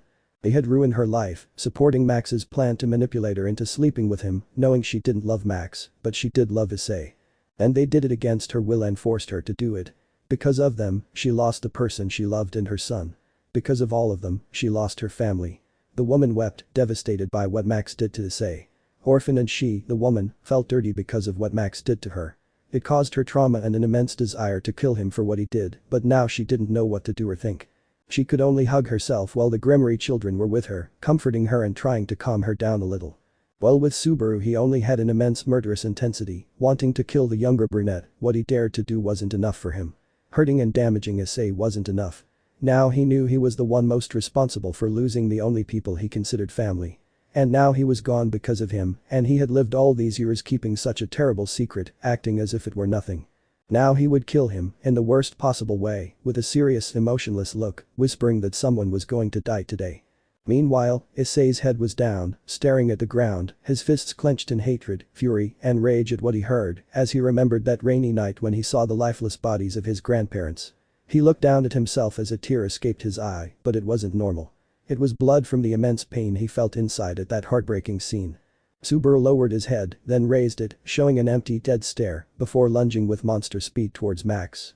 The younger chestnut-haired boy didn't care if they knew his secret, since he believed he could end up destroying Issei and Subaru, but that was only in his wildest dreams. Worse still, the idiot continued to think he was superior, and what he found most arousing was seeing everyone's faces, especially Issei's, seeing all the pain he felt upon discovering everything, while Max wore an evil smile. But his mind was erased when he saw a black blur rush on top of him, which was Subaru on top of Max, while he punched him in the face with such force that it made him bleed, while the black-haired man hatefully screamed his truths in Max's face. "Subaru. You're the worst scum I have ever met in my entire life, you damn son of a bitch. How can you be like this? Not only did you take Issei's own blood gear, something that didn't belong to you, you didn't give a bucking peanut what would happen if you took IT from him. You could have killed him and you didn't care. You are a damn murderer. You killed your own grandparents because you couldn't stand that anyone truly cared for Issei, something that your disgusting family didn't do, and you killed people who were innocent. You took away my brother's only family. You are a damn defender. You dared to ruin his life. You controlled his wife to make her leave him so you could sleep with her. You took a child away from his mother because of your filthy desires, and you took away from my brother the only person who truly loved him, not like those Gremory bores who only hurt his heart so many times, and when he finally had some happiness in his life, it wasn't enough for you, and you kept screwing him up. How long will you be damn satisfied, Max, with leaving Issei alone? You are not worthy of being his brother, you damn repugnant scum, you atrocious damned monster." Subaru got up from on top of Max, kicked him, and spat in his face. He was disgusted to touch such an abomination of a person. "Max. Cough, tell me what that bastard Issei did for you. Tell me, cough, he was a useless guy all his life under my shadow. Subaru. He is my brother because he gave me something that no one else did. He saved my life and accepted me as part of his life and his family when I was a stranger. He took me into his home without even knowing me, something that not just anyone would do. I have a brother and a nephew. I promised 5 years ago to protect them because they are my family. The brother who advises me, respects me, and cares for me, and gave me hope that even though I had suffered at the hands of people who hurt me just like he did, he told me there would always be hope that I would finally be happy. Something I searched for a long time, and now I have it. He would give anything for me, even his own life. I would do the same for Issei or for Orphan, a nephew who admires me as his second father figure, a little boy who brought light and hope into my life, making me understand that I could be happy. They are the stars of the universe I call life. I'm a better brother than you, Max. He gave you everything. He took care of you, gave you everything without fighting with you. He defended you from everyone who wanted to hurt you. He even took the blame for me so your parents wouldn't punish you. He always worried when you were sick or sad. He forgave you for every bad thing you did because he was his brother and he loved you very much. Something you never appreciated, but I do appreciate what he did for me. That's the difference between you and me, and what he did for you and what he does for me. After that, Subaru distanced himself from Max, and everyone glared at him with hatred for what he had done. Issei's students and all the students of Kindrago Academy began to sing a song, declaring that Max didn't belong to their clan, much less to Issei's family. They called him a nuisance, a disgrace, and a shame to everyone. They said that evil resided in the younger brunette's eyes and that he bore the mark of Rizabun, signifying his wickedness. Issei, who finally reacted and saw what Subaru and the others were going to do, sang with the black-haired man, while all his students sang with him, respecting what Max was while a demonic aura covered Issei, as he looked at the hatred in his eyes and the fire surrounding him. Max tried to enter Juggernaut Driver, but it didn't work. Issei, in his half-dragon form, with a murderous aura enveloping him in dark energy, changed his appearance into a kind of dark shadow being that approached Max with dark intentions towards him. When the shadow grabbed Max by the neck, revealing two Isseis, one beside him and the other the original, who exuded that killing aura, Max asked what was happening. Issei, with a deep voice and penetrating gaze, told Max that it was Boltunder's dark energy, explaining how, lacking a physical form, it took on his own. This was so that the others could understand. While Max for a moment swore he saw Issei's eyes take on a reptilian shape, like those of a dragon, he was pulled from his thoughts by the dark Issei, which was the dark energy of Boltunder's sword. Boltunder's? Ha ha ha ha ha ha ha ha ha ha ha ha ha ha ha ha. So you miserable cockroach are the one who caused all the darkness inside my host and master, so that I could take this form. You are undoubtedly trash and a miserable dragon. You don't deserve to live, and my compassion would never delay your dirty, despicable cockroach soul. We will do the dragon inside you a favor, so that it may finally be free of a useless, traitorous, and vile creature like you. Everyone watched as the atmosphere and the place changed to a dark reddish space, and Boltunder's appeared even more gigantic and terrifying, a dark form of evil, and he was the darkness of Boltunder's sword. He had kept a part of the darkness that Issei had kept his whole life, because of all those who had hurt him, and thanks to Max, Issei released the darkness he had kept for so long. Everyone watched as Max fell into the infinite void of that place. After seeing that, everyone who was afraid of witnessing such an event saw Issei approaching further with the sword of Boltunder's in hand and plunging it into the chest of the other, but they turned to see that on the back, in the middle of it, there was a blue sapphire floating, as well as a kind of silver bracelet with strange runes that glowed, and the bracelet surrounded the sapphire, and the sword seemed to float all around the center of the sword. Issei. I, Issei of Viriasting, wearer of the sacred sword of Boltunder's, a primordial dragon, I surpass the celestial dragons and the dragon gods and make the trees bow down before me, and wearer of the fourth dark demonic dragon god. I banish Max Hyodui from the dragon clan for his crimes that dishonor the dragons. For messing with his superior, you will be taken away with your boosted gear. You are not worthy of being a dragon, much less of holding one of ours. He said this with a serious gag of pure hatred directed at the younger brunette who was watching this with deep fear in his entire being and couldn't believe that all this was happening. In Max's mind, he wondered how things had gone so wrong. He was supposed to be superior to Issei, right? But it seemed the opposite and he couldn't escape this. The worst part was, for the first time in his life, he was afraid. It was something he couldn't believe, especially when he saw the pencil-eyed person who had hurt him the most, his brother. Although, to the older brunette, the younger one had never been his brother, he looked at him with a dead stare, wanting to end the life of the person who had hurt him so much, finally ending the murder of his grandparents. Finally, he could get justice, knowing he had finished off the trash who had ruined his life and taken away his most precious possessions. Issei. I summon the banishment of the delivery, darkness of the void, banishment of the sinner. I also hoist in my hands the demon submission sword. From his left hand, a dark, white, and other sharp energy emerged, taking the form of a demonic sword. It possessed a massive white energy, almost sacred yet dark, and plunged both swords into Max's chest. Max screamed in agony. When he drew the first sword, a dragon-like energy surged forth, forming a sphere of energy. The moment Issei touched it, the sphere disintegrated, ensuring that no one would ever again have enemies, least of all dragons. I drew the second and last sword, which was Boltender's. From it, I sensed an immense darkness in Max's mental space, and then I saw eyes watching all of this. It was Drake who said. Drake. At last I will be free of this disgusting scum who not only tarnished my title as a dragon, but dishonored all dragons with his aberrant deeds and sins. But the greatest sin was harming an innocent, someone of his own blood, and now he is crippled by what he did. Goodbye Max Hyaudui forever. I hope I never see you again in my entire life. I hope you end up in the worst hell and pay for every one of your sins, and that your despicable soul never rests in peace for all the bad things you did in this life. After that, a green sphere emerged from Max's mind. It was Drake, and the sphere looked at Issei. Issei looked at the sphere, and knowing it was Drake, he simply nodded. The dragon understood and entered Issei's body, with the person who was its true host, not Max, which was the worst misfortune for everyone. They saw how Issei's eyes changed, sensing an aura larger than before. And everyone saw Max fall to the ground, breathing heavily, his chest aching from the extraction of his dragon energy and dregs. But his expression shifted to the worst horror and terror he had ever felt in his life, and everyone saw Issei enveloped in a black and gold aura, revealing his complete dragon form. And everyone heard his roar, which made the entire supernatural world tremble upon seeing a true dragon, far more powerful than Trihexa himself. Max suffered terribly, seeing how Issei pursued him with uncontrollable fury and ripped off Issei's claws as he used Max like a chew toy, tearing off an arm and a leg and his claws that were tearing him apart. And what surprised them was seeing how much more he screamed in immense pain and how much he didn't die.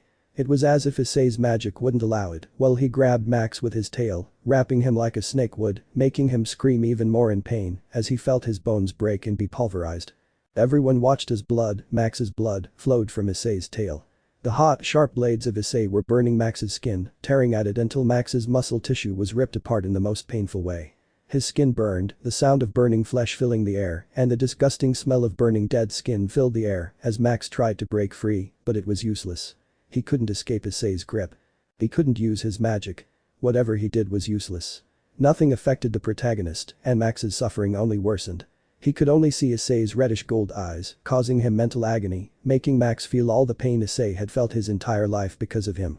He suffered so much, both physically and mentally, for Issei, while the spirits of sinful and dead people told him that they awaited him in hell, where he would never escape and where he would never be heard from again.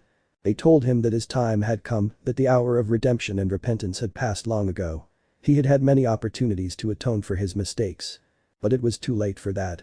There was nothing he could do to change his inevitable fate. Rizabin had abandoned him. He wouldn't save him from this. He made his own decisions. No one forced him. He did it all on his own, and he must pay for all the evil he committed. If he doesn't pay for his sins in this life, he certainly will in the worst of hells. Everyone watched as Max screamed like a madman, as if his body were undergoing a chain reaction to what was happening in his brain, until Max's body was thrown into the air. They all watched as Issei opened his mouth, about to unleash a massive burst of fire to disintegrate Max. As he fell, he watched his entire life flash before his eyes, realizing that Subaru's words earlier were true. Everything Issei did for him, he had the best brother, and he never truly appreciated it. Every time he heard Issei, instead of getting angry or confronting him, Issei always forgave him with a smile, something he would never see again. And now he was here, in the final moments of his life, about to die at the hands of his brother, the only person who truly loved him and forgave him everything.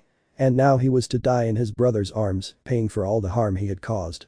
He thought for the last time that this was how he was going to die, that Hiradino knew that karma was paying for everything he had done throughout his life, and his time to pay for his sins was about to arrive. He just opened his eyes and said, "Max. Goodbye Nyson, sorry." Then they saw the younger chestnut-haired boy's body engulfed in black flames with white patches, which disintegrated his body without leaving a trace of what was once Max Hyaudui. Everyone saw that the entire place returned to normal, as did Issei, who reverted to his original form. The screen displayed that he and Subaru had won the gamer rating competition. Unconsciously, Issei eliminated the remaining players, except for Subaru, from the arena, as no one could withstand the currents of dark energy that sent them flying. Issei simply stared into space for a moment. But then I felt someone touch my shoulder, and I saw it was Subaru, who smiled at me, telling me with his eyes that he was there for me. Issei just smiled and Subaru said, "Subaru. Finally this is over, brother." Issei. Yes, Subaru, this is finally over. He said it with a smile that the dark-haired man returned, and the two bumped fists in a sign of victory, while everyone applauded such a fight and such a finish. Chapter 21. The protagonist could be seen in the faction meeting room where everyone wanted to talk about what happened in the gamer rating, while everyone watched the sorcerers on a magic screen to play the video of the fight. Azazel. I can't believe what happened, and even more so that the entire academy is full of sorcerers. Auden.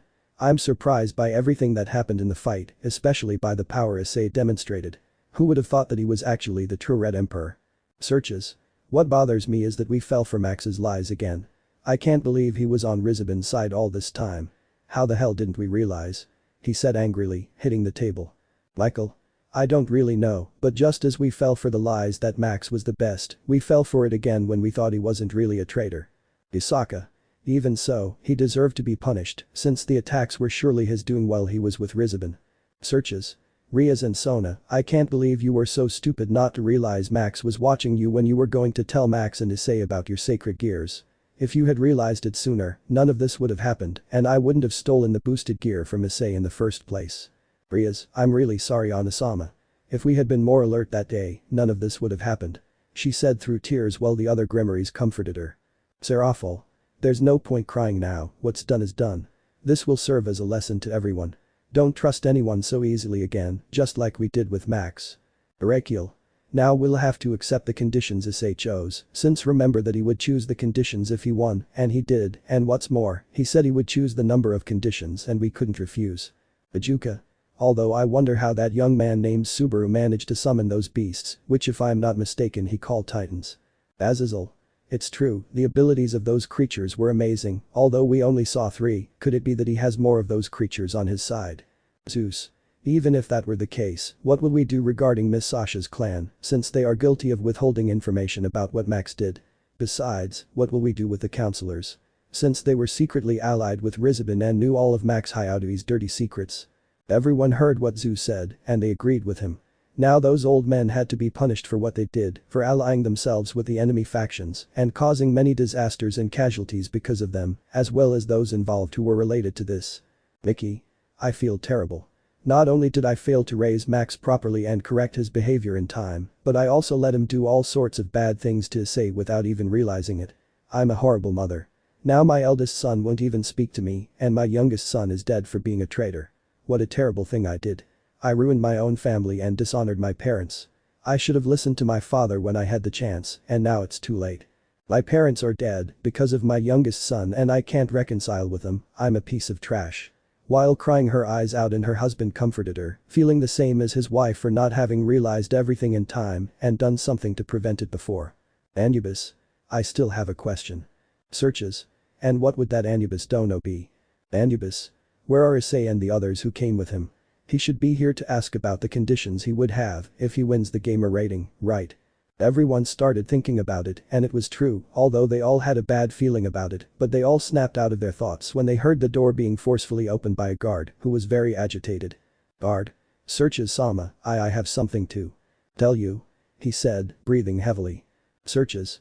Tell me what happened to make you so upset. They waited for the guard to calm down a bit as they couldn't understand what he was saying. Hide out. Issei Sama and his partner Subaru have destroyed Lady Sasha's clan and killed its members and the Demon Council using those beasts called Titans.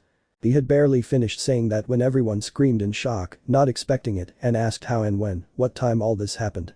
Without them realizing it, the guard showed them in a magic circle what had happened moments before with the protagonist. Our protagonist could be seen leaving the fighting arena alongside Subaru, and both were congratulated by their respective partners. The academy students had been sent home by a magic circle, and Subaru asked Issei something. Subaru. Nison, what would you do about what Max said? Issei. What about Subaru? Subaru. I respect Sasha's clan and the demon counselors, since he said they were aware of all their dirty laundry, lies and deceit, and that they were on Max and Rizabin's side. Issei. If the leaders won't do anything to punish them, I will. Since Max betrayed them, they won't take long to try to escape or start a civil war, and more. Those mummies have their own personal army. He said with a serious look. Issei. They must be gathered together to try to escape the underworld, and they won't take long to do so. Subaru. And what do you suggest to make them pay? Brother, you know I'm with you in making those old men suffer for supporting Max's dirty filthy decisions. Issei. Since those mummies and their personal henchmen are involved, I want you to assign 3 titans who will be very useful in finishing them off, especially those involved with them. Subaru. What titans do you have in mind, Nyson? Issei. There are 3 of them. The Beast Titan, the Jaw Titan, and the Armored Titan. Let them do whatever they want with those worthless, humiliating creatures. If they want to eat them, let them. I doubt anyone will miss them, honestly. Besides, you and I, along with the other titans, will finish them off. They don't deserve to live knowing they ruined the lives of innocent people. Suddenly, Issei's sword began to speak to him. Voltunders. You filthy, pathetic demons, you will pay for what you did to my master. You will suffer as much as, or worse than, Max Hyauti. I must admit I enjoyed hearing his screams when I tortured him in his mind, haha. Without a doubt, for that ant, it was hell incarnate. To live what you felt, my lord. Issei. I know, Voltunders, it's something I wouldn't wish on anyone, least of all my enemies, but Max deserved it. He had to learn the hard way all the pain and suffering I went through because of his lies. More than once, I was between life and death. If it weren't for you, Voltunders, who chose me when I was a child, I wouldn't be here, and I thank you for that. Voltunders. It's nothing, my lord. If I had to choose a wielder again, I would prefer it to be you, since in all my centuries of existence, and considering the number of people who managed to wield me, I have never seen one with such a pure heart. Anyone would have wanted to avenge all those who harmed them, and kill them as much as, or worse than Max. I just don't understand, if you were already equal in power to the Trihexa, how could you easily avenge everyone before? Issei. I didn't do it because I didn't want to be like them. Besides, I just wanted to be happy with my son, and I preferred that to carrying out a cold-blooded massacre and having to be without him to protect him. I didn't want that for his life and childhood. I wanted him to have what I couldn't have in the past. True happiness. If they don't do something that truly bothers me and harms my loved ones, I'll have no choice but to end it all. They know very well that no one is worthy of continuing to live because of my past sacrifices, which were stolen by Max, and by giving him a title and recognition he didn't deserve. But I don't care about being recognized as a former hero for past achievements. It's too late for that now, and I don't care about it anymore. Voltunders. Whatever decision my lord makes, I will accept it, and you, Drake, will join in the fun. I said this to the red dragon. Suddenly the party appeared in Issei's hand, only it was black with gold, red, and green parts, and the gem was shining, which was talking. Drake. Of course he wouldn't ask me for anything. Besides, those mummies must be suffering, since they were the ones who gave Max those spells in the first place to keep him from revealing the truth and to brainwash him.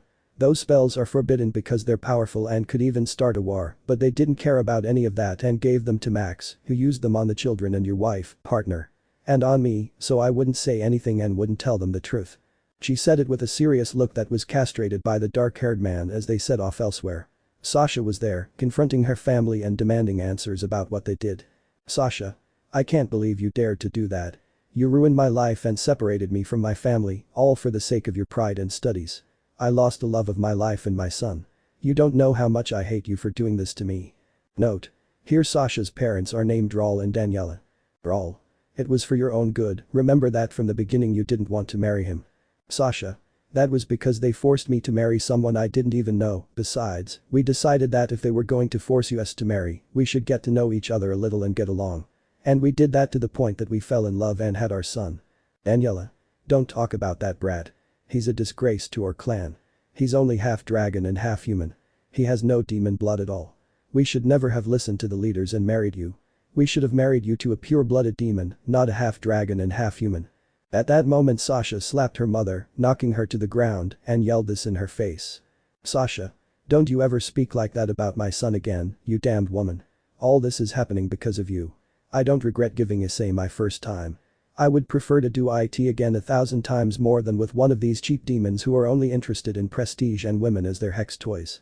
I do not regret having my son, who is the greatest gift I have ever received, and I don't care if he is a dragon and a human and not a demon like me, he is my son and nothing and no one will change that. I loved him from the first moment I knew my child would be born. I curse what they did, and especially that damn day I visited them, thinking that you little witch and mock of a mother refuses me to believe you were sick. And I, worried sick, visited you, and it turned out Habane had invited that damned Max, who bewitched me to act horribly towards Issei and our son. You have no idea how many times I screamed in my mind for them to stop this madness. I begged forgiveness from the 2 people I love, asking them to forgive me for what I was doing to them, knowing full well I didn't mean to. Because of him, my body is filthy with the scent of that damned Max. I feel like trash and a nobody for what they did to me and more. That idiot used his control over me to make me sleep with him, and worse, I cried even though my body was dying on its own, all because of Max's control. And what's worse, that day I saw how Issei looked at me. Seeing his pain was horrible. It broke my heart. I just wanted all of this to be a nightmare, to be with him and my son, and for none of this to have happened. But things don't go as one wishes and you are responsible for all of this. I hate you with all my being. I am no longer your daughter, and I resign from the clan. I don't want anything back in my life. Brawl. You'll regret this, Sasha, and you'll come crawling back to us. Where else will you go if you have nowhere else to go? Sasha. I'll go to Issei and my son. If necessary, I'll get a job to be near them and at least have a good relationship with them. Even though what happened wasn't my fault, all three of us suffered in different ways. I don't want to be in this place full of liars and traitors like you. My only mistake was trusting you too much, and I won't make that mistake again. But when Sasha was about to leave, her father grabbed her hands while servants restrained her. Daniela. Oh no, you're not going anywhere. You can't do this to us. Going off with those two pieces of trash is a bloodthirsty demon. We're your parents, you must obey us whether you like it or not. Take her to her room and don't feed her for days, so my daughter learns her place and her powers are sealed. We don't want her to escape and warn that useless guy. Even if he's a dragon, he's still just a human. Worthless, nothing that some high-class demons can do against that trash who only got lucky in his achievements. But while Sasha tried to break free from the guards, even though their grip hurt her, she screamed at her parents to let her go, that they couldn't do this, and that they had to let her go.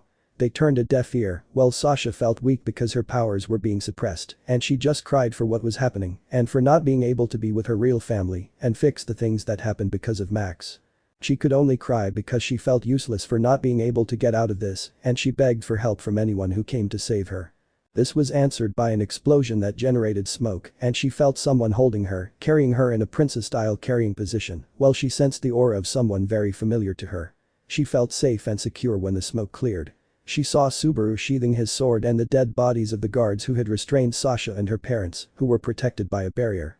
She also saw Issei carrying Sasha in his arms. Sasha. I say, you came for me. Issei. Of course I would. You're the mother of my child and a special and important person to me. Besides, you and I have a lot to talk about, which is why we couldn't on the previous occasion.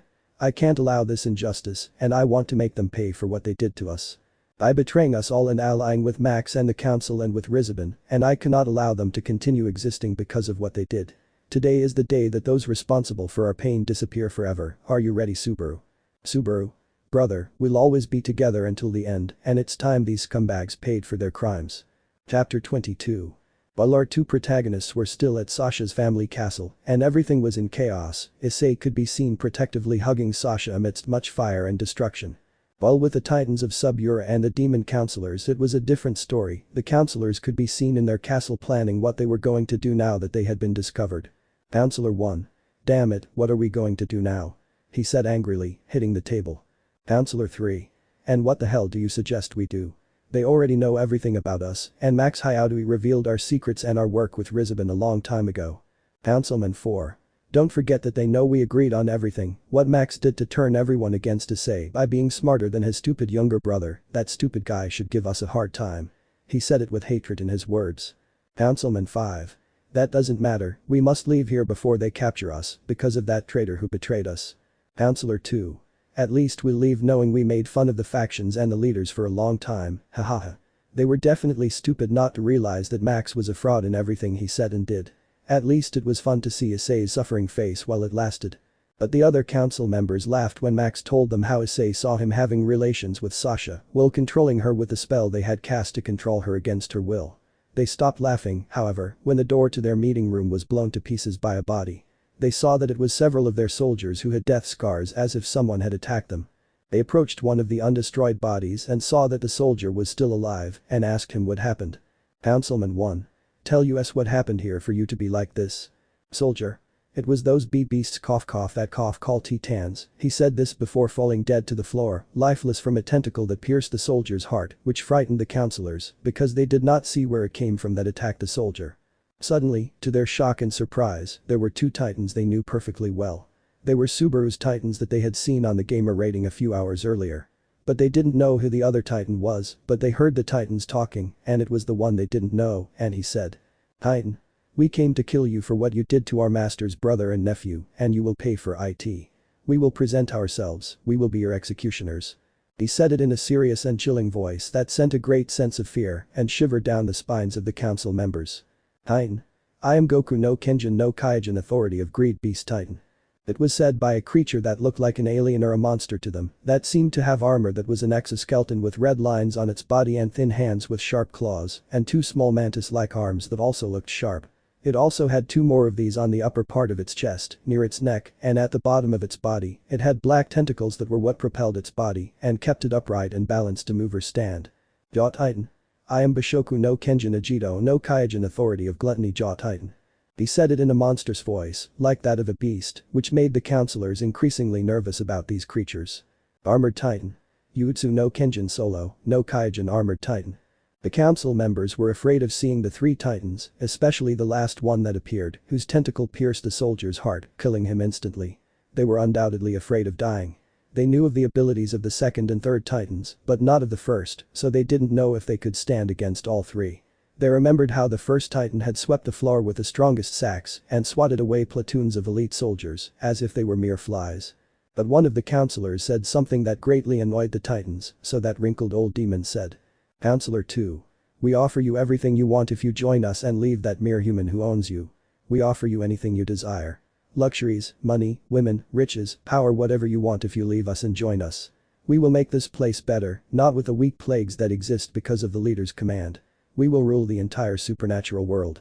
Do you accept the deal? He said it with a twisted smile, thinking, like his companions, that the titans would accept Subaru's betrayal and join them. But his arm was ripped off by the beast titan, which devoured it right in front of them. The old man was clutching his arm with his other, trying in vain to stop the bleeding, which wasn't working at all. Beast titan. Are you seriously so stupid that you would betray our master by going off with cockroaches, traitors like you who are just bootlickers of that Rizabun guy? Because of your stupid lust for power you made everyone hurt Lord Issei and his son. Armored Titan. They are undoubtedly trash who do not deserve mercy, and nothing from us, and even less from Issei and his son. They are trash, and all of their race are filth for believing in the stupidities of Max Hayate. They mistreated their own hero for believing the lies of a fool. Undoubtedly, today's demons are so stupid that they can't even be considered demons, apart from being useless, weak, arrogant, and incompetent. Titan Jaw. Remember that our master and his brother said we could do whatever we want with them. How about we torture them first as a game before eating them? He said it with a sadistic smile, showing the sharp fangs he had for teeth, something the other titans nodded in approval of the plan, agreeing to play with their new meal before eating it. This made the council members pale, but their pride was greater than their fear, and they began to attack the titans. However, their spells were useless against the Jaw Titan and the Armored Titan. One created barriers that prevented attacks and were returned with double the force, and the other was heavily armored. And it unleashed bursts of magical energy that the counselors struggled to block, and it was difficult to defend against such onslaughts from the Jaw Titan. The Beast Titan summoned hordes of titans that wiped out the guards who had arrived to help the counselors, while from the shadows emerged infernal demon wolves that attacked the counselors. They couldn't dodge the flames that shot from the mouths of these creatures, which were literally engulfed in fire. Counselor 3. What the hell are those dogs? They look like they came from hell. Every time we kill one, it turns into a shadow and another one appears, stronger than the last one. But he had to duck down by the skin of his teeth. He almost had a fit from a wolf that was spitting lava because he saw a volcanic orange glow in its mouth and eyes, as if it were a lava wolf. Counselor 4. Don't stand there like idiots, do something before those things kill us all, we have to get out of here fast.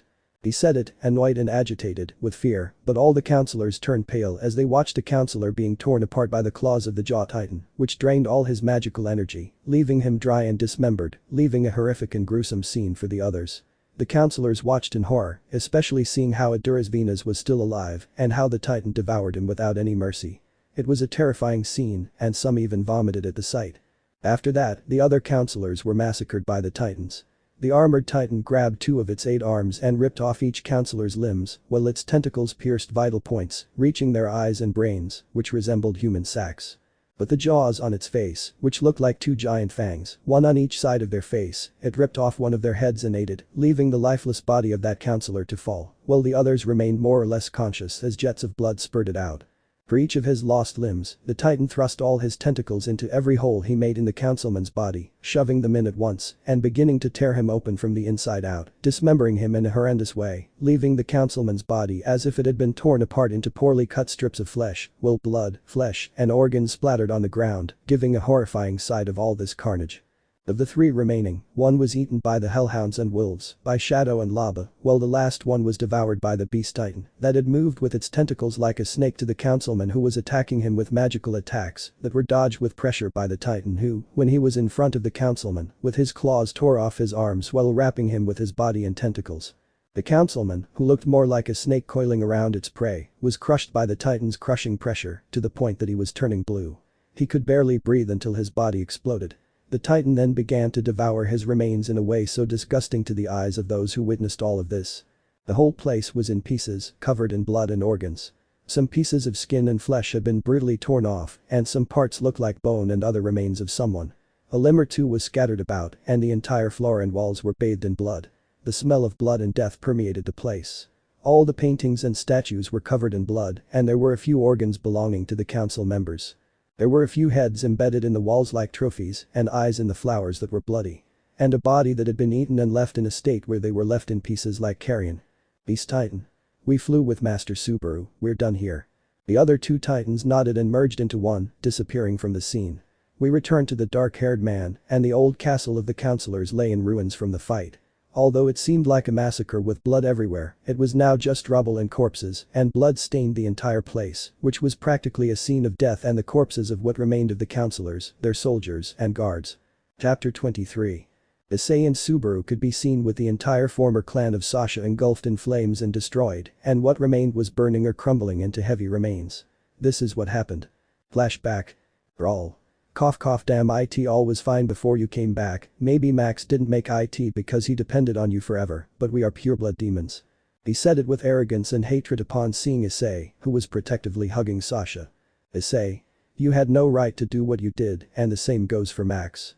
Everyone in this life, good or bad, pays dearly for their sins, and now it's your turn. The leaders, who are a bunch of useless idiots who made fools of themselves for so many years with you and Max, I won't allow the memory of my pain to continue. I was too good to all of you, both humans and supernatural beings. And those responsible for taking away what I loved most will pay for their actions.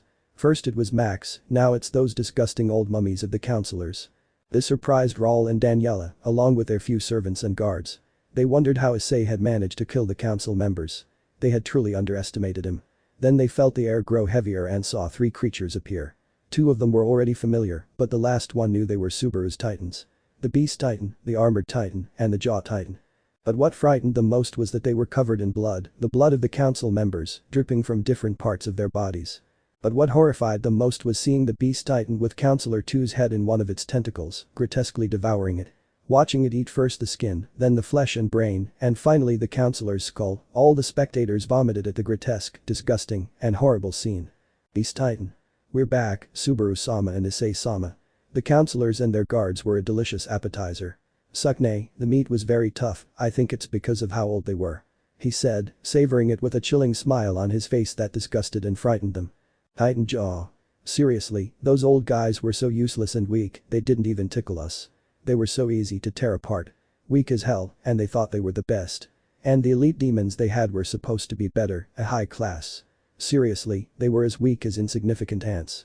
They were only better in taste than those old guys whose flesh was so tough and old, it was like eating paper. Issei. I'm glad you enjoyed it. Go on, other titans, and tear this place to pieces while Subaru and I take care of those trash, referring to Sasha's parents. The titans nodded and disappeared, joining the other titans to destroy the entire place, but Daniela attacked Issei, Subaru, and Sasha with a blood-red fire attack. They tried to escape, as they couldn't fight because they were cornered and almost without hope of their servants and guards, who were being massacred and devoured by Subaru's titans.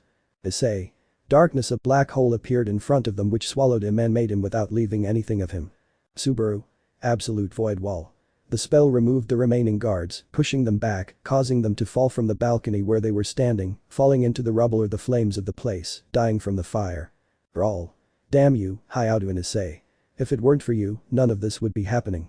You're a threat to everyone. It will be a pleasure to kill you and that brat you have for a son. I should never have let my daughter marry a piece of human trash like you. After we kill you, we'll kill your son, and they'll be your pre-married bitches, and they'll belong to Rizabin so we can seize that strange magic you control. He spun around angrily, launching himself at the chestnut-haired boy with a sword and his magical powers of blood control, which he tried to use to manipulate Issei's blood to kill him from the inside, but he was startled to see that nothing happened and wondered what was going on. Issei. Flame soul. All those present saw Ral's skin burst into flames, burning even his soul, and after it dissipated, the flames revealed what remained of the demon's body. His bones turned to dust. I'd be dead before I let one of you scum, filthy ones touch my son. I will not allow that old man touch a single hair of my beloved ones. I will make him snitty the worst infonio in the whole world. Today you paid for all the evil you did. I already tolerated many of the evil that the supernatural world made me go through all my life. I will not allow you to continue to get involved in my life. Anyone else who gets in my way will pay for what you did to me. I've already lost many important people because of your greed and wickedness, and I won't allow it again. Leaders, if you see this, I'll tell you that if you dare to bother me anymore and think you have any right over me, you are very wrong. I am no longer your toy or anyone's pawn. If you harm any of my loved ones, I won't hesitate to declare war on you and make you see the difference between me and you. That hero who defended and saved them without expecting anything in return has died a long time ago. If he bothers me and messes with someone I care about, I will finish him off. Everyone there listening was terrified. The tone of voice Issei used made it clear he was serious. He said he would eliminate any being that got in his way and continue to disturb his peace and that of his loved ones, and that if that supernatural being hurt someone important to him, they would pay dearly for their actions. Issei. Rizabin, if you dare continue to sticking your nose into my life, I swear I will hunter you like a wild animal and have your disgusting head on the wall of the dungeon in the Tower of Fangs. I've seen enough of the stupidity of all supernatural beings my whole life. None of you mean anything to me. If you go to war with the Chaos Brigade, I won't get involved, it's no longer my business. But if you're listening to this, Rizabin, if you declare war on me and my students, believe me, you'll regret it will make you feel the horror of why your father stopped messing with the sorcerers of the Order of the Fangs and almost didn't get out of it alive. Elsewhere, Rizabin, having overheard Issei's words, clenched his fists in barely contained anger. He disliked the way the brown-haired boy had spoken to him, though the words were still wounding to his pride as a demon. He was beginning to calm down, however, as Issei was right about the sorcerers. In the past, their losses had been minimal, while the demon's losses were enormous. It was best not to mess with the boy. He preferred ruling the supernatural world to interfering with Issei. For certain obvious reasons, because of the hatred he harbors for him, because he was responsible for the deaths of Issei's grandparents due to Max, and because of the other dirty laundry that entangled him and the people who ruined his life besides, Issei was like a second Tridras now, so defeating him would be impossible. If he controlled Tridras in the past, he couldn't now. Because it consumes a lot of power, and if Issei were to appear and destroy his mental connection to Tridras, it would be the end of him. Since it was difficult for Issei to defeat Tridra alone, let alone seal him, now that time had passed, he must surely be much stronger. Years ago, he should have far surpassed Tridra. He thought he wasn't foolish enough to mess with the brown-haired boy, especially considering the advantages he had on his side. He preferred to mess with supernatural beings. Later, he would see what he could do to rule the human world and defeat Issei, but for now, he couldn't. He would leave him in peace for a while as he plotted something, which made the son of the original Lucifer smile maliciously. Meanwhile, with the main characters. Subaru. Nison, my titans informed me that they have already killed everyone in this place, there is no one left alive. Issei. Okay Subaru and Sasha, we all need to get out of here. There's nothing left. Let's go. What are we going to do in this place? Space change.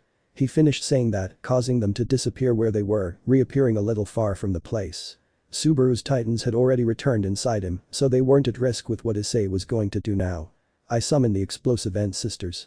Huge explosions erupted, destroying what remained of the place, leaving only a few scattered rubble, a great deal of fire and destruction, and a large hole where the castle once stood. The explosion was so powerful that it shook the entire area, and the amount of magical energy used was enough to alert the leaders for a few seconds. This was seen by the leaders who could see the magic circle, which recorded everything the chestnut-haired man did.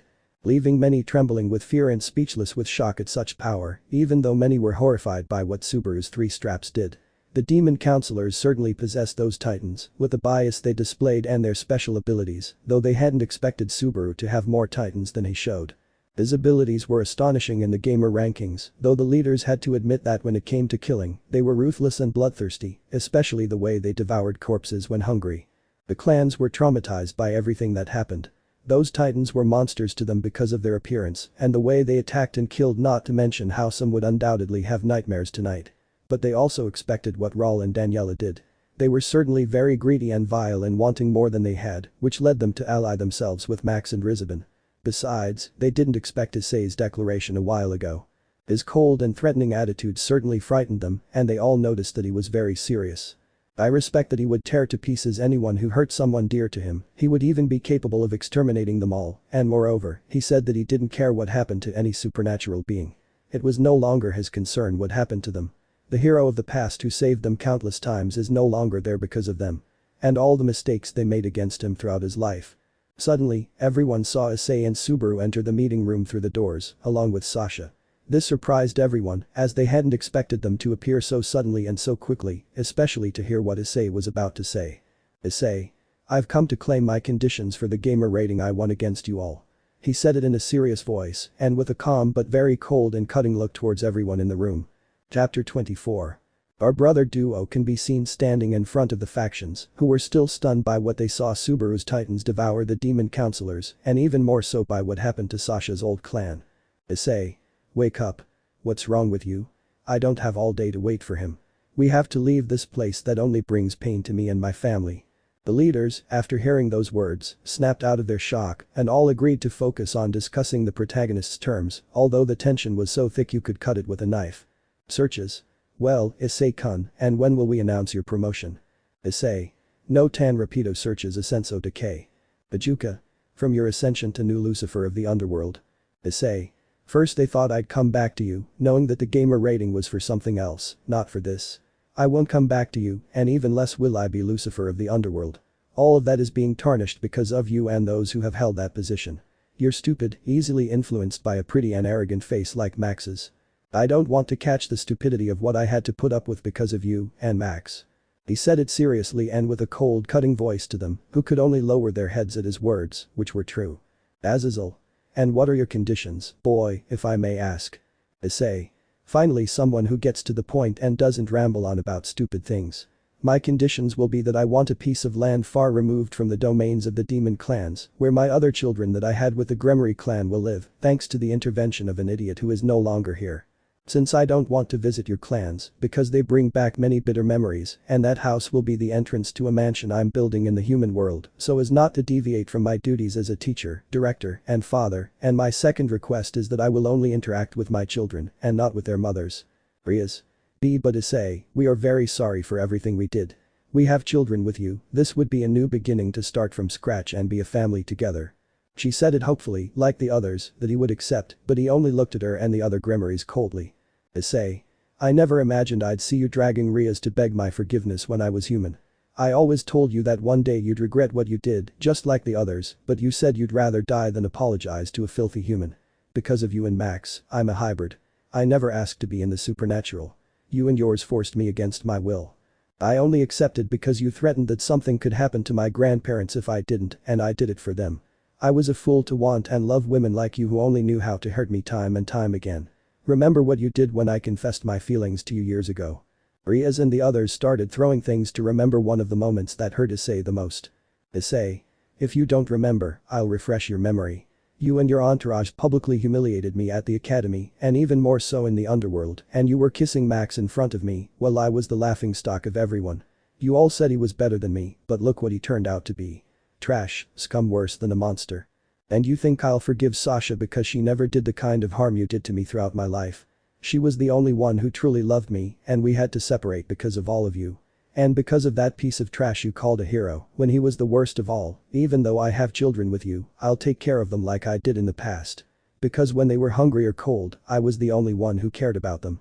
Because their mothers were such bores that they cared more about having Hex than taking care of their own children until they were older, you did choose to be their mothers, but look how it feels to know that your whole life was a terrible lie, that your bodies, your love and lives went to scum who didn't deserve anything.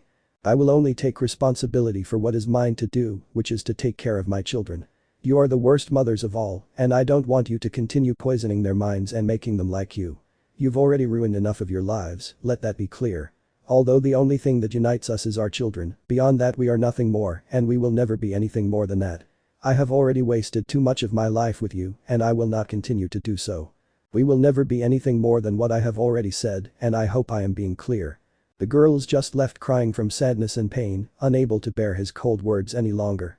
They only felt sadder as they realized how many more mistakes they'd made with the brunette and that he would never forgive them for all the good things he'd done for them, which they hadn't appreciated. It was too late to try and fix things with him and start all over again. Searches. Please, Issei-kun, can you reconcile your decision and be happy with my sister and the others? You don't know how much pain she suffered when she realized the truth about Max. Subaru. I heard Gremory, you're nobody to talk about others. My brother already told you he won't go back to your stupid sister and her entourage of bores, who only knew how to spread their legs for more men from the beginning and didn't know how to value the only person who loved them as normal people and not for their bodies like Max did. They were so obsessed with that trash that they neglected their own children for years, sleeping with him and nothing more. It wasn't enough for them that my brother suffered because of that scum and because of you who have so often tarnished his name. He lost the only people who were family to him because of you demons. You and your race are the worst of all. Even Lucifer himself wouldn't be capable of such harm to someone who gave everything for the well-being of others without asking for anything in return. His sister and those women lost the opportunity to be with him. You, like all of you factions, deserve everything that's happening to you. This is the karma you have to live with because of your actions. Stupid supernatural beings, you think so much of others when you're just as vile and incompetent, or even worse. Issei. Subaru is right about what Irene said, leaders. Look what I accomplished without you, and I remind you that, being so weak as you called me, I defeated the Trihexa, earning their recognition as a hybrid of 3 races, 2 of which I never wanted to be a part of, especially the demonic one. Now I am 2 races by the will of Baltanders and a human, just like my grandparents. The only ones I will always see as my parents, my only family who gave me more love and understanding than my own family in years of my entire life. My grandfather Orphan, being a human, has more achievements as a sorcerer than you could ever have. My grandmother Cleo has been more of a woman with honor and better values than any woman and lady could have and has been more of a mother than the woman who gave me life and only knew how to give me hell instead of her affection and love. I was too good to people who never deserved anything from me and that ended a long time ago. I'm not interested in being praised as a hero, it's too late for that, and by people who saw me my whole life as someone inferior. They never saw me as a friend or a companion, much less a brother, and never as a hero, only as a servant, a pawn, a disposable piece. As I told you, and especially you, Searches, I don't want you, sister, or your entourage, nor the Citri, nor any demon clan near me. I hope I'm being clear. I will only take care of my children. My other condition is that I will not be your complete ally. I will only be so until I destroy the Chaos Brigade in Rizabin. And I don't want any supernatural being, Ninfin, near Academy, much less the Tower of Fangs. I don't want any of your pathetic races that could endanger my students or anyone in the tower. Because of your clans who want one of mine to be part of their retinues, and my next condition is for the Hyautui lords, no matter how repentant you are, I will never see you as my parents, you made that very clear to me when I prefer one of your children over the other and not love them equally, and all the hell I went through with you, and that trash that I will never see as a brother, when he was only the demon of my torments and sadness and hatred. Nikki. But son, what about Orphan? He's our grandson. We have the right to know him and be close to him. We're his grandparents. Boru. Your mother is right, son. Please don't take away our chance to be a family like before all this. Issei. You have no right to impose anything on me. I remind you that legally I am no longer your son. You forbade me from using that disgusting surname. I remind you that you never bothered to get to know Orphan, you weren't there for him, not when he was born or for his first words or his first steps. When I told you more than once to visit your grandson, that I wanted to meet you when I still wanted you in my life, you said you would never consider the son of a piece of trash like me your grandson, that he would be just as useless or worse. Don't call me your son, Mrs. Hyautui, because I'm not. Grandma Cleo was more of a mother to me than a mere excuse for one like you. I became a great man thanks to the teachings of my grandparents, my only real family. They did what my biological parents never did. A truly loving family, you, Mr. Hyautui, also have no right to call me son. You are a coward and a bad example of a father to a son. Grandfather Orphan was more of a father to me than you ever were in my entire life. He was always proud of me, and he never turned his back on me like you did so many times, and he never hurt me like you did. Don't talk about starting over. How many times I wanted to hear those words from you, but it's too late for that now. I'm not interested in, and even less do I want to be near, such hypocritical people who don't deserve anything from me, not even my compassion. I don't want them in my life or my sons. We don't need them. If we didn't need them before, we certainly don't need them now. I don't understand how my grandmother Cleo could have such a spoiled daughter. Like you, Ms. Hayatui, and don't say you're a creep because you're not anymore. You denied the surname that my family had for so many years when you didn't even care about the death of your own parents and didn't even have the decency or compassion to visit them, much less attend their funeral. And that your own son is their murderer, as if life had nothing to do with it, all the evil one does comes back to haunt you, multiplied. If I have more children, I will raise them all equally, giving them no favoritism, and I will not repeat the same mistakes you made with me and Max. That's all I had to say, and I hope you keep your word. Otherwise, you don't want to know what I'm capable of for abandoning my own, the people I truly love and who value me, unlike others I'm seeing. Subaru and Sasha, it's time to go. We have nothing more to do here. The chestnut-haired man finished, leaving the room with his companion, leaving a deathly silence in the place. Many people were crying over their mistakes and regretting what they had done, wishing they could go back in time and do things as they should have been done from the beginning. But because of their pride and arrogance, they never knew how to value the person who had always helped them without receiving anything in return. Meanwhile, some parents wept inconsolably for their errors, losing the only family they had left and knowing they could never undo their mistakes with him. Chapter 25. After certain events in the underworld and after Issei gave his conditions to the leaders so that they would not bother him and that he would not have to deal with the Gremorys since they were the mothers of his other children. Now, Subaru and Sasha were in the Fang Tower with the other students and Orphan's little boy who was overjoyed to have his mother back. The white-haired woman couldn't stop crying and hugging the child, happy to have her son in her arms. Meanwhile, the brunette's fiancés accepted Sasha into the protagonist's harem, though their conversation about it was somewhat awkward for him. But the protagonist began building his home so he could live there with his son, his fiancés and his wife, and so it could be a gateway to the underworld, allowing him to interact with his other children. Although now he was in his office in his small dragon form, grumpy and blushing from being hugged like a plush toy. He was nestled in the arms of a beautiful woman who was hugging him and Subaru was dying of laughter at the sight. Issei's small dragon form. Issei. How the hell did I end up in this embarrassing situation? While being embraced by a beautiful woman with a great body that would make any man drool except the protagonist, who was irritated by being crushed by the woman's mountains of flesh as she looked at him with desire and love. This was the woman who used Issei as a stuffed animal. Woman. Ara, finally I have you in my arms, darling, finally you will be mine, I will give you lots of love, my little dragon. Issei. How the hell did you break the seal, Trihexa? Woman. I don't like that name, call me Trixie, darling. She said this while kissing his nose, who didn't even flinch and just huffed at the action. Don't be grumpy, darling, don't say you don't like it. You see, it's everything to you, my little dragon. To answer your question, you were badly injured and weakened after defeating him and sealing me away, but my seal weakened because that old man from Risabin tried to use me again. However, I managed to weaken the seal on my own and escape without anyone sensing my presence. And I saw everything that happened to you. I'm amazed at what happened to that useless larva of a former brother of yours. Compared to you, he was just an ant. But now that you're gone, and after waiting so long for this moment, you've won me over.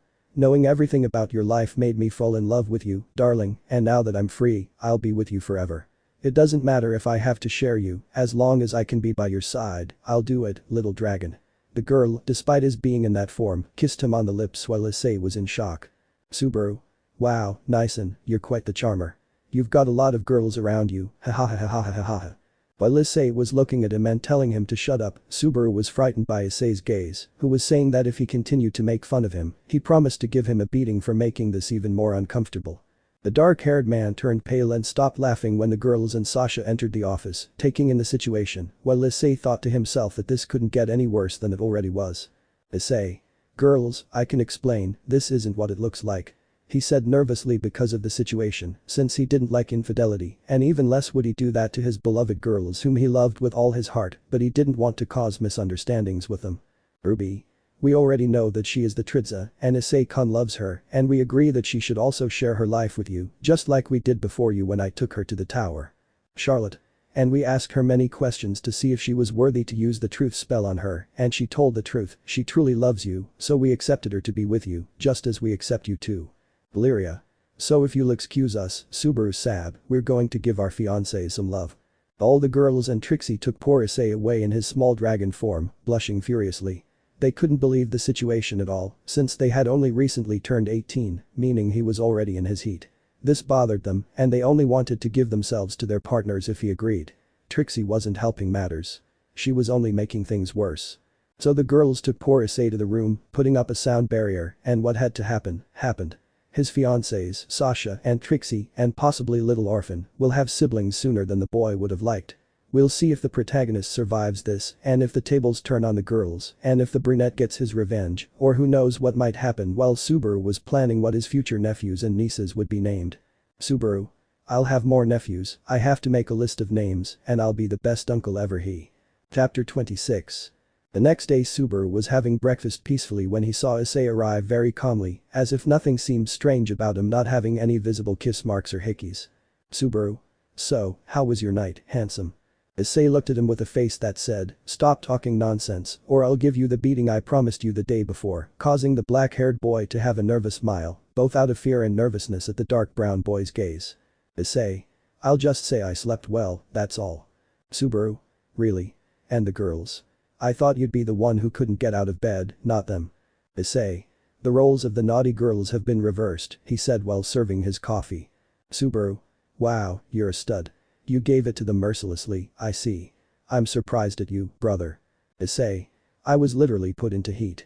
When I was a demon, that didn't happen to me because I was more demon than human and dragon, and since I have nothing of them in my body, I'm more dragon than before. Being in heat unleashed my repressed dragon instincts and having mates. Subaru. I see. And when will Orphan's little siblings be released? That made the chestnut-haired man spit out his coffee in surprise. Issei. Don't you think you're rushing things by saying that? He said it with a bead of sweat on his forehead, wiping it with a napkin. Subaru. I'm saying that after what happened last night, I wouldn't be surprised if they're already pregnant, Issei. Remember that it's only been a few months since the girls reached marriageable age and the others will be entering their final year. Subaru. Well, I really didn't expect the appearance of the good Trixie Tritza. Issei. To be honest, I admit that even I didn't expect it, especially since she provoked me into having sex with her and the other girls. With how flirtatious she is, I didn't expect her to be a virgin and the most submissive of all the girls.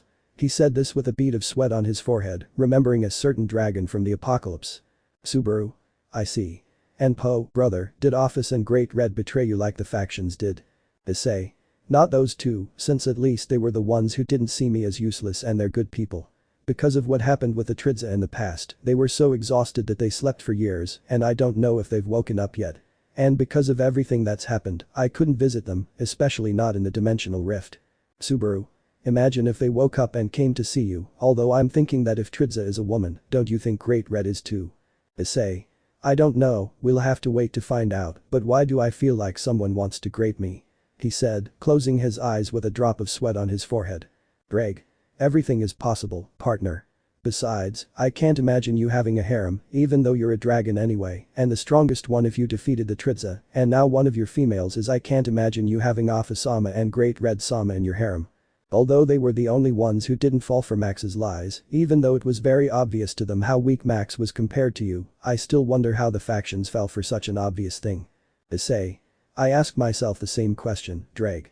Although their stupidity is contagious, making all their people believe Max's lies, he's already dead, and that's all in the past. I have nothing to do with the factions anymore, much less help them in the ways I helped them in the past. Subaru. That's true, a lot has happened since I met you, brother, but I don't regret anything. He said, smiling at the brunette, who just smiled back. Well, brother, have you thought about what the house you want to build will be like? Issei. Well, I've thought it over, and I want the mansion I'm building in the Underworld for my children with the Gremory's family to live in to be an exact replica of the Everesting mansion my grandmother left me.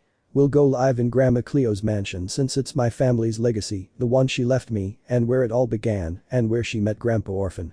Besides, it will be the intermediate point between the human world and the underworld, part that I already have a seal that will allow us to appear here at the academy whenever we want, and it will be good to visit the town where my grandmother grew up all her life before going to Kuo. Subaru. I really think it's a good idea. I know your grandmother would have liked you to live there with Little Orphan. Besides, do you think they would have accepted me if I had met them earlier? Issei. Of course, brother, for them they would have been like a second grandson, since it was very difficult to consider Mac's family with his arrogant and rebellious nature and how he treated his grandparents just for being human, when Grandpa Orphan was the one who gave Max the worst blow he could have received. It was good that he gave Max what he deserved for what he did to me, along with my ex-parents. Subaru. Nyson, even after Max is dead, do you still hate him? Issei. I know I shouldn't, but the things he did are unforgivable, and I will never forgive him. Even though we share blood, I stopped seeing him as family a long time ago. And yes, I still hate Subaru because what he did was the worst thing anyone could do to me. Even knowing what he was doing to me and all the harm he caused, I still saw him as my younger brother. But over time, that brotherly love slowly faded away until nothing remained, and the things he revealed only exacerbated the indifference that had been there, replacing it with hatred. I'll always wonder why, being such a young child, he made all those decisions without even considering the consequences of his actions. Subaru. I understand, brother. I can't imagine living through what you went through. Anyone in your place would have tried to escape, even though it would have been worse for you, or even commit suicide. At least you had your grandparents who gave you the strength to keep going. Issei. I will always be eternally grateful to you for everything you did for me and Subaru.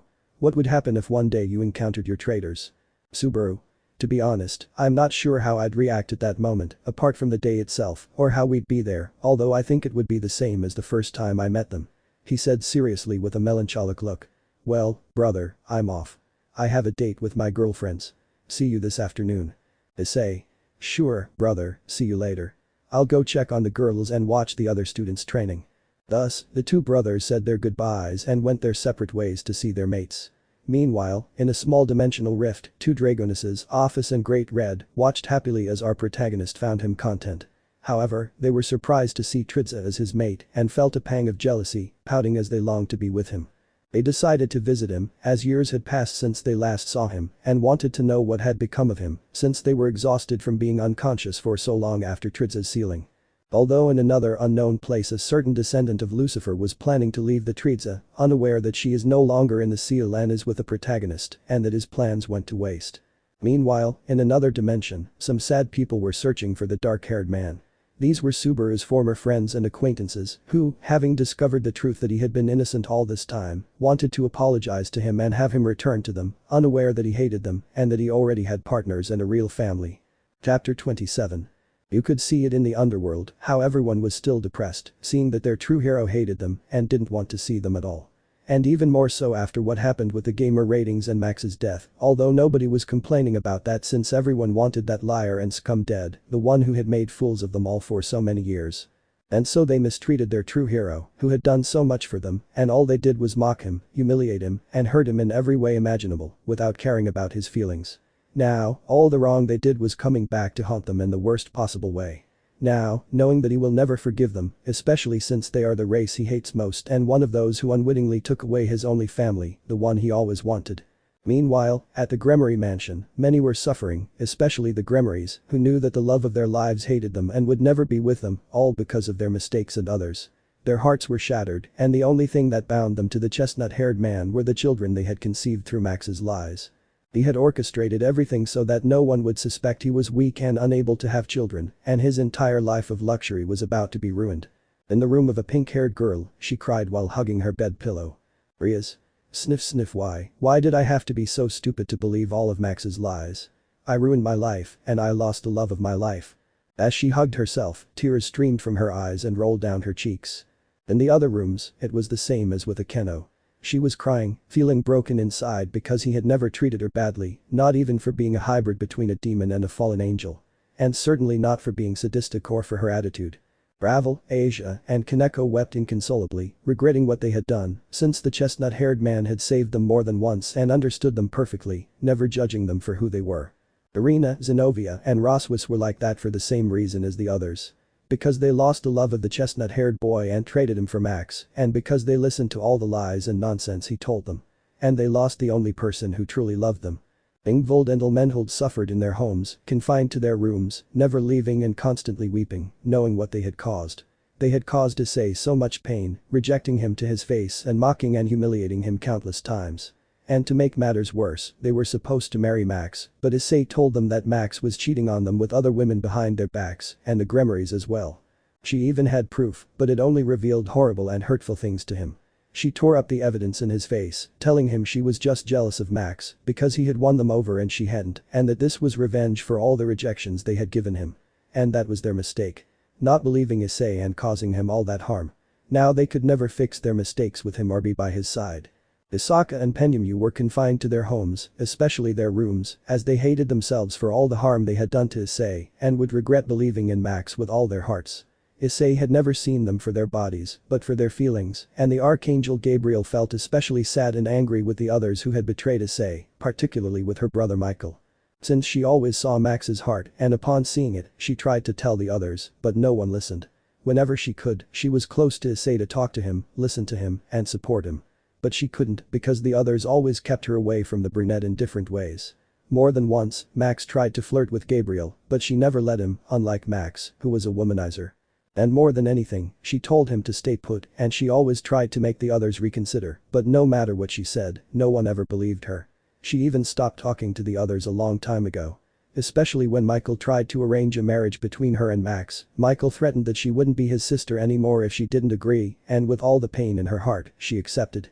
And she told Michael that she hoped he wouldn't regret it someday. Until the day the truth was revealed, Michael tried more than once to make Gabriel forgive him, but all he received was a cold stare from her and her slamming the door in his face. She told him that Issei suffered his whole life because of him, because of Max and the others, and that Issei never deserved everything they did to him. Now Gabriel was far from the angel territory, as she wanted nothing to do with their faction. And even less with her brothers who had betrayed her by believing in Max and not in her or Issei, even though they had told her the truth more than once. She had left heaven and was now approaching a familiar face. The protagonist and the blonde was overjoyed. When she arrived at the Tower of Fangs, she was greeted by the guards, who let her pass. Since they knew she was acting on orders from their master and leader, and since they knew she was good, unlike the others in the factions, they let her pass. The blonde arrived at Issei's office, and he told her to come in. Gabriel. Issei-kun. The angel lunged at him, causing Issei to catch her in his arms, and what he didn't expect was for her to kiss him on the lips. This surprised Issei and Subaru, and even more so because she didn't stop kissing the brunette. Subaru. Wow, nice-un, what a handsome guy. Issei. MMMM. She angrily flicked her dragon tail, giving Subaru a sharp tap on the head to stop him from making those kinds of comments, all while glaring at him. The dark-haired boy broke out in a cold sweat, while the blonde was delighted. The girls with the chestnut hair already knew of Gabriel's arrival because they had run into her in the tower's hallways and spoken with her. They knew how the angel felt about the chestnut-haired boy, as it was evident on her face. They knew her feelings for Issei were sincere, which made the angel happy. She was happy to be with the person she loved, especially since, on the rare occasions when Michael wasn't looking, she would visit Issei and Little Orphan to play with him. Back now, Gabriel was happy to give her first kiss to the brunette who was the person she loved. Even though it took Issei by surprise, he returned her kiss because he also felt very special feelings for her. But he never told her, because of his insecurities and problems, and because of how the other factions treated him. He didn't want her to suffer because of being with him. But now it was different, and he was glad about it, because he could smell his fiancés talking about it, since they forgot that Orphan had heard everything and told him beforehand. When she broke away from the kiss with Gabriel, she smiled at him and he smiled back. At that moment, the girls entered with two girls that Subaru didn't know, but Issei recognized them by their auras. Issei. Office Aura of Oros. And Big Red. The dark-haired girl approached Issei and kissed him lovingly on the lips, hugging him, which made me open my eyes wide as I hadn't expected that. Office. Just call me Office Issei-kun, I missed you so much. Before he could say anything, he didn't expect the Redeed, who was the great red dragon of dreams, who was a dragon in this case, which the chestnut-haired boy didn't expect, to take his cheeks in her hands. She kissed him too, just as Office had done a few moments before. Alexa. Tell me Alexa, darling, I miss seeing you and being by your side so much, and now we're finally together. She said it happily as Office, and she hugged the brunette like their plushie, along with Gabriel, while the other girls thought they had to talk to certain dragons of infinity and dreams, while Trixie thought this just got more fun than before. Meanwhile, Subaru laughed at how comical his brother's situation was, while Issei had a bead of sweat on his forehead, glaring at Subaru that he'd hit him as hard as he could if he didn't stop laughing like a hyena. The dark-haired man remained silent, knowing that Issei was capable of keeping his promises. Chapter 28. It was possible to see in another dimension where a certain black-haired man with red eyes came from, in the kingdom of Lugunica. There were Subaru's former friends and fiancés crying upon learning the truth. That Juan, the person they had changed Subaru into, had truly deceived them so completely that they were idiots for falling into that man's trap and doing what they did to Subaru. Otto. Subaru, my friend, I hope you're doing well, wherever you are, he said, hoping his friend was alright, since he never betrayed him. Otto watched the others, who weren't doing well, since he had told them more than once that Subaru was innocent and that this Juan guy was a liar and a traitor. This continued until much later, when Subaru's ex-girlfriends were about to marry Juan. He revealed his plan, explaining why he did what he did and didn't do, for two reasons. His arrogance and his inability to believe that a nobody like Subaru would marry 5 beautiful women. And the second reason was because he was a thorn in his side when it came to ruling Lagunica. That's why he fabricated the evidence that unjustly accused a dark-haired man, provoking him to betray him. Almost all of his friends, except for Otto, were complicit as the traitors had found Subaru and were going to kill him so he would pay for his sins. But they hadn't counted on the magic Subaru developed upon finding an ancient book in the Pleiades Tower. The book was a grimoire and he remained there for years. The dark-haired man was crazy enough to let himself be imprisoned again and relive that hell at the hands of his traitors who tortured him for years. His room, where he returned from death, only made his hell worse.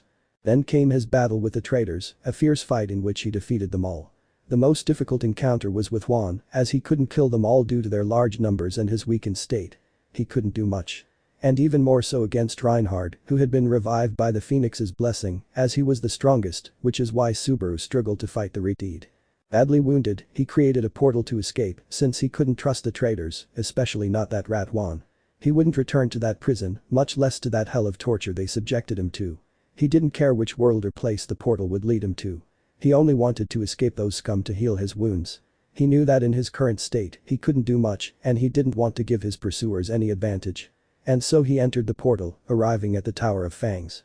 Where he was found by Issei and Little Orphan, who tended to his wounds and earned the trust of the dark-haired boy, becoming a younger brother and great friend to Issei and an inseparable uncle to Little Orphan, and the guardian of the tower who gave him a new opportunity, a place to call home, having adventures with Issei and his son up to the present day. After what happened to Subaru at the Tower of Fangs, things were different in Lagunica. As Otto Juan said, he revealed the truth about what he did to Subaru at his wedding to the other candidates and girls who were in love with him.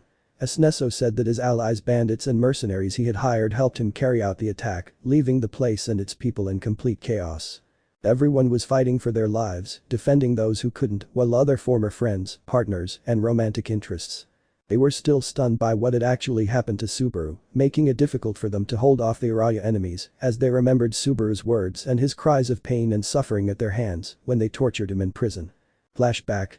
Subaru was badly injured, showing signs of horrific torture, his body spitting out blood. Subaru. I hope you don't regret everything you've done to me one day, because one day the truth will come out and it will be too late for me to forgive you.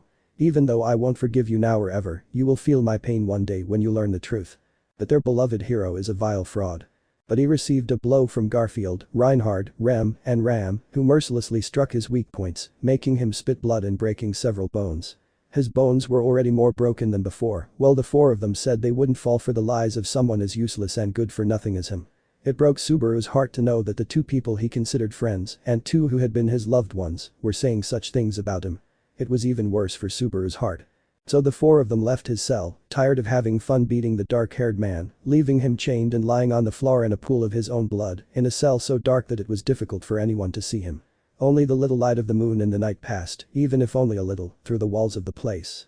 Seeing them leave, Subaru could only think about his life and how it had all ended so drastically.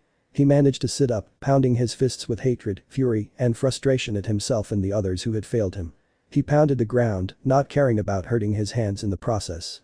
He no longer cared about anything, least of all his health after so much torture. He barely felt the pain anymore. Subaru. No matter how much you cry and suffer and regret it, when the truth comes out sooner or later, karma will come for the wicked and traitors like you, and when that happens, no matter how many times you duplicate me on your knees, I will never forgive what you did to me. End of flashback. Otto remembered that after so much fighting with their enemies, they managed to defeat all of Juan's allies and arrest him for all his crimes, keeping him locked up under heavy guard on the orders of Emilia and the Candidas. Since they didn't want that scum to escape and return to his old ways, everyone was frantically searching for the dark-haired man, looking everywhere. But no one could find any trace of Subaru. Since that day, years have passed since Subaru spent in the Tower of Fangs, alongside Issei and the little orphan. But from that day on, nothing was the same. Everyone became very depressed about what had happened. Many couldn't even look at themselves in the mirror because of the blood on their hands, remembering Subaru's blood on their own hands. They remembered how they had reigned like crazy, deranged people, showing him no mercy while laughing at him. Just remembering that made many feel disgusted with themselves, especially when they saw their own hands. Subaru's exes and love interests were not doing well. The girls cried in their rooms, refusing to leave, even under duress. They were so depressed that they begged forgiveness from the air, crying day and night without stopping because of the disgust and pain they felt, disgust with themselves and with other people. They were just as sad. And that's what has happened in Subaru's world since he left and arrived at the Tower of Fangs. Chapter 29. On a normal morning at the Fang Tower, Subaru could be seen drinking a cup of coffee. Subaru. Ah, what a lovely morning, and this coffee too. I wonder how Nison is doing. And what's more, he's got all the cattle together, haha. But he received a whack on the head from a newspaper that made him bite his tongue. Subaru. Ah's my tongue number. But he raised his head to see who was responsible, only to turn pale when he saw Issei staring at him with a hostile expression. Subaru began to tremble slightly, so he sat down and kept quiet. Issei. From what I can see, that will teach you not to say things about me. Especially not when I'm not around. He said this while sitting down to drink his coffee. Subaru. It's not my fault you don't take a little joke well, Nison. He said, rubbing his head and tongue. Changing the subject, how did it go for you last night with those two dragon goddesses and that angel? The older chestnut-haired man merely raised an irritated eyebrow at Subaru's comment, something the black-haired man noticed and decided not to repeat out loud again while sweating nervously. Issei. I'll just say that all three of them already have my mark. Since thanks to Trixie with her pheromones, the other girls went into heat. And it ended up happening that I marked them again, just adding two dragons and angel, as you say, to the equation. He said this somewhat blushing and serious while sipping his coffee and reading the newspaper. Subaru. That means they were exhausted and more mommies for Orphan, as well as more little brothers for him, and in my case, more nephews that I'm going to spoil, he. Upon hearing that, the chestnut-haired man almost spilled his coffee all over Subaru for talking too much. Issei. Stop saying such things so carelessly, he said blushing and somewhat annoyed with a vein in his head. Subaru. Okay, but you know that's going to happen anyway, so don't worry about it. But changing the subject, is your grandma's house ready for us to move into? Issei. Yes, it's ready, furnished, and equipped for us all to live in. And my children with the Gremory family, too, since I don't want them filling their heads with nonsense about upper and lower classes and other ridiculous things, especially the raiding game, which in my opinion is pointless. Subaru. Why do you say that, Nison? Issei. Look, brother, back then Rias and the rest of her entourage cared more about competing in those ratings nonsense and proving their clan was the best, so they neglected their children all the time. To the point that I was the only one who worried about the kids, sometimes even forgetting to feed them because they were busy fulfilling their dreams, saying they'd achieve those dreams first and then become mothers. They said they had all the time in the world to do it right and that they wanted to take advantage of their youth and freedom to do whatever they wanted. I told them that they had to be mothers first and women second, that their children needed them, that they couldn't just disappear for hours and act like their children didn't matter. But it seems not everyone is cut out to be a parent. He said it curtly, as he didn't like to dwell on it, especially since Gremorys weren't known for being good mothers. It also reminded him how his former parents had never given him the familial affection he needed when he still felt some love for them. Issei. Anyway, I'll tell them soon to bring their things so they can move into the Everesting mansion too. Subaru. And what about their mothers? Will you let them visit? Issei. Even though they hurt me and ruined part of my life in the past, they're still their mothers. If they want to see them, I won't deny it. I just won't let any of them stay in my house, and I don't want my grandmother's legacy to disappear because of the stupidity of some filthy demons. I want my children to know our family history. And I want my future children to know it too. I want them to grow up in their great-grandparents' house, which they cared for so hard, so that it would be their future great-grandchildren, who will be born in the near future. That mansion witnessed my grandparents' beginnings, their love and their lives, and that falls to me as their legacy. Subaru. Will you ever return to Kuo? Issei. Honestly, I'm not interested in that city. It's part of my past, something that will never return. Besides, remember that my grandparents' bodies and graves are in the Tower of Fangs, so I can honor them properly. Lady Hyodui lost that right a long time ago, and even more so now that she's not worthy to be near them, much less pray at their graves, and certainly not to receive the forgiveness she'll never get. At that moment, Issei and Subaru opened their eyes upon sensing a certain concentration of magic nearby in the tower. Issei. Subaru, it seems we have unexpected visitors from your old world. He said it seriously, looking out the window. Subaru. I agree, Nison. It seems it's my turn to face my past. We'll see what those visitors from Lagunica want. So the two brothers went to the tower's training grounds, where a concentration of energy was visible throughout the area. The students who witnessed this were worried about what was happening, seeing lightning and thunder all over the place. A portal appeared to open, and several people emerged from it, leaving the students on high alert. Ren. What happened? Emilia. Did we make it? Are we in the world where Subaru-kun appeared? Ran. It seems so, Miss Emilia. The other former acquaintances of Subaru who were with them shared the same opinion. All the sorcerers were on alert to see if the newcomers were enemies who had managed to infiltrate the Tower of Fangs. Hi. Who are you and what? And what are you doing in the Tower of Fangs? All of Lagunica. Tower of Fangs. Crush. What do you mean by Tower of Fangs? Felix. From what I can see, all these young men are sorcerers because of their clothes. Bran. I've never heard of a place called the Tower of Fangs, much less one of sorcerers. Bran. I agree, Neeson. Frederica. We've set the coordinates and cast the spell. We're in the place where Subaru-kun appeared. When he disappeared 5 years ago. Garfield. I hope he hasn't become a weakling with age. He said this arrogantly, looking defiantly at the young sorcerers who had caught his attention. Although the young men remained alert for any movement the unwanted visitors might make in the academy. But they snapped out of their thoughts when they saw the young people getting involved with two people whom everyone in Lagunica recognized. A certain black-haired, red-eyed man. Former acquaintances of Subaru. Subaru. Lagunica. He said it seriously, expressionless, looking with hatred, contempt, and coldness at the people who betrayed him and whom he once considered family, but who were now part of his past, something he would never have wanted to see again. Chapter 30. He returned to the Tower of Fangs, and the situation was a complete disaster. The atmosphere was so thick you could cut it with a knife. All the students, sorcerers, and guards of the tower regarded the newly arrived strangers with serious and wary eyes. Many didn't sense the newcomers' intentions and still couldn't believe that Subaru, the tower's guardian, knew these strangers who had mysteriously appeared. Although Subaru knew them, they were far from being dear friends, and after everything they had done to him, they could not be considered acquaintances on good terms, but rather on terms of death or indifference on the part of the black-haired man who looked seriously at his traitors with hatred and an icy, murderous gaze. Since he hadn't expected the Lagunica people to appear at the tower just like that, he wondered how on earth they'd managed to find him. Perhaps it was Satella's doing. Had they forced her to find him, or had they found a way to open a portal and reach him? He wasn't sure of anything, but what he was certain of was that he would never go back to them. He had to step aside and dodge Amelia, who ran to hug him as if nothing had happened, as if she had never betrayed him, and as if she had never put him through hell. But for Amelia, seeing him dodge her made her heart ache, seeing that the person she loved most wouldn't let her touch him and was avoiding her at all costs. Before she fell to the ground after his dodge, she saw that serious cold look of hatred and disgust directed at her. He was glancing at her out of the corner of his eye, but it was enough to break the elf's heart. She fell heavily to the ground, and the others Ram, Felix, Puck, Federica, and others came to Amelia's aid, checking if she was hurt. Many were angry about what Subaru had done, while others didn't understand why he had reacted that way.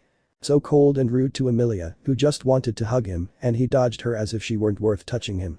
The traitors thought Subaru had gone mad or been brainwashed, since before he was capable of doing anything for Amelia, even for a hug from her. But now he avoids her as if she were nothing to him. They knew he must be upset about what they did to him.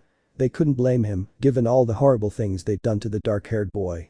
But they knew that deep down, he must still love them. After all, Subaru had a big heart and they thought he would be able to forgive them and act as if their betrayal had never happened. Something Subaru would never forget was that he had sacrificed so much for them more than once, and to be repaid with such betrayal was even worse. Even a dog would be more grateful than them and wouldn't bite the hand that saved their lives on so many occasions. In Subaru's mind, they were scum who didn't deserve anything from him and only came to disturb his peace, happiness, and the new life he was building without them. And now everything he knows is in danger at the hands of these shameless scum who have the nerve to grovel before him and beg him to return as if he were an object easily discarded and retrieved. For him, this was a sick joke, something he certainly didn't find funny in the slightest. Bram. You idiot. How dare you ignore Miss Amelia and do that to her? You're still that rude ill-mannered fool who thinks he's better than everyone else. The pink-haired Oni said this angrily, not thinking carefully about her words. Something that pulled Subaru from his thoughts and made him frown upon seeing what this ignorant brat said, which was a woman's excuse, and she was just 1,000 poisonous snakes with a sharp tongue, who did not measure her words nor the consequences of them. The other sorcerers and students who knew what had happened to the dark-haired boy were furious to learn that these were the ones who had betrayed and violated Subaru in the past. They were appalled at how Ram dared to speak to Subaru like that and complain as if nothing had happened, knowing that he had no right to complain when they, not the dark-haired boy, were the traitors and invaders. The pink-haired girl received a slap that knocked her to the ground, courtesy of Subaru, who looked at her with disdain and pure hatred. She clutched her cheek in pain. She couldn't believe he had actually hurt her. The other traitors were shocked that Subaru would do that and hit a woman when before he hadn't been capable of hitting one. Subaru. Don't you ever speak to me with such insolence and familiarity again. You don't deserve it and you have no say or voice in this place. He said it coldly, now I want to know what you're doing here in the Tower of Fangs. Subaru-kun, we're here for you so you can come home with us to Lagunica. We feel so bad for what we did to you. She said, shedding tears of pain and sadness. Crush. Subaru, tell us what everyone here and you mean by Tower of Fangs. Rossweisse. That's right, very true, I feel a lot of magical energy within these young people. They will be wizards. Issei slowly approached Subaru and the other newcomers. Upon seeing their teacher and headmaster, the students bowed, gesturing for him to step forward. They all bowed respectfully to the older brown-haired man. The Lagunica students were both surprised and puzzled. He wondered who this person was, the one everyone respected, calling him director and teacher, but he felt Issei's aura, imposing yet relaxed, like a dragon peaceful but also serious, displaying his bearing and power to others, without ever letting his guard down against potential enemies. Garfield trembled with the urge to fight Issei, but the moment their eyes met, he turned paler than a sheet of paper. He still felt the urge to fight, but his body constantly warned him of danger, telling him to stay away from the chestnut-haired man if he didn't want to be torn to pieces and fed his flesh to the worms. The chestnut-haired man stood beside Subaru, his face expressionless and calm, finally looking face to face those who had hurt Subaru and made him suffer so much. Undoubtedly, a chilling seriousness was evident in his gaze. What he couldn't stand were traitors and hypocrites. One of the traitors tried to break the ice so the atmosphere wouldn't feel so suffocating. Reinhard. Excuse me, sir, and who are you? And why are you standing next to Subaru-san? Also, the young people here and the guards were calling you master and director. Issei. It's because I'm the teacher of many of the young people you see here and I'm the headmaster of this academy. I'm Issei Aviriasting, a nobleman of the Aviriasting family and I own this place as the headmaster. I'm also Subaru's adoptive older brother. And you're at my academy, the Tower of Fangs. An academy where young people of all ages are educated and trained to become great sorcerers. All the young people they see are future sorcerers. And the teachers and guards are also sorcerers, so they have something to do with Subaru and his past, like those who betrayed him and made him suffer unjustly for believing the words of an unknown idiot. I'll just say this. You'd better not attempt anything against any of my students or sorcerers, or against my brother, Subaru. If you do, you'll pay dearly for such a mistake. Don't underestimate my students or sorcerers either. I trained many of them myself. None of these young men are weak. If you attack us, we will show no mercy. We will kill you without a shred of pity or consideration. He said it with a sepulchral voice and a look that sent chills down the spines of those from Lagunica. They wondered how Subaru had ended up in this place, meeting so many people, especially someone like Issei, who could be so calm and serene, yet his aura of power left them more than frightened. Besides, they were shocked to believe that all these young people knew sorcery, and they felt that many were dead men, and others were anything but weak. So they were surrounded and at a disadvantage. If they tried to attack, they would be turned to dust by any of the people there. Subaru's exes tried to hug him in tears, but were roughly pushed away by the dark-haired man's partners. Priscilla. Subaru-kun, who are these bitches keeping us away from you? She said it while letting out tears that rolled down her cheeks and with anger at the end when she saw that these loose women, as she thought, wanted to take her and her friend's fiancé away. But a single, kind of light needle grazed her cheek, leaving a cut that grazed her eye. It was the place the needle should have gone. She fell to the ground, trembling with fear, as did the others, who were terrified and trying to help their friend. They were afraid of what Subaru had done, which was clearly intended to hurt her, because of the way she dared to call out to her mates. Subaru. Let me make this clear, Miss Priscilla, if I hear you or your friends or companions say anything about my partners again, I will show no mercy to you. That left everyone in Lagunica in shock and stunned to hear the words of the dark-haired man, but especially his exes felt their hearts shatter into pieces like they never thought something like that could happen to them in their lives. Crush. And no, you can't be serious, Subaru. She said it with a broken voice, unable to believe what she was hearing and seeing with her own eyes. Anastasia. They can't be your partners, you are our fiancé. We made a huge mistake with you, but it can be fixed if you let us be with you and clear up this misunderstanding. The women who had been with Subaru watched with displeasure in their eyes. How dare these women speak to him like that, as if nothing had happened. They had no shame. Talking to him after what they had done to him, after being unfaithful with that one guy, arresting him like a criminal, and believing a stranger who knew where he came from and what his intentions were, causing them to blame the dark-haired man for things he never did. Condemning him to an unimaginable hell, using his ability to return from death. To make him suffer in the worst possible ways, breaking his death almost to the point of madness, and losing control of his mind and nearly losing the use of reason, making him beg for death more than once, pleading to be killed once and for all, so he would no longer suffer that hell they themselves condemned him to pay for crimes he did not commit. Undoubtedly, these women were so utterly repulsive to Subaru's lovers that they didn't even know how else to insult them. These women, with their excuses, didn't deserve anything from Subaru, much less his forgiveness for everything they did to him. "Subaru. Girls, introduce yourselves." He said it softly to his beloveds who nodded and each one began to press herself. "Diana. I am Diana, Subaru-kun's first love. And if any of you approach him, I will kill you without hesitation." He said it with a calm smile that promised pain. "Alexa. I am Alexa and I am the second partner of my beloved Subaru and it is neither a pleasure nor a pleasure to meet you all." He said the last part seriously, with disgust in his voice. "Anna. I'm Anna and I'm Subaru-kun's third girlfriend and I don't like any of you worthless thumb-bitching bores. Lo dodge conosco paralados la lengua las exes del pelinebro. Lucy. I'm Lucy, Subaru's fourth partner and I don't want any of you near him or my friends. If you do, I'll make you wish you'd never come here." He said it coldly in his voice, promising much pain. The four girlfriends of the dark-haired man hugged him protectively, while his exes seethed with anger, jealousy, and rage at seeing them messing with their fiancé. They undoubtedly wanted to teach them a lesson for interfering with what was theirs and make them pay for messing with their beloved. The others watched the scene expectantly, their eyes on the others only making the situation worse. Will Subaru be able to deal with his traitors? There will be fights between his partners and exes. Will Garfield have to be beaten up if he tries to provoke Subaru into fighting him? Will Issei and Subaru be able to send the Lagunica people back from D? Okay, they came in deeper than before. Chapter 31. The tension in the air was incredibly awkward and strained. The Lagunica people were surprised by Subaru's attitude towards them. But they couldn't blame them. After what they'd done, it was understandable that the black-haired man didn't want to see them at all. His exes were devastated to see the new partners of their former fiancé, but what hurt them most was his words. He didn't see them as his wives or partners, just as mere women. That they had gone off with someone else and preferred to believe in another person rather than him was even worse.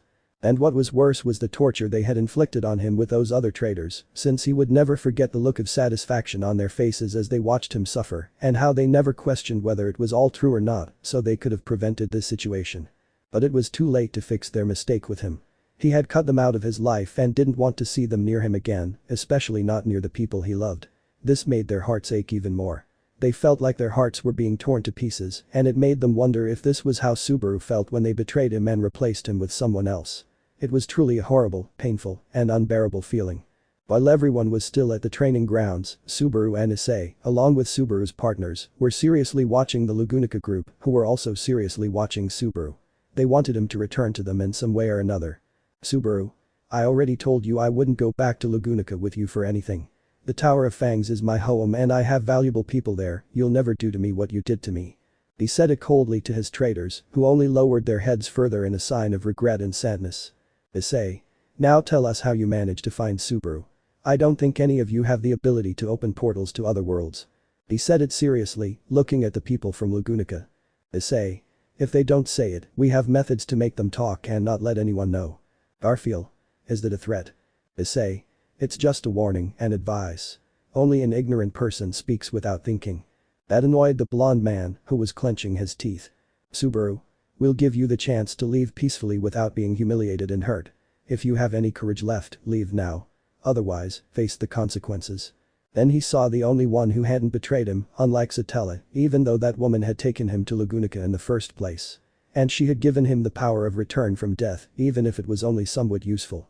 It didn't take away the fact that, because of her, not giving him anything more than that to defend himself in an unknown place, being a human without magic, was the worst thing that could have happened, since he had to die more than 100 times so many times that he himself died. He lost count, all to save people who didn't deserve to be saved. Because of the betrayal they committed against him, and if he had known from the beginning that they would betray him, he would never have saved them. He had to deal with difficult things and the fact of dying again and again, which was torture, since he felt every pain he suffered when dying and seeing it all over again. It was very disturbing for any normal mind, but even so, she never left them alone and didn't betray him. She was always with him. And she was the first woman who truly loved him, no matter what, even if she was a little crazy or had secrets and plans in her hands. She was always there for him. He knew how to talk to Satella. He would contact her later, but now wasn't the time. But Otto was different. He was his friend, the only one who believed in him, visiting him in prison, feeding him, and tending to his wounds. Subaru hugged Otto, and the light brown-haired man returned the hug, as he too had missed the black-haired man, and it was good to see he was alright. All the other traitors felt annoyed and saddened by this. They knew that someone else was the only one who believed in Subaru and never betrayed him, unlike them. It bothered them because someone else was the only one who could get close to Subaru. He was the only one Subaru wanted close to and truly valued as a friend. Subaru pulled one of the other traitors aside to prevent them from trying anything bad. Garfield, unable to bear it any longer, wanted to fight. If Subaru refused to go with them, he would do so willingly or unwillingly, transforming into his beast form. The blonde man threw a punch towards Subaru to knock him unconscious and take him away, but one of Subaru's titans stopped the attack. It was the beast titan and authority of greed. Titan beast. Hello kitty, didn't they teach you that you shouldn't touch my lord with your dirty kicks? He said it with a guttural voice that was chilling for all the traitors to see that beast again. A strap wrapped his body around Garfield, immobilizing him like a snake capturing its prey. Subaru. It seems we won't have a peaceful conversation, so it will all be by force, Lugunica. Felix. If you won't come with us willingly, Subaru, we'll have to break every bone in your body to get you back. So be it. After that, everything will go back to normal once we make you see reason. The cat with dubious gender and tastes, who was a rag, said it seriously. Issei. So that's how things are going to be, huh? Brother, if you want war, then you'll get war. Everyone assumed a battle stance. Issei and Subaru stood side by side, preparing to fight, while Subaru's partners battled his exes. Issei's partners fought the others. The men on Lagunica's side blushed at the sight of Issei and Subaru's partners, both exuding murderous instincts as if to command them. Issei and Subaru. Look at our partners like that again and you will be castrated alive and feed to the Jaw Titan. Detaching from different assassins and those from Lagunica, they clung to the shadows of Subaru's titans that were approaching them with the intention of killing, and above them was the image of a giant dragon that terrified them to the point of trembling like jelly. Thus began the battle with Subaru's exes, and it didn't go well for them. Diana was skilled with a sword, and Crush and Priscilla were even better. Alexa, Anna, and Lucy, along with their superior magic control, gave Subaru's other exes a beating. They coordinated better, and the Oni sisters could barely stand up to them, ultimately ending up humiliated. Crush. We won't give up. Ram and Ram. Ours, not yours. Amelia. You still love us. Priscilla. We won't let boars like you keep our man. Anastasia. We are much prettier and more beautiful than you. Felt. They won't get away with it, he'll come back to us whether they like it or not. Subaru's exes looked at them as if they were brainless fools, naive to say such things, and not realize that Subaru hated and despised them with all his being, and would rather be dead than return to traitors like them. Meanwhile, they listened as the exes said that with one night of love and passion, Subaru would forget all four of them and fall for their feminine charms, and everything would be as it should have been. Subaru's partners just laughed at the nonsense the traitors spouted. It was the biggest load of rubbish they'd ever heard. This greatly annoyed the traitors, who couldn't understand why they were laughing. Anastasia. What do you find so funny, you damn bitches? Diana. We find your way of thinking funny. Alexa. Do you think that after one night of Hex, Subaru will forget about me and my friends? You're very wrong. Do you think he's a virgin or what? The exes were shocked to hear the last part. Why was Alexa so sure of herself? They knew Subaru was a virgin and had never been with anyone. Even though they, like idiots, had given their virginity to that traitor Juan, and they would regret it every day. Deep down, they thought Subaru loved them, and since he'd never been with anyone, they could have his virginity and please him with their bodies to make up for their mistake. They thought that with their feminine charms they could win him back and give themselves to him as they should have from the beginning. But what they heard made them feel like their world had collapsed. Many of them trembled at the mere thought of it. They vehemently denied that any of it was true and that he couldn't possibly have been intimate with any other women besides them, his fiancées. Amelia. No. It's a joke, right? Right. Felt. He couldn't have done that to you, we are his fiancés. The other traitors shared the same opinion, while Subaru's partners looked at them with disdain for such a tantrum from these sluts. Anna. What Alexa said isn't a lie, it's true. We already gave ourselves to Subaru and we're his first time. And besides, we've been his fiancés for a long time. Each of the girls displayed her hands, each adorned with a beautiful, unique engagement ring, each ring exquisite and special to one of the dark-haired man's partners. The traitors now felt their hearts shatter into 1,000 pieces upon hearing all of this. The Oni sisters could sense Subaru's aura within the four girls, becoming frightened and bursting into tears upon realizing it was all true. This confirmed and dispelled the doubts of the others, who stood with lost gazes, weeping uncontrollably. Finally, she fought with all her fury against the dark-haired man's partners, who easily defeated the traitors. Because they fought driven by anger, rage, and sadness, their attacks were so predictable that they were easily defeated, leaving them wounded and some unconscious on the ground. But Subaru, he was fighting against Garfield, Rossweisse, and Reinhard. and with Issei, he was fighting against Felix, Ricardo, and Julius. Subaru, using the Beast, Rage, and Jaw Titans, left his opponents humiliated and injured. This time, Subaru had much better control over his titans than before, and his magic was even more impressive thanks to Issei, who helped him refine and master his abilities. Reinhard was no match for the Jaw Titan due to its claws, agility, and armored body. His sword techniques were useless against it, and he wondered how such a large and heavy creature could be so agile in battle. It was madness. The energy blasts the Titan unleashed were incredibly powerful and difficult to dodge or counter, putting him in a precarious position. If one of those blasts hit him, he would be severely injured. The beast's claws weren't helping him at all. If he let them touch him, they would drain his energy. And at the same time, the creature was becoming faster and more agile than before, putting the Retreat in serious trouble. He didn't know how much longer he could withstand the Jaw Titan's attacks.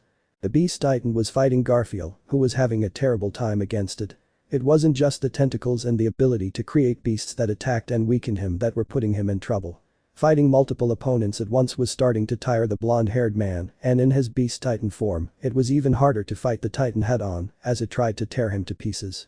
The Titan, which moved like a snake with speed and agility, always managed to slip out of his grasp, further complicating matters for the blonde-haired man. Besides, he had to be careful with that Titan's tentacles. If they managed to grab him, it would be very difficult to make him let go without breaking his bones in the process. But the Titan of attack and authority of anger. This Titan was fighting the poorly painted clown Rossweisse, because even though the clown used his magic, the Titan's energy fields prevented it from having any effect.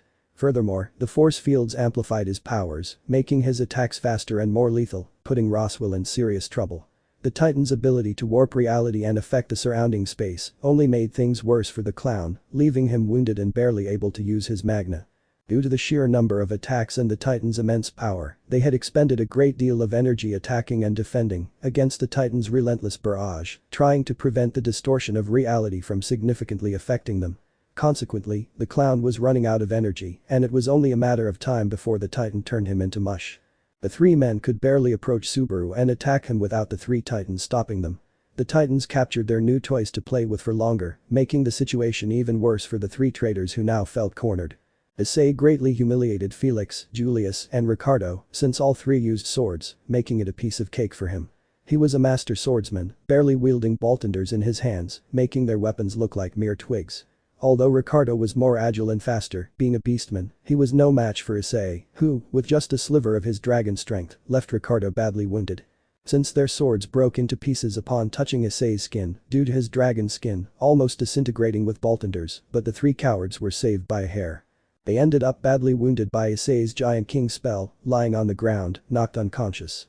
When each battle between Issei and Subaru's pairs against the traitors finally ended, Subaru opened a portal that absorbed the traitors, who were half dead from the beating and almost out of magna. The black-haired man opened his grimoire, which opened a special portal, returning the traitors to Lagunica. The portal he created was a one-way trip, meaning that no matter how many times the Lagunicans tried to return, they wouldn't be able to do so again. Only someone with such skill could do it, but in a world like this, a world of traitors, it was, so to speak, difficult to find someone with such power other than Satella.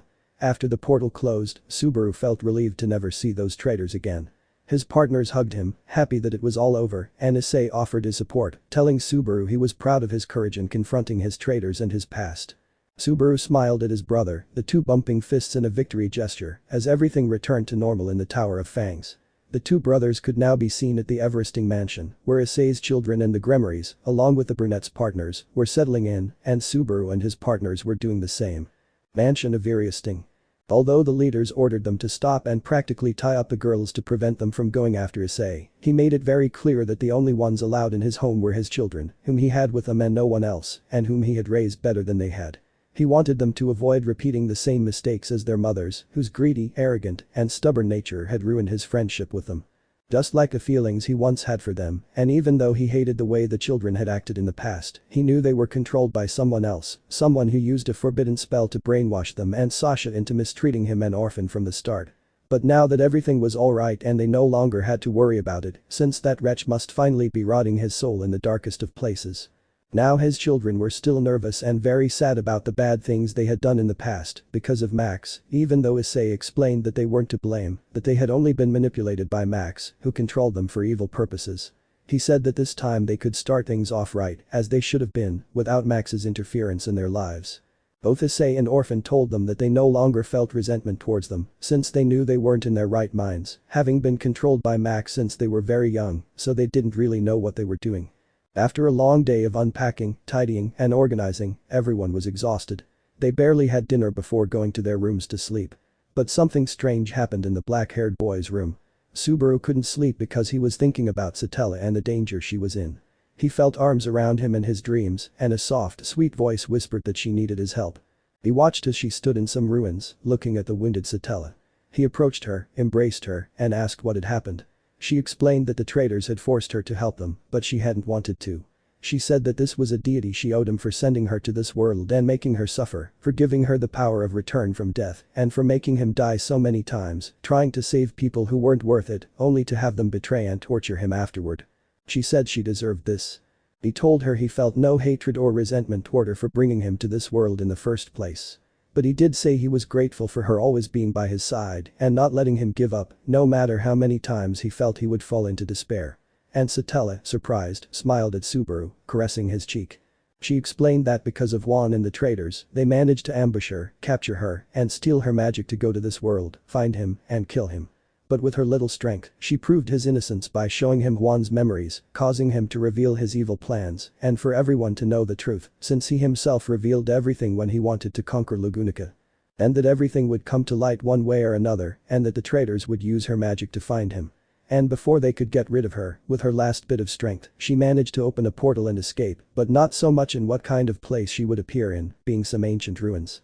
Subaru woke up, deeply worried about Satella. He knew the symbols in the ruins belonged to the sorcerers of the Tower of Fangs, but he wasn't sure exactly what kind of place it was. He knew that the longer she waited, the more complicated and dangerous it would be for her to be in an unfamiliar place, wounded and weakened, and that he had used what little magna he had left to send her that message. The ruins where Satella was found were unlike anything she had ever seen before. After telling Issei and the others about this, everyone was worried about the situation, and Issei said that he and Subaru would go look for Satella, since from Subaru's explanation, he knew where she might be. The others stayed at the Tower of Fangs to wait for news from the two of them. Once in port, the two boarded a boat to an island many kilometers away, an island uninhabited by humans. Before setting sail, however, they heard from an old fisherman that a monster had roamed the islands for over a century. Old fisherman. They're crazy to go to those islands. No one will take them, it's too dangerous. Rumor has it that some kind of monster appeared on the islands over a century ago. Subaru, what kind of monster, sir? Old fisherman. Many say it resembles a dragon, but those are just rumors, though all who go to those islands are never seen again. So if you're so keen to go, take one of the boats there and sail there alone. Pointing to abandoned boats in good condition, they did as the man said, took a boat, and set sail. A dense fog covered everything, making it difficult to see, but Issei, with his dragon eyes, could see beyond it and still had a clear view. They saw many sunken and wrecked ships scattered about, creating a dark and eerie scene. Subaru. I don't know what the hell happened here, but this place is definitely very eerie, but are you sure this is the right place? Issei. I'm sure of this, Subaru. Don't worry, Grandpa Orphan's diary isn't wrong. He was here before, years ago, when he was a sorcerer's apprentice. He visited this place with Azalea, and then again with his apprentice, Magic, and Grandma Cleo, when they were looking for a way to save Azalea and turn her back into a human. Subaru. There must have been many complicated and almost impossible adventures for them in finding a way to save Azalea, right, Nyson? Issei. You're right about that, Subaru. For me, it's interesting to be in a place like this where my grandparents had their adventures, problems, and complications, and realize they could get along and be a team and see each other's strengths. But before Subaru could say anything else, they saw pillared neighborhoods adorned with dragon sculptures. This surprised Subaru and slightly surprised Issei, since his grandfather had told him that these pillars, which formed a pathway, were a tribute to the gods in an ancient place. Reaching the shore, getting off the boat, we saw many ancient ruins, some half destroyed, others like full-in pillars broken into pieces everywhere. Subaru. What kind of ruins are these, Nyson? Issei, Grandpa Orphan told me these were the ruins of the winged dragon. Many secrets of the sorcerers are hidden here, mysterious relics, some so concealed that they cannot be discerned by a normal human who doesn't know the ancient language of the sorcerers. Be careful, Subaru. There could be many kinds of dangers in this place. Subaru. Like which ones, Nyson? He said it seriously, glancing around to see if there was anything suspicious in the place. Issei. The sorcerers left hidden traps in this place to prevent the sacred and magical objects or secrets of this place from being stolen by undisturbed enemies. This place is very sacred to the sorcerers. The treasures of Boltenders come from here. Subaru was surprised to hear what Issei said, and he was thoughtful about being in a place like that, continuing on his way behind Issei, looking at the ancient place of the sorcerers. Chapter 32. Back with Issei and Subaru, they were inside the ruins of the winged dragon, looking for any clue about Satella. Issei. Pay attention, Subaru. A false start could trigger one of the traps. Subaru nodded, but Issei sensed a bad feeling in the hallway they were in and stopped Subaru before he could walk any further. Subaru. What's going on, Nison? Issei said nothing, he just threw a small stone forward, seeing a kind of purple barrier that electrocuted the stone, turning it to dust. Subaru. Nison, what was that? Greg. Mate, that doesn't look like a normal barrier, it's practically invisible, almost undetectable. Issei. Grandpa Orphan said that's a sacred barrier, it functions like a wall. These ruins are under the protection of the Tower of Fangs. Subaru. And how will we get there? Issei raises his hand in front of him, as if he were going to cast a spell on the sacred barrier. Issei. Forward sword of light. The purple glow appeared, and a statue was struck by the energy wave, turning into rubble. The barrier was destroyed, along with a dragon statue where the barrier's spell was located. Issei. Okay, let's move on. They began walking alongside Subaru as they opened doors to corridors filled with rubble, but empty. Subaru. I thought that being ancient ruins they would have treasures, but there's nothing, Nison. Issei. If there are treasures hidden in plain sight, ancient sorcerers wouldn't be so careless as to leave something important in plain view. As they walked through the giant, long corridors, with doors leading to long rooms, some doors wouldn't open because they were sealed with magic. Subaru. Why won't these doors open, Nissan? Issei. Grandpa's diary said that the doors that wouldn't open were sealed by the dragon's power. It was said that there was a dragon god, which is why there are so many dragon statues, and the tower is called the Tower of Fangs. The pendants we wear symbolize that. The two of them continued walking until they saw that a wall was destroyed, revealing a giant hole in the light on the other side, looking out of the ruins, as if a large ravine were visible. Greg. I don't understand what that sacred barrier is for, if that hole is there. He said it with a bead of sweat on his forehead, but Issei didn't say anything, since it was obvious that it was there, given that they were ancient ruins without maintenance. That's why some of the walls were fragile. They then led them to a large hall with many pillars adorned with dragon statues arranged in circles. Besides these, they saw statues of people. 2 were women, and the third was in pieces, only visible from the waist down. Subaru. Those are some weird statues, Nison.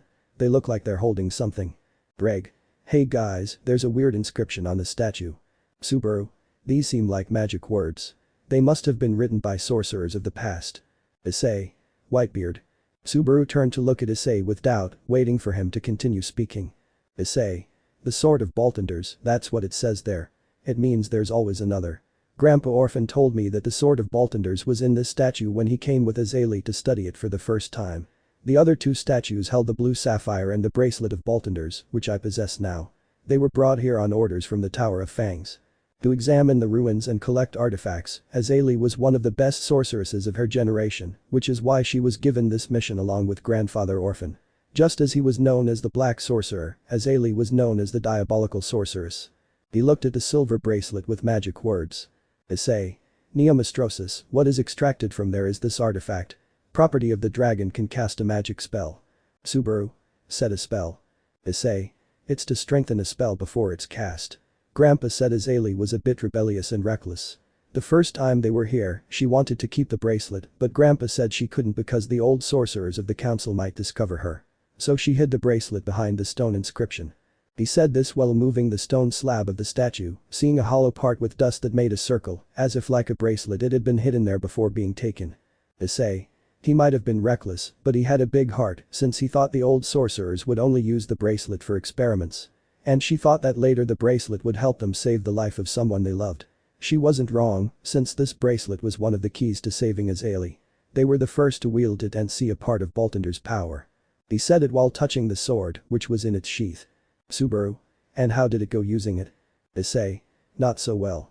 The sword, being incomplete, glows with magical runes in green and whitish hues, displaying great power, but it weakens the user, either because it's incomplete or because they're not worthy of wielding Boltenders. Grandpa told me that when Issei accidentally dropped the sword, 2 rats touched it, causing them to evolve into the size of cats. White in color with a magic rune on its forehead. Upon seeing this, Issei was filled with greed, wanting to discover and control the power of Boltenders. For her own personal purpose. Subaru. What was Issei's purpose in stabbing herself with the sword?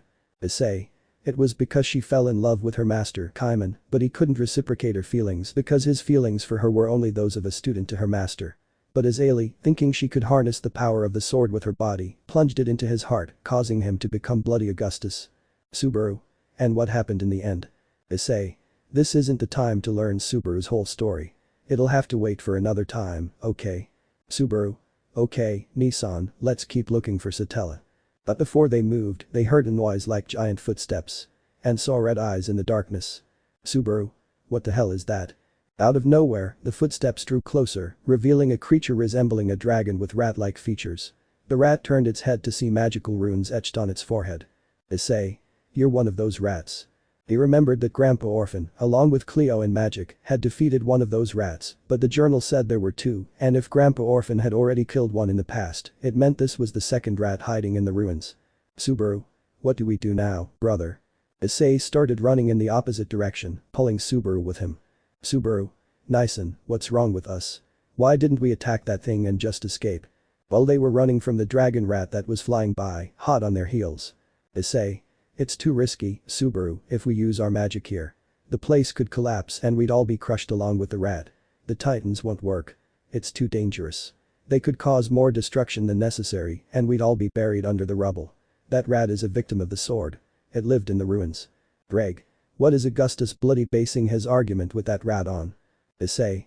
It's the same thing that happened to Issei. The sword's power, being incomplete, turned her into a monster. Since the door was marked by the invisible barrier, she's been locked inside for years. But one day, part of the wall collapsed. The monster here is the rat. As the two ran faster, the dragon rat followed them, reaching the entrance and emerging from the ruins, preparing to attack the rat now in an open field. The three of them stood before the entrance, feeling the monster's footsteps approaching. Just then, the entrance was destroyed by the monster's head. Issei. Subaru, prepare a barrier in case it launches an attack on us. Don't use the titans. This place has traps. If you fight the monster, the traps will activate and something worse could happen. The dark-haired man nodded, preparing a barrier, while Issei, wearing the bracelet, began to glow with magical letters. Issei. Let's test the power of this thing separately. Welcome dream of redemption. The bracelet glowed even brighter, emanating a great power and a devastating wind. A bluish-white sphere emerged from Issei's hand. Preparing to unleash his attack on the monster, the sphere shone ever brighter as the monster's legs froze, followed by the rest of its body, until the monster was completely frozen. Issei. This thing definitely has great power. He said it, lowering his arms, and the bracelet stopped shining, revealing only the monster sealed in the crystal. Then Issei launched a red energy ball that flew like a blade at the monster, shattering the crystal and causing the monster to be disintegrated in a single attack. Subaru. Estupendo Nissan. Issei was left thinking about how his grandfather fought with Issei in this place when it was Bloody Augustus. Subaru. Nissan, why are you so pensive? Issei. I only remembered how Grandpa told me that he fought Issei in this place. Subaru. Seriously? Issei. That's right, Grandpa tried to use the bracelet to seal Issei in the crystal, but his power was too limited to do it completely, and Issei managed to break free from the crystal and escape. Subaru. It must have been very frustrating for your grandfather that he couldn't save Issei at that moment. Issei. Yes, it was. But let's keep exploring the ruins, brother. So the two went back inside to continue exploring the ruins until they saw a large door with the symbol of a dragon. They managed to push open the heavy stone door to find a room filled with giant crystals. Subaru. Wow, that's amazing. But in the mirrors, they saw the reflections of a woman with dark purple hair, dressed like a sorceress, and others like two children, one with a mushroom hairstyle and the other with messy hair. They also saw a young man with ruby hair and green eyes. And they saw a beautiful girl with long blonde hair and blue eyes, and also a brown-haired man with almost princess-like skin and dark chocolate brown, almost red eyes, with a red vein on his forehead. He looked a lot like Issei in the past. Subaru. Nissan, who are those people? Greg. I wonder that too, mate. Issei was surprised to see this and let out a treacherous tear upon seeing the people in the crystal. Issei. The short-haired woman is Issei from the past, when she was here for the first time. The two troublemakers are Vulcan and Dachin, and the blonde boy is Grandpa Orphan's former student, who was Magic. The blonde girl with blue eyes is my grandmother Cleo when she was young, and the one who looks like me is my grandfather Orphan. Subaru and Drake were speechless at the sight of this, wondering how it was possible that these crystals reflected how they had looked at each other in the past. Issei. These crystals are the celestial crystals. The celestial crystal is characterized by its ability to drastically decrease the speed of light. It's something very special. Subaru. What do you mean? Issei. The image we see is what he sees on the other side of the glass. It could take months, even years, for us to be able to see them this way. Subaru. So we're seeing what they looked like when they were in this room, many years ago. Chapter 33. Knowing the Heavenly Ruins. Returning to our protagonists, the two continued exploring the ruins in case they found anything useful to help Satella. They eventually reached a room marked with strange symbols. But as soon as they entered, the place glowed white, momentarily blinding them. They were then teleported to another location, appearing at the entrance of another set of ruins. Issei. Subaru estás bien? Subaru. Yes, Nison, but where are we? Aren't we at the dragon ruins anymore? Issei. You're right about that.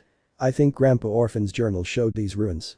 We probably fell into a trap that teleported us to other ruins, or it was some kind of transportation the ancient sorcerers used to travel from one ruin to another.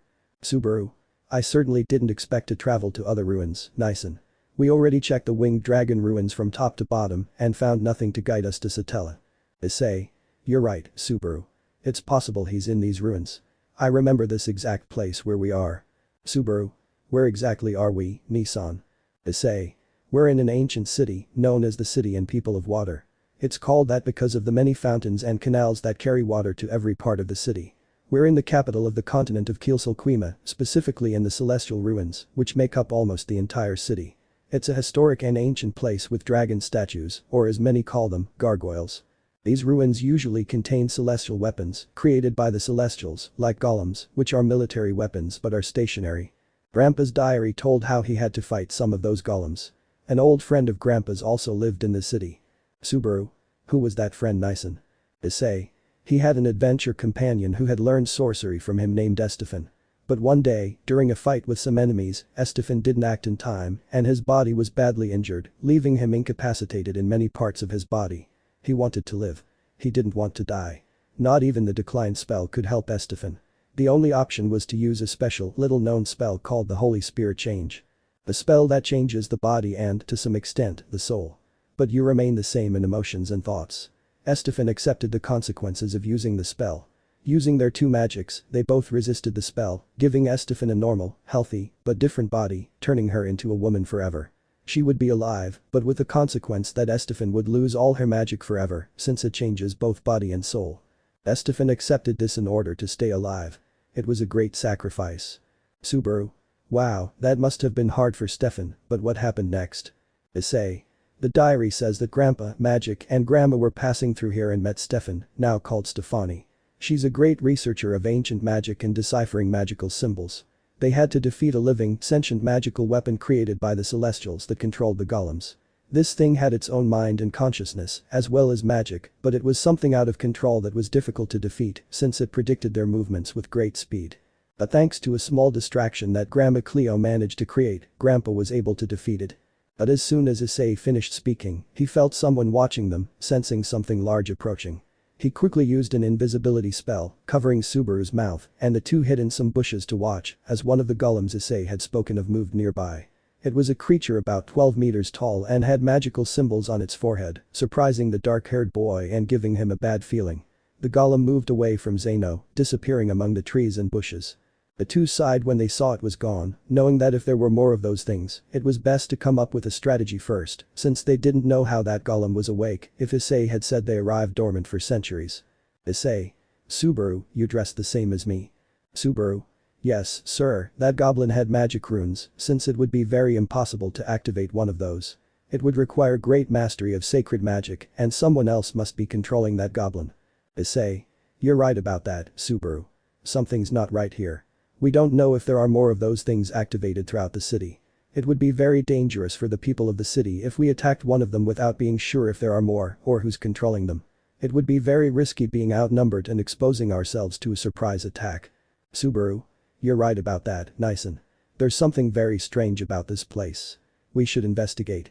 While that was happening in the ruins, a large room full of golems could be seen.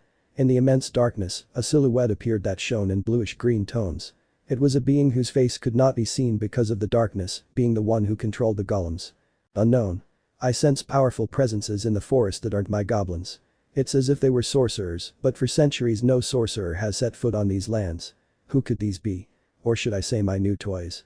My other self was a waste of resources to let himself be defeated by that dark sorcerer and his friends, but I am stronger than the one they defeated. And even more so with the powers I took from that strange woman who appeared here a few weeks ago. My magic power has intensified. If it turns out they're sorcerers and are plotting something here, I'll have no choice but to eliminate them. They won't be able to defeat a celestial weapon anyway. Now I just have to wait for them to come to these ruins. Then he opened his eyes in a chilling way, like a cat, but with his eyelids turned inside out and with a smile like a rag doll, only to see darkness and magical symbols marked on his chest. Later, the two protagonists were walking through the ruins, going deeper and deeper. Subaru. With ease, without the celestial ruins, it seems there are many secrets. Arriving at an entrance hall with a pile of rocks as if it had collapsed a long time ago. Issei. We have to be careful, Subaru. Even though this place is in ruins, it's still dangerous. Chrysanso carefully made his way down the rocks until he reached a large hall. Subaru. At least this room isn't as wrecked as the entrance to the ruins. But he saw Issei was very quiet. What's wrong, Nison? Issei signaled to him to be alert that something was coming. Subaru sensed it, and the two of them got into a fighting stance as a single friend fell near them, surrounding them with several clouds of dust, making them look like mannequins, like small golems. Subaru. What the hell? What are these things? But a deep guttural voice pulled the two of them from their thoughts. Unknown. That you two are the presences I felt in the forest. The two tried to see the strangers, but the place was too dark. They could only see the magical symbols that those beings had on their foreheads. Subaru tried to attack one of the golems and cut them with his sword, but nothing happened. He was then taken by surprise by a blow from one of the golems, who moved very quickly, were light-footed and agile, and possessed great strength. Subaru. Damn, that hurt a bit. If I hadn't blocked that blow, it would have hurt me much more than I thought. Issei. Subaru, don't leave my side. Stay alert. Don't take your eyes off anyone. You know what we have to do. Subaru. I'm with you, brother, until the end. The two stood next to each other's smoke, raising their hands and creating a sphere of purple energy from which blue rays emerged, making them both giant and spinning. Issei and Subaru. Cover us, wall of the sky. A massive shower of comets struck a large number of golems, knocking many back and sending them flying. The golems struggled to their feet, groaning and moaning mournfully like zombies following orders. The two split up and fought hand to hand with the golems that attacked them, dodging punches and kicks so powerful they created small craters in the ground. Subaru. How fast? As Issei jumped back, dodging three of those things that were trying to fall on him, he managed to avoid them in time. Issei. Without going too far, if we continue like this we'll get tired, we have to destroy them completely. I stopped in one fell swoop, he said. Issei. Forward sword of light. The purple and white glow appeared, partially obscuring the area before the attack turned it into rubble, disintegrating 7 of the golems. The two then used the sword of light, disintegrating many more golems whose voices could be heard as chilling wails. All the golems lay defeated on the ground, their attacks perfectly synchronized. Subaru. Phew. That was really tiring, they were definitely too many golems. Issei. I agree. To see the head of one of the golems that was cut off in the battle, the magical symbols on its forehead stopped glowing. Issei looked at this seriously. Issei. Magic symbols of the Celestials. But before either of them could jump, the ground began to glow. They both noticed and jumped back, alerted by the explosion that had occurred where they had been standing. They landed safely on their feet, unharmed by the blast. Subaru. Who are you, you damn bastard? Show me. Suddenly, amidst the clouds of dust, a silhouette appeared and an arm emerged from which many magical symbols sprouted. Then a sinister voice was heard. Unknown. So you are sorcerers. I see you are formidable enemies. They look like a kind of being with pale skin like mud or clay, the irises of its eyes were opaque, as were its pupils of an opaque dark blue tone, and on its face, it had many magical symbols. Issei. Do you know us? He said this seriously, looking at the being or entity that had appeared before them.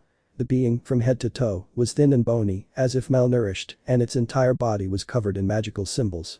The being began to speak in a calm and chilling voice. Unknown. They call me the Killer Doll. I exist only to fulfill my task. To see the symbols on his body disappear into thin air. Subaru. What are you saying? Issei. I remember now. You're one of those things that Grandpa Orphan faced, along with Grandma Cleo and Magic and Estefani. But weren't you supposed to have been defeated? All. You're not mistaken, my other, weaker version was defeated. But I am a stronger version than the one that was defeated centuries ago. So you are the descendant of the Black Sorcerer. They give a macabre smile on his almost non-existent face. To make the atmosphere heavy with such a revelation. Chapter 34 The Killer Doll. Previously. But before either of them could jump, the ground began to glow. They both noticed and jumped back, alerted by the explosion that had occurred where they had been standing.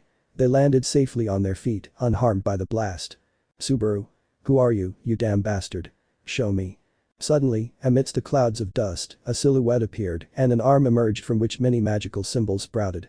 Then a sinister voice was heard. Unknown. So you are sorcerers. I see you are formidable enemies. They look like a kind of being with pale skin like mud or clay, the irises of her eyes were opaque, as were her pupils, which were a dark opaque blue, and on her face, she had many magical symbols. Issei. Do you know us? He said this seriously, looking at the being or entity that had appeared before them. The being, from head to toe, was thin and bony, as if malnourished, and its entire body was covered in magical symbols. The being began to speak in a calm and chilling voice. Unknown. They call me the Killer Doll. I exist only to fulfill my task. To see the symbols on his body disappear into thin air. Subaru. What are you saying? Issei. I remember now. You're one of those things that Grandpa Orphan faced, along with Grandma Cleo and Magic and Estefani. But weren't you supposed to have been defeated? All. You're not mistaken, my other, weaker version was defeated.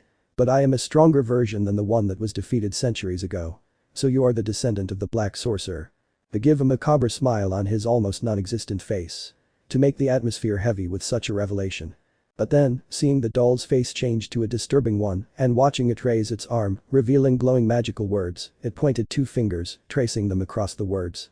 Suddenly, the area was bathed in a dark greenish light and the doll unleashed an explosion that sent numerous sharp filaments of rock flying in spirals, attacking Issei and Subaru. They were trapped in a circle, struggling to defend themselves against the cuts and the pressure exerted by the circle, which weakened their bodies.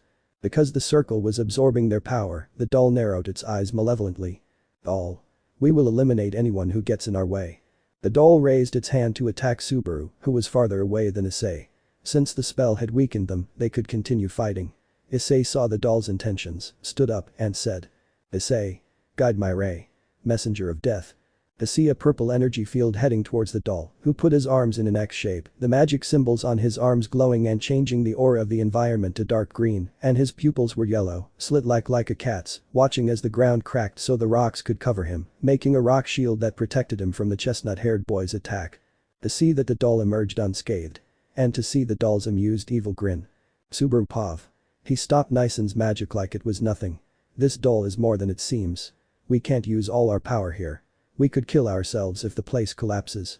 We're in trouble. Even though we're using some of our power on this, it's not enough to defeat this thing that's clearly playing with us. To see how everything darkened again in green and the doll raised its arms in the air stretching its hands as if to touch the ceiling to see blue rays come out and see that the rays went to the pillars that were in the place surrounding a circle of energy and see the rays go to the gargoyles, seeing the eyes of the statues glow in red to see the appearance of the gargoyles change while alive. Issei watched this seriously, seeing how the doll had raised its arms again and seeing that red rays were coming out of the gargoyle's eyes, electrocuting Issei, making his body burn with pain. Even though he was a dragon, his human side took the damage. Subaru. Brother. The black-haired man was going to help Issei, but suddenly the place began to shake and rocks started falling from the ceiling, causing the place to collapse.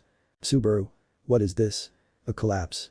The doll saw this in surprise since he had not expected this at all, while the collapse was such that it violently shook the place, causing one of the gargoyle pillars to crack and fall to the ground, shattering into pieces, causing the spell to not hold because it was missing a gargoyle. The lightning stopped hitting Issei, who had to dodge one of the pillars that almost fell on him.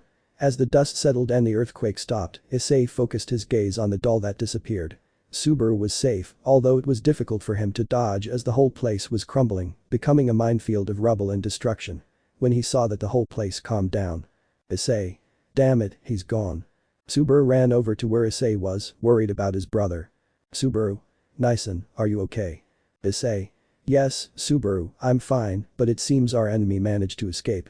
Seeing that this place was at a great disadvantage, I think the number of attacks during the battle made the ruins more unstable, causing them to collapse. Subaru. You're right, Nison, Duke, if you leave, we have to remember that we need to find Satella. She could be in danger if she's here with that killer doll. Issei. You're right, Subaru. Let's keep looking. When the two of us secured the place, it began to tremble again. Subaru. What the heck, another landslide. Issei. It's nothing more than that. To see how a great gold came out and destroyed the wall. Subaru. You damn thing, you caused the collapse. But as soon as the goblin lifted its foot to approach and try to crush our protagonist, the ground beneath its foot began to crack as if it were glass. But the ground beneath the goblin broke even more, creating a huge hole, sending him plummeting farther than expected. A drop of sweat appeared on both their foreheads, as they hadn't expected that, and Subaru thought the golem was stupid enough to literally fall into the void. Then the two continued with their mission. Subaru. Nison, how did the killer doll wake up? Weren't all the weapons in this place supposed to be deactivated? Issei. It's possible the killer doll has been awake for centuries if it said it saw my grandfather. It's possible that Stefani, while investigating the magical ruins, awakened the killer doll, who wanted her to translate the ancient magic words. It's possible this doll awakened when its clone was awakened first, and then it. Subaru. What? Issei. Just as you heard, Grandpa asked Stefani to investigate the magic stones. She found a kind of ancient sealed tomb, touching the magic words and translating what they said. That's what caused the clone of the killer doll to awaken in the place where he was sleeping. It had a bunch of metal tubes surrounding its body, as if they had made its skin breathe something through its pores. B. It was a time when the Celestials and the sorcerers battled. When they were enemies, the Celestials created the despicable killer doll to annihilate the sorcerers who continued fighting, which is why it attacks us. Subaru. Seriously, they did that? Greg. To eliminate the sorcerers. Issei. According to the diary, the doll is now free and back to life. Now it wants to fulfill its purpose. If Grandpa Orphan faced the clone of that thing, it means the original is stronger than the clone. That's why it took him longer to wake up after his clone's tomb was opened. Subaru. But why was Stefani protecting the killer doll? Issei. The killer doll threatened to destroy the city and its inhabitants if she didn't help him. The killer doll's clone believed that anyone who interfered with his plan would be eliminated, so Estefani had no choice but to accept. When they finally escaped, Grandpa and Grandma, along with Estefani and Magic, arrived at a cabin far from the city. To find some shelter and think about what to do, Grandpa saw a map and tied Magic up with a rope.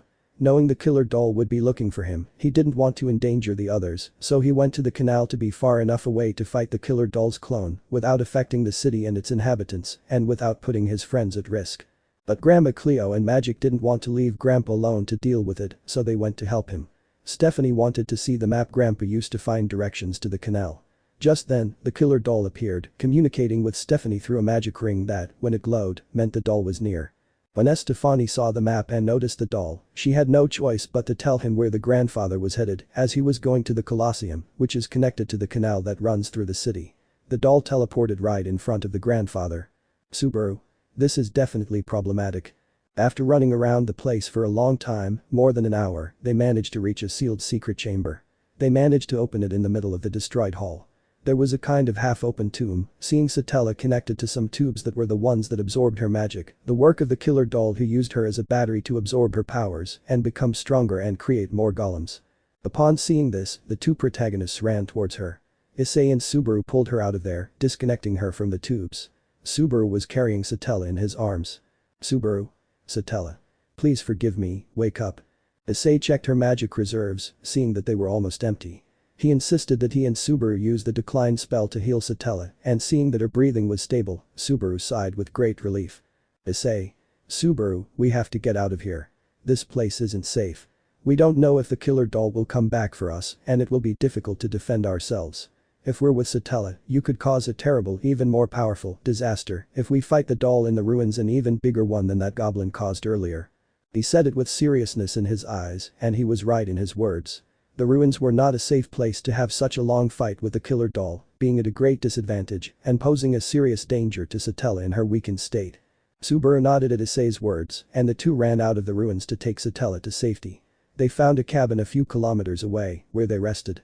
Satella lay on a bed, while Issei sat in a chair, staring intently at the stars and the horizon through the window. Subaru watched over Satella, who was still unconscious. Subaru. Nissan. Satella has been inconsistent for a long time, Satella, I'm starting to worry. Issei. Calm down, Subaru. I have a great doubt about her returning slowly. It's normal that she's been like this for weeks, weak and injured since Lugunica used her to find you in this dimension. She must have ended up in the celestial ruins, because the magical energy there, when it opened up, must have created a wave of magical energy, completing the awakening of the killer doll.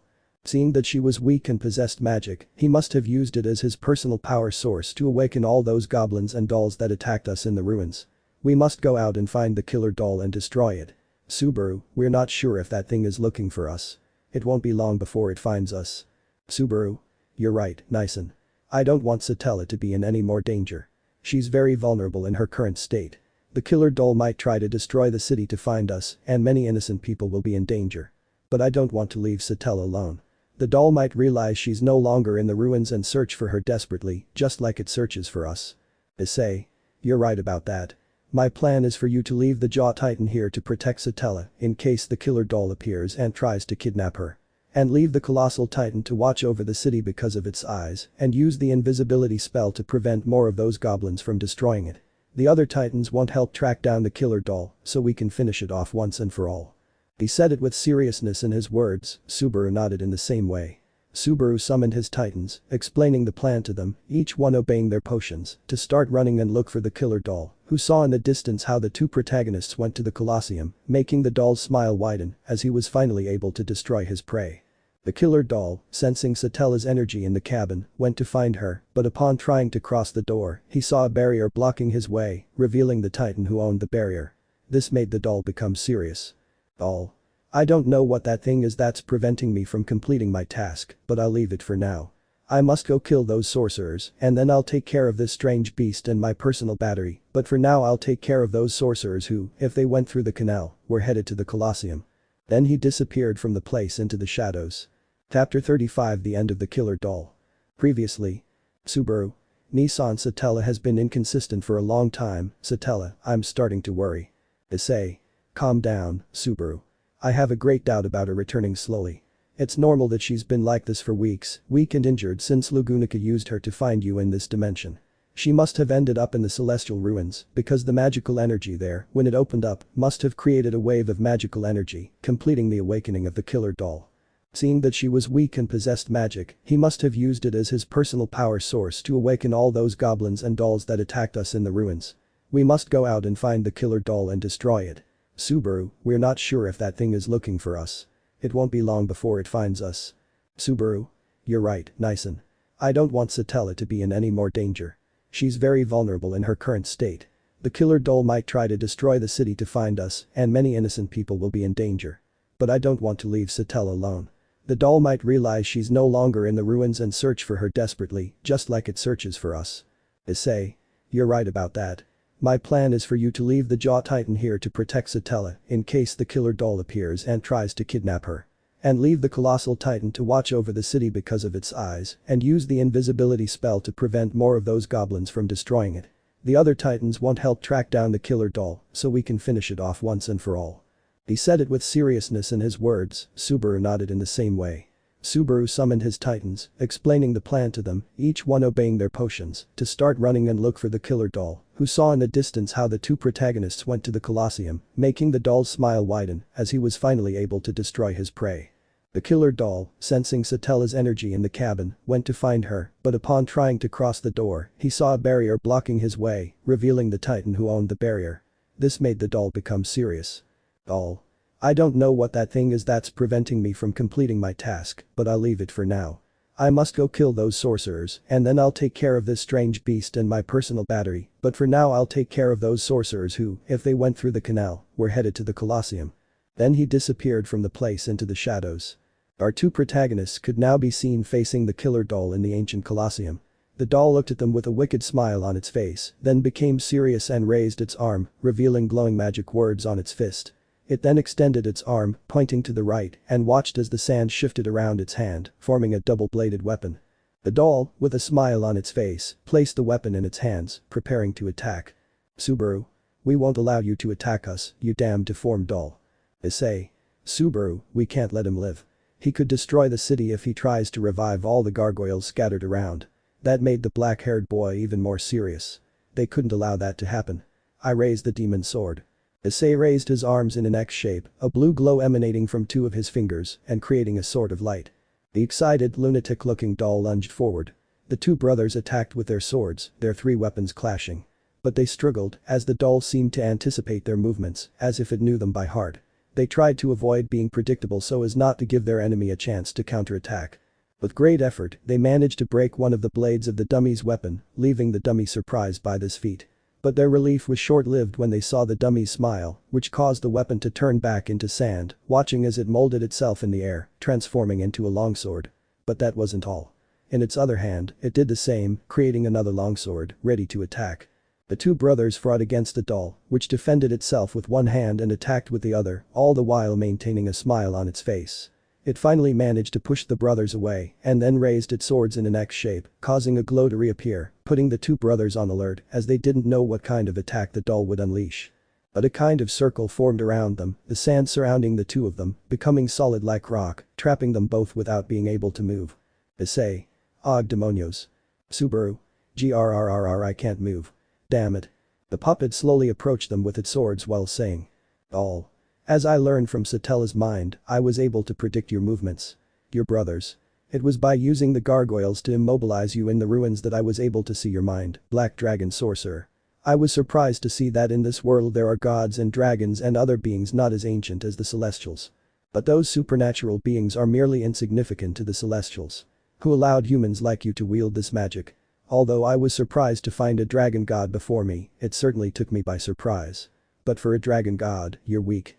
Did you use all your power in the ruins? How disappointing. I admit they are formidable enemies, but they are merely sorcerers. He said it while pointing one of his swords at Issei's neck. All. I exist not only to fulfill my task. He said this while raising his sword in the air, as if he were about to attack the brown-haired man and cut off his head. But he saw Issei's smile, something that aroused his suspicion. All. Why are you smiling, sorcerer? Issei. No offense, killer doll, but do you really think we came here all by ourselves for you? Oh, what do you think, Subaru?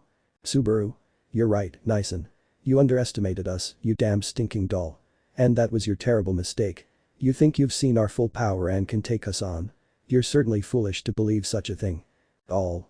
What are you talking about? Issei. You know why we didn't fight you at full strength in the ruins. It was because we had to hold back so we wouldn't cause the ruins to collapse and get hurt in the fall. But now we don't have to hold back anymore, Subaru. To finish speaking, one of the walls of the Colosseum was destroyed by a creature that looked like a white dragon with black parts and sharp spikes on its body with red veins that stood out on its body, this being the Titan of Attack and Authority of Wrath. All. Ah. What is that thing? Subaru. Is the Fundo no Kenjin Kaneko no Kaijin, Authority of Wrath, the Attack Titan? The doll didn't understand what that thing was supposed to be, but he saw how the creature launched waves of magical energy that came out of its mouth in the form of a roar, twisting reality and the surrounding space around them. As the rocks imprisoned Issei and Subaru, they turned to sand, freeing the two. The doll was surprised to see that those strange energy waves countered its spell. But to Issei and Subaru's surprise, something strange happened. The other wall of the Colosseum was destroyed, revealing one of the doll's golems being controlled by two children they didn't recognize. These children were the descendants of Vulcan and Dachin, and curiously, they were identical to them. But they weren't alone. They were accompanied by little Orphan and Aaron. This surprised and stunned the two brothers. What were those two children doing there, and how had they been found? Had they snuck in and been following them from afar? And how did they find the descendants of Vulcan and Dachin, given that those two had followed Issei's grandfather in the past, causing him more than a few problems? Aaron and Orphan were on the shoulders of the Golan. Orphan.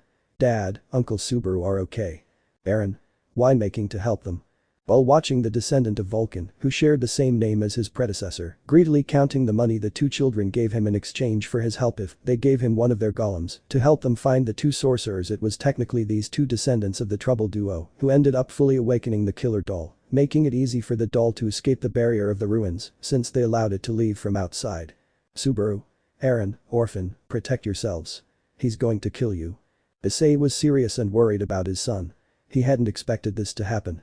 Undoubtedly, this could put everyone at risk by not expecting the unexpected arrival of the two infants. All. Little pests. While looking at the descendant of the volcano who was named after his grandfather, the greedy dwarf counted the money that Orphan and Aaron had given him. Volcano. 1, 2, 3, 4. Aaron. Volcano. Stop counting your money. And let this monstrosity attack already. Volcano. You're such a pain, kid. Don't expect a spectacular attack for what I was paid. Good. He slaps the Golan in the face, signaling him to attack. The Golan raised his arm to see the part of his elbow glow blue, as if it were about to detach. Seeing this, he watched as the golem's arm flew like a rocket toward the killer doll. The doll smiled confidently, raising its sword, its eyes glowing yellow, and the surrounding area turning green. It stopped the golem's fist at the last moment, redirecting the attack back at the children's golem. That took all four of them by surprise in a big way, as they didn't expect the roles to be reversed. Eren. He's coming this way. The golem punched itself in the stomach, dragging itself a great distance. The golem fell backward, and Orphan and Eren used the Sky Castle spell to float to safety. But Vulcan and Dachin were flung to another spot, landing more or less safely and knocked unconscious. Behind the golem came out Eren and Orphan safe and sound. Issei. Orphan, Eren. Issei tried to free himself, as his feet were still trapped by the doll's rocks, and he saw the doll leap towards the two children. Subaru plunged his sword into the rocks, shattering them and freeing Issei's feet, who were finally free. To run and approach the children at full speed and prevent the doll from attacking them, Issei threw one of his daggers which flew towards one of the doll's swords, causing it to drop the sword and saving the children just in time. Orphan. Dad, Uncle Subaru. Eren. Masters. Issei and Subaru were seen standing on the great knees of the golem stone. All. You guys again, how could you? They jumped up and positioned themselves in front of the killer doll. Issei pointed at it with a serious expression. Issei. It's time to end this once and for all, you killer doll. I won't allow you to hurt my son and my student. The doll smiled in a twisted way, as if it were excited to be done with this. All. Okay, raising his sword with both hands above his head. Orphan glanced at Eren as if signaling him, seeing the distracted doll to move away from there and not be in danger or an easy target for his enemy. Orphan and Eren. Space displacement. To make the two of them disappear from their place and appear in a safe zone where they watched a battle between the two brothers against the killer doll. The three of them began fighting, with Issei and Subaru having the advantage against the killer doll. However, they couldn't use the titans. They were already dealing with the killer doll's golems, which it had summoned to gain an advantage over the two protagonists. They had no choice but to fight hand to hand with their weapons against the doll. This time, they had more of an advantage than before, but their enemy was strong and wouldn't be easily defeated. Orphan. This is bad, Eren. If this keeps up, Dad and Uncle Subaru will get tired and waste a lot of energy and time. Being the doll, I could use that to attack and take them by surprise. Eren. And what do we do, Orphan? We're just kids, we're not at their level to help them and face that thing, it could kill us. He said it seriously, as did his friend, who was thinking of something to help Issei and Subaru. Orphan watched his father's movements to figure out what to do and get an idea of how to help them. He saw Issei move his right foot and Subaru his left hand, which was the correct signal. Orphan. I have an idea, Eren, use the shadow dagger spell and throw yours at the doll's left hand. I'll throw mine at its right foot. Eren. I agree with you, friend. The two summoned their shadow daggers, counting to 3 and throwing their daggers simultaneously, causing the doll's posture to become unsettled by the two unpredictable attacks from the children. This gave Issei and Subaru the opportunity to get behind the dummy when they saw it lower its guard. The dummy noticed, glancing sideways at the two sorcerers, but it was too late. They had already begun reciting their spell. Issei and Subaru. Forward sword of light. To see a great white and purple glow that covered the entire Colosseum, giving the energy wave to the killer doll that still had its sword in its hands. All. Ah. I. And no it can't be and I only exist to fulfill my task As he said that, the doll's sword broke, surprising the doll to see that, and even more so to see how his voice distorted, making it difficult for him to say the words with pressure, while his body sparked as if it were breaking from the inside, due to the spell that completely surrounded the doll. All. Ah. Ah. Finally, it was completely disintegrated, and the doll's golems also turned to sand instantly. Thus, the battle finally ended with the death of the killer doll as the final result. Orphan and Eren. We did it. We did it, yes. The children said happily as they saw that they had finally helped Issei and Subaru defeat the killer doll. Issei and Subaru saw the shadow daggers on the ground, realizing that Orphan and Eren were the ones who gave them the opportunity to take down the killer doll. Subaru. Thanks Orphan and Eren. The two children smiled happily, glad they had helped and that everything would turn out alright. Issei quickly ran over and hugged Orphan and Eren tightly, relieved they were safe and sound, checking that they weren't hurt. Just what any concerned parent would do. Issei. I'm glad you're alright, kids. The two children nodded and the older Castalia sighed in relief but looked somewhat seriously at the two children who knew that what they had done was wrong in following the two older sorcerers. Issei. Orphan and Eren shouldn't have come here. It was very dangerous of them. They could have gotten hurt. Thank God that didn't happen. I don't know what I would have done if something had happened to them. Orphan, we're so sorry Dad. We just wanted to help and ended up getting into trouble. Eren. I'm sorry, teacher, we should have thought things through better. Subaru. Nison, don't be so hard on them. They did help us defeat the killer doll after all. But we were worried, kids. You need to understand that what you did was wrong.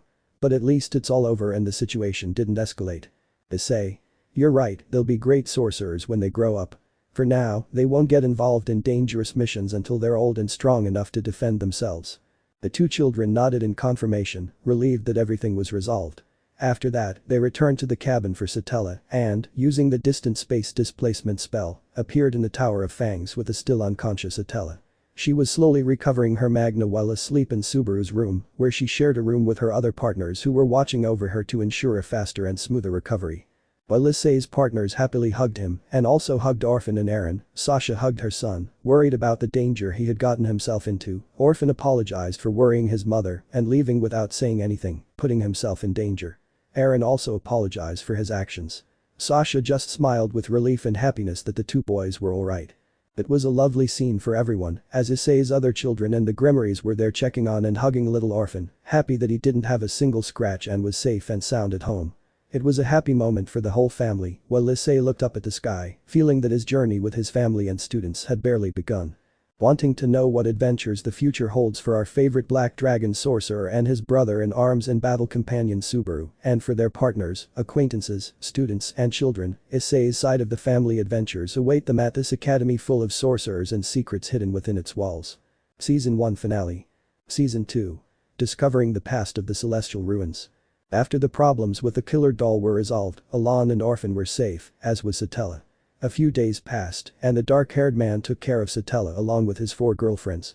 The white-haired girl finally woke up, and Subaru was happy that Satella was alright and had woken up. Given what happened with the killer doll, it was understandable that he was so weak and took so long to recover his energy.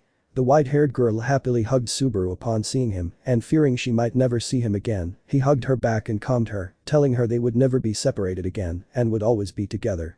Which made the white-haired girl happy, relieving her. Subaru introduced Issei and Orphan to Satella, explaining that Issei was like an older brother to her and Orphan was her nephew. He also introduced her to their students and explained how his life had been since he arrived at the Tower of Fangs. Subaru surprised Satella with the adventures and challenges he faced. He also shared everything he learned in the Tower of Fangs and explained how he and Issei saved her from the killer doll. This surprised the white-haired girl even more, given all the challenges and problems the two of them overcame to save her. She felt guilty for making Subaru and his brother risk so much for her. Subaru noticed her sadness and explained that he would always save her and that she shouldn't feel bad. He risked everything for her. She needed him and couldn't leave her alone because of what she had done when he was with the Lagunica clan. And she hadn't betrayed him like the others, those traitors. Satella shed tears at Subaru's words and hugged him. He returned her embrace. After that moment, he introduced her to his girlfriends. Satella was a little sad because she wouldn't be with Subaru. She smiled slightly, seeing that he had people who truly loved him, unlike his exes who had betrayed him. But the dark-haired man's girlfriends took Satella aside for a girl talk to get to know her better. After a long while, the girls spoke with Subaru, understanding his feelings for her, and agreed to accept Satella. This caused a bead of sweat to fall from Subaru's eye, but he smiled slightly, happy to be with the people he loved. Issei's relationships with his partners grew stronger each day, something that made him happy to be with the women he loved. And little Orphan was happy to have so many mothers who loved him and knew that he would later have younger siblings. Issei's relationship with his children from the Gremory clan was slowly strengthening, making up for lost time and moments denied to them because of Max and the Gremory clan's bad influence. Similarly, Orphan's relationship with his older half-siblings was gradually improving, not as much as when he was 3, but it was progress. Issei spent time with the families of some of his girlfriends who were planning their weddings. With everything that had happened lately, a year and a half had passed since Issei and his girlfriends had been together. So, in a few months, the girls would be of legal age to marry the brunette. He hadn't imagined getting married again, but this time properly, not as if it were a political agreement, but with a real wedding surrounded by loved ones, like true family and friends. And not only in these months after Max's death at Issei's hands, but also in the months following his death, he felt a pang of sadness in his heart. It wasn't because of his former parents. He never wanted them at his wedding. He only missed the only true parental figures he'd ever had in his life, his grandparents Orphan and Cleo. He wished they could have been there for him on such a special day and met their great-grandchildren.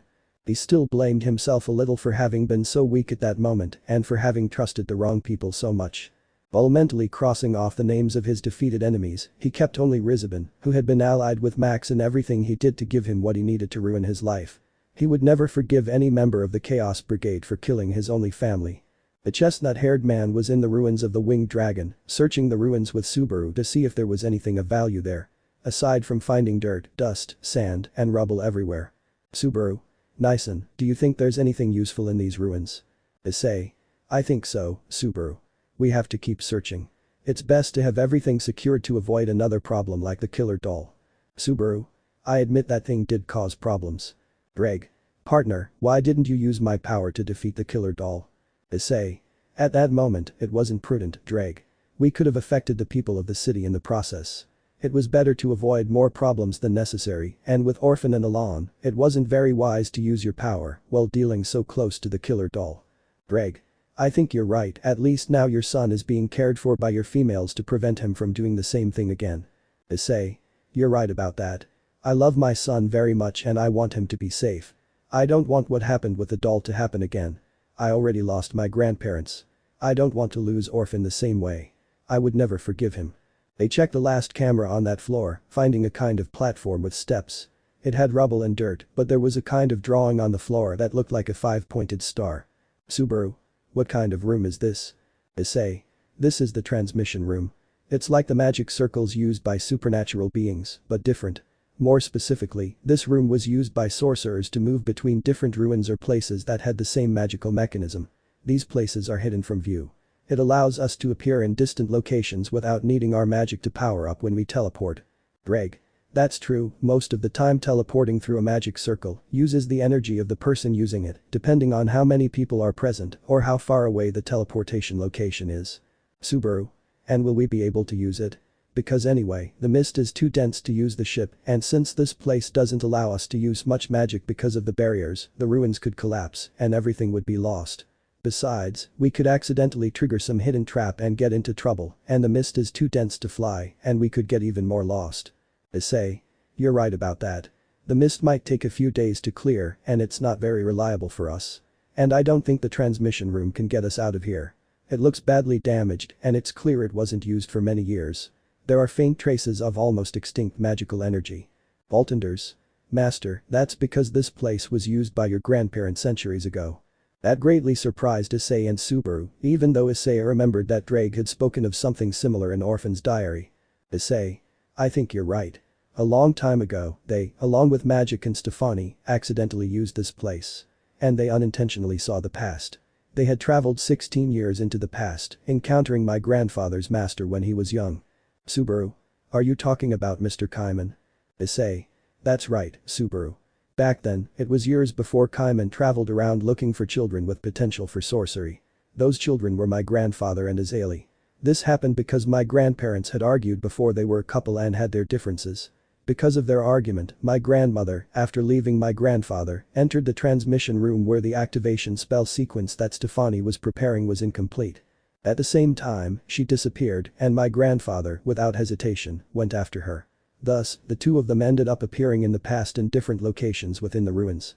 Grandma Cleo was found on the beach by Mr. Kaiman, who told her what had happened.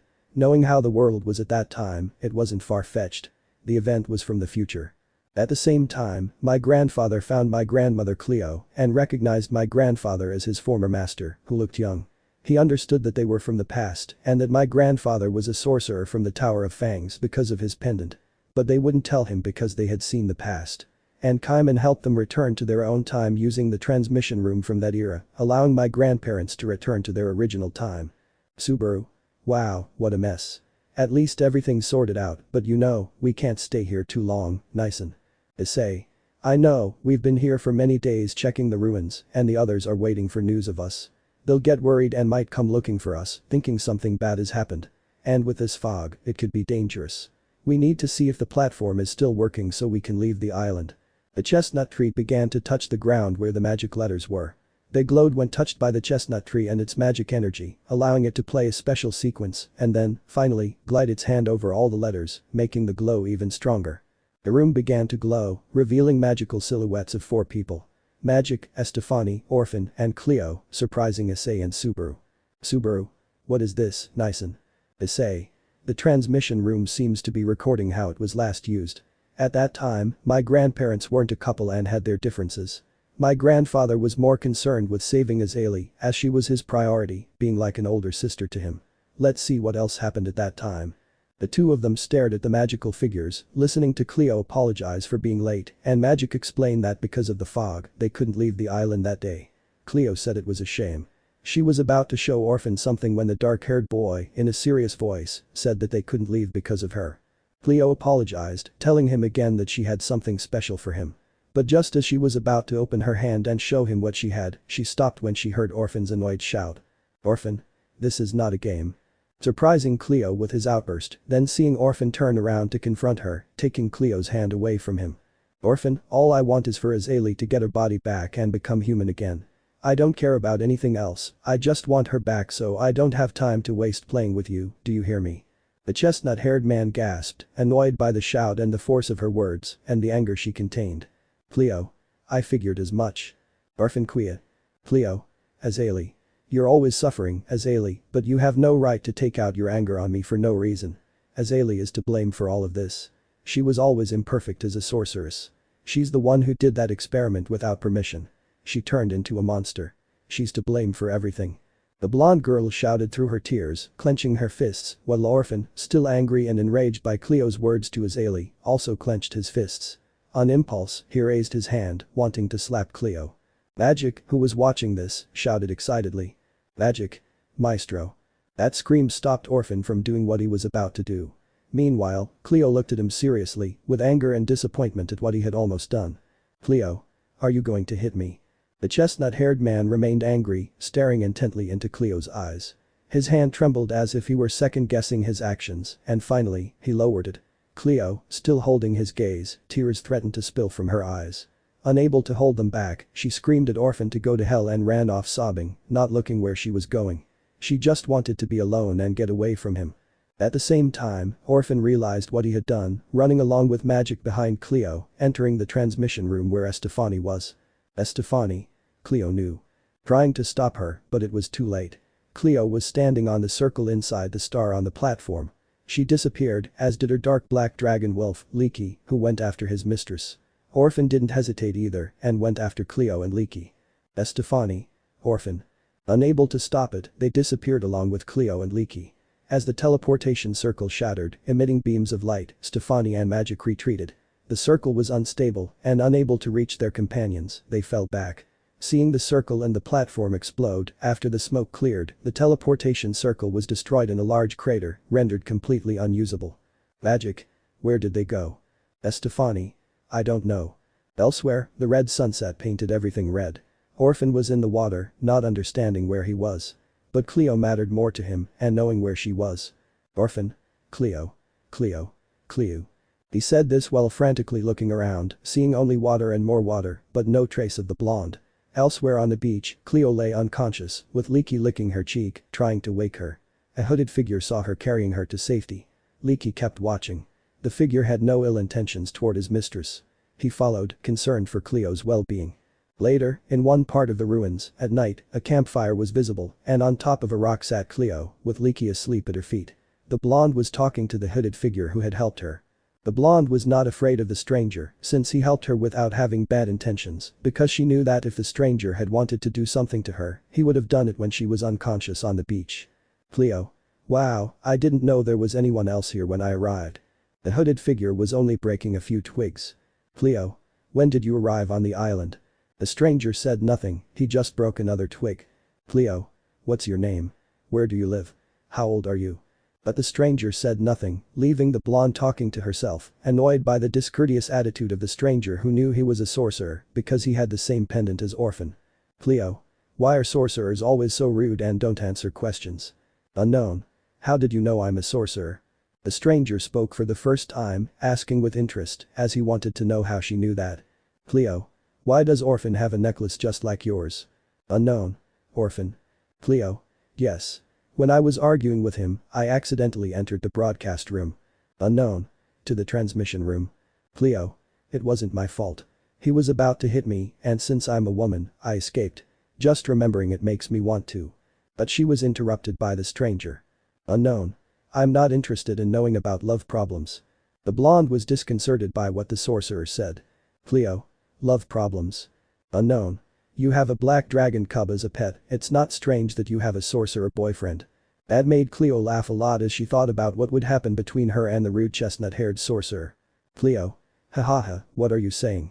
We're not dating, something like that can't happen between us, it's impossible. Haha. Unknown. Sometimes humans express their love in paradoxical ways. Cleo. I don't understand. I don't understand anything. Why are you saying we could be boyfriend and girlfriend if we just had a fight? But then he comes to his senses, realizing he repeated the word boyfriend many times, thinking about that possibility. This brings a smile to the stranger's face. Unknown. You're very strange. But then they heard Orphan's voice calling her from afar. They saw the chestnut-haired man approaching them. Unknown. I'm sure you're Orphan. Orphan? Who are you? Unknown. Why don't I think there's a sorcerer named Orphan in the Tower of Fangs? At the same time, he removed his hood just as lightning struck in the distance. From the flash, the chestnut-haired man closed his eyes to get a better look at the stranger. At the same time, it began to rain. Orphan? Oh my god, is that you? It was Kaiman, but he looked younger, understanding that both Orphan and Cleo were in the past. It wasn't possible that the chestnut-haired man's former master was in those ruins. Besides, some of the statues weren't completely destroyed, meaning they were in the past, before certain events had occurred.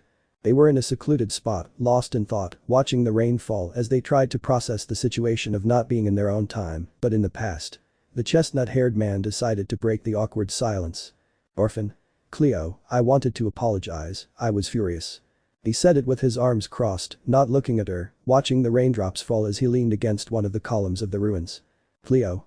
I know there's nothing worse than hitting a woman. The chestnut-haired man felt the blonde take his hand, giving him something, surprising him with her action. Cleo, Toma. The birch tree saw a red teardrop-shaped stone in its hand. Orphan? Is this? Cleo. It was very difficult to find him. She said it with her hands clasped behind her, leaning against the same column as he was saying it without looking at him. Cleo. The red one took me a long time. Orphan? You were looking for this? He said this looking at his hand, then turning his head to look at the blonde, doubting that she had been doing that for him. Cleo. I hope your wish can finally come true, Orphan. She said it with a smile, closing her eyes, finally able to give him what she had wanted to give him from the beginning. It touched the brunette, whose gaze softened at the kind gesture the blonde had made for him. Orphan? Oh, Cleo. He said it softly, smiling at the blonde, but then they felt a tremor in the ground, alerting the brunette. It was the ceiling. It was collapsing on top of them. It put them both on alert. Orphan Cory Cleo. The chestnut-haired man grabbed the blonde's hand, pulling her away to avoid being crushed by the rubble. Leaky followed them, crumbling a column behind them. Jumping just in time before they were crushed, the chestnut-haired man covered Cleo with his body to prevent her from getting hurt. Another column was about to fall on them, and the chestnut-haired man used the sword of light to try to destroy it, but before he could complete the spell. The column wasn't falling, just like the rain. The two realized that time had stopped. Nothing was moving except them. Looking behind them, they saw a young man, the shaman from the past, standing beside another hooded sorcerer, the one who had stopped time on the island. Unknown. I stopped time on the island. Orphan? Are you? Looking at the stranger's face, he saw that he was an elderly gentleman, judging by his wrinkles, recognizing him as Rossweisse, the oldest and wisest sorcerer in the Tower of Fangs, being the author of almost all the spell books in the Tower of Fangs library. Cleo. If Orphan is the Orphan? Rossweisse. After explaining the situation and how they arrived there, without revealing too much about the future because they weren't sure if it was accurate, they went to the altar where the statues of the three most sacred artifacts stood. It was there that the Sword of Boltenders was kept. Seeing the three statues in full view, the one on the right held the Sword of Boltenders in its hands, the one on the left seemed to be gazing into the distance, wearing the silver bracelet, and the statue in the middle depicted a kind of virgin holding something like water, adorned with a bright blue jewel like a diamond. Orphan? Oh, and that's it. Rue. The jewel of Eugaborius, like crystal water. Cleo. Look, more statues are no longer destroyed, Orphan, and there's the Sword of Boltenders, and there's also the bracelet of Denemasbrus's, and he's alive. She said it in a highlighted way, referring to Rue, since magic had the sword, the bracelet was on Leaky's necklace, and they didn't know where the jewel was, but in front of them, both Rue and the three statues and the three sacred artifacts were there in front of them. Orphan, the jewel of Eugaborius, look, this is the third treasure we need, Cleo. Raising his hand, trying to reach the jewel, he was interrupted by a threatening shout from Rue. Rue? Don't touch her. For you, all these are illusions of the past. The old sorcerer said it loud and clear. Orphan? What? The past. Oh, now I see what's going on. But it felt like another temple in the place. Cleo. Ooh, an earthquake. Brew. Go back to the time you belong to. This happened because you caused chaos in time. The old sorcerer said it seriously. Orphan. I don't know how to do it. Brew. I'll help you, go to the transmission room. So they quickly went to the room where it was the only one that wasn't destroyed and was clean. Orphan and Cleo were standing in the circle of the platform. Orphan. My life is in danger. Cleo was surprised to hear that. Brew. That's right. Listen carefully when the bracelet of Nomisprices and the jewel of Eugaborius are next to Baltinder's back. The true power of the three treasures will be unleashed. But that power is very dangerous. It can take your life, do you understand? The old sorcerer said it in a serious calm voice as Cleo looked at the chestnut-haired man with concern, aware of the danger the situation posed. But then another cave-in was felt nearby, startling Orphan and Cleo. Brew. There's no more time. Raising his hand, the old sorcerer made the platform activate, beginning the ritual. Brew. Goodbye travelers of the future. Time stream. At the same time, magic could be felt flowing throughout the place, a terrible current of wind felt throughout the area, while the platform shone in a blue-green hue. Both Orphan and Kaiman exchanged glances due to the seriousness of the situation, as did Rue with them.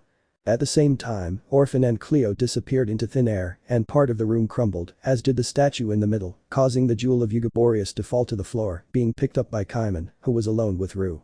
Rue. The treasures of our ancestors are dangerous. I intend to keep this island a secret.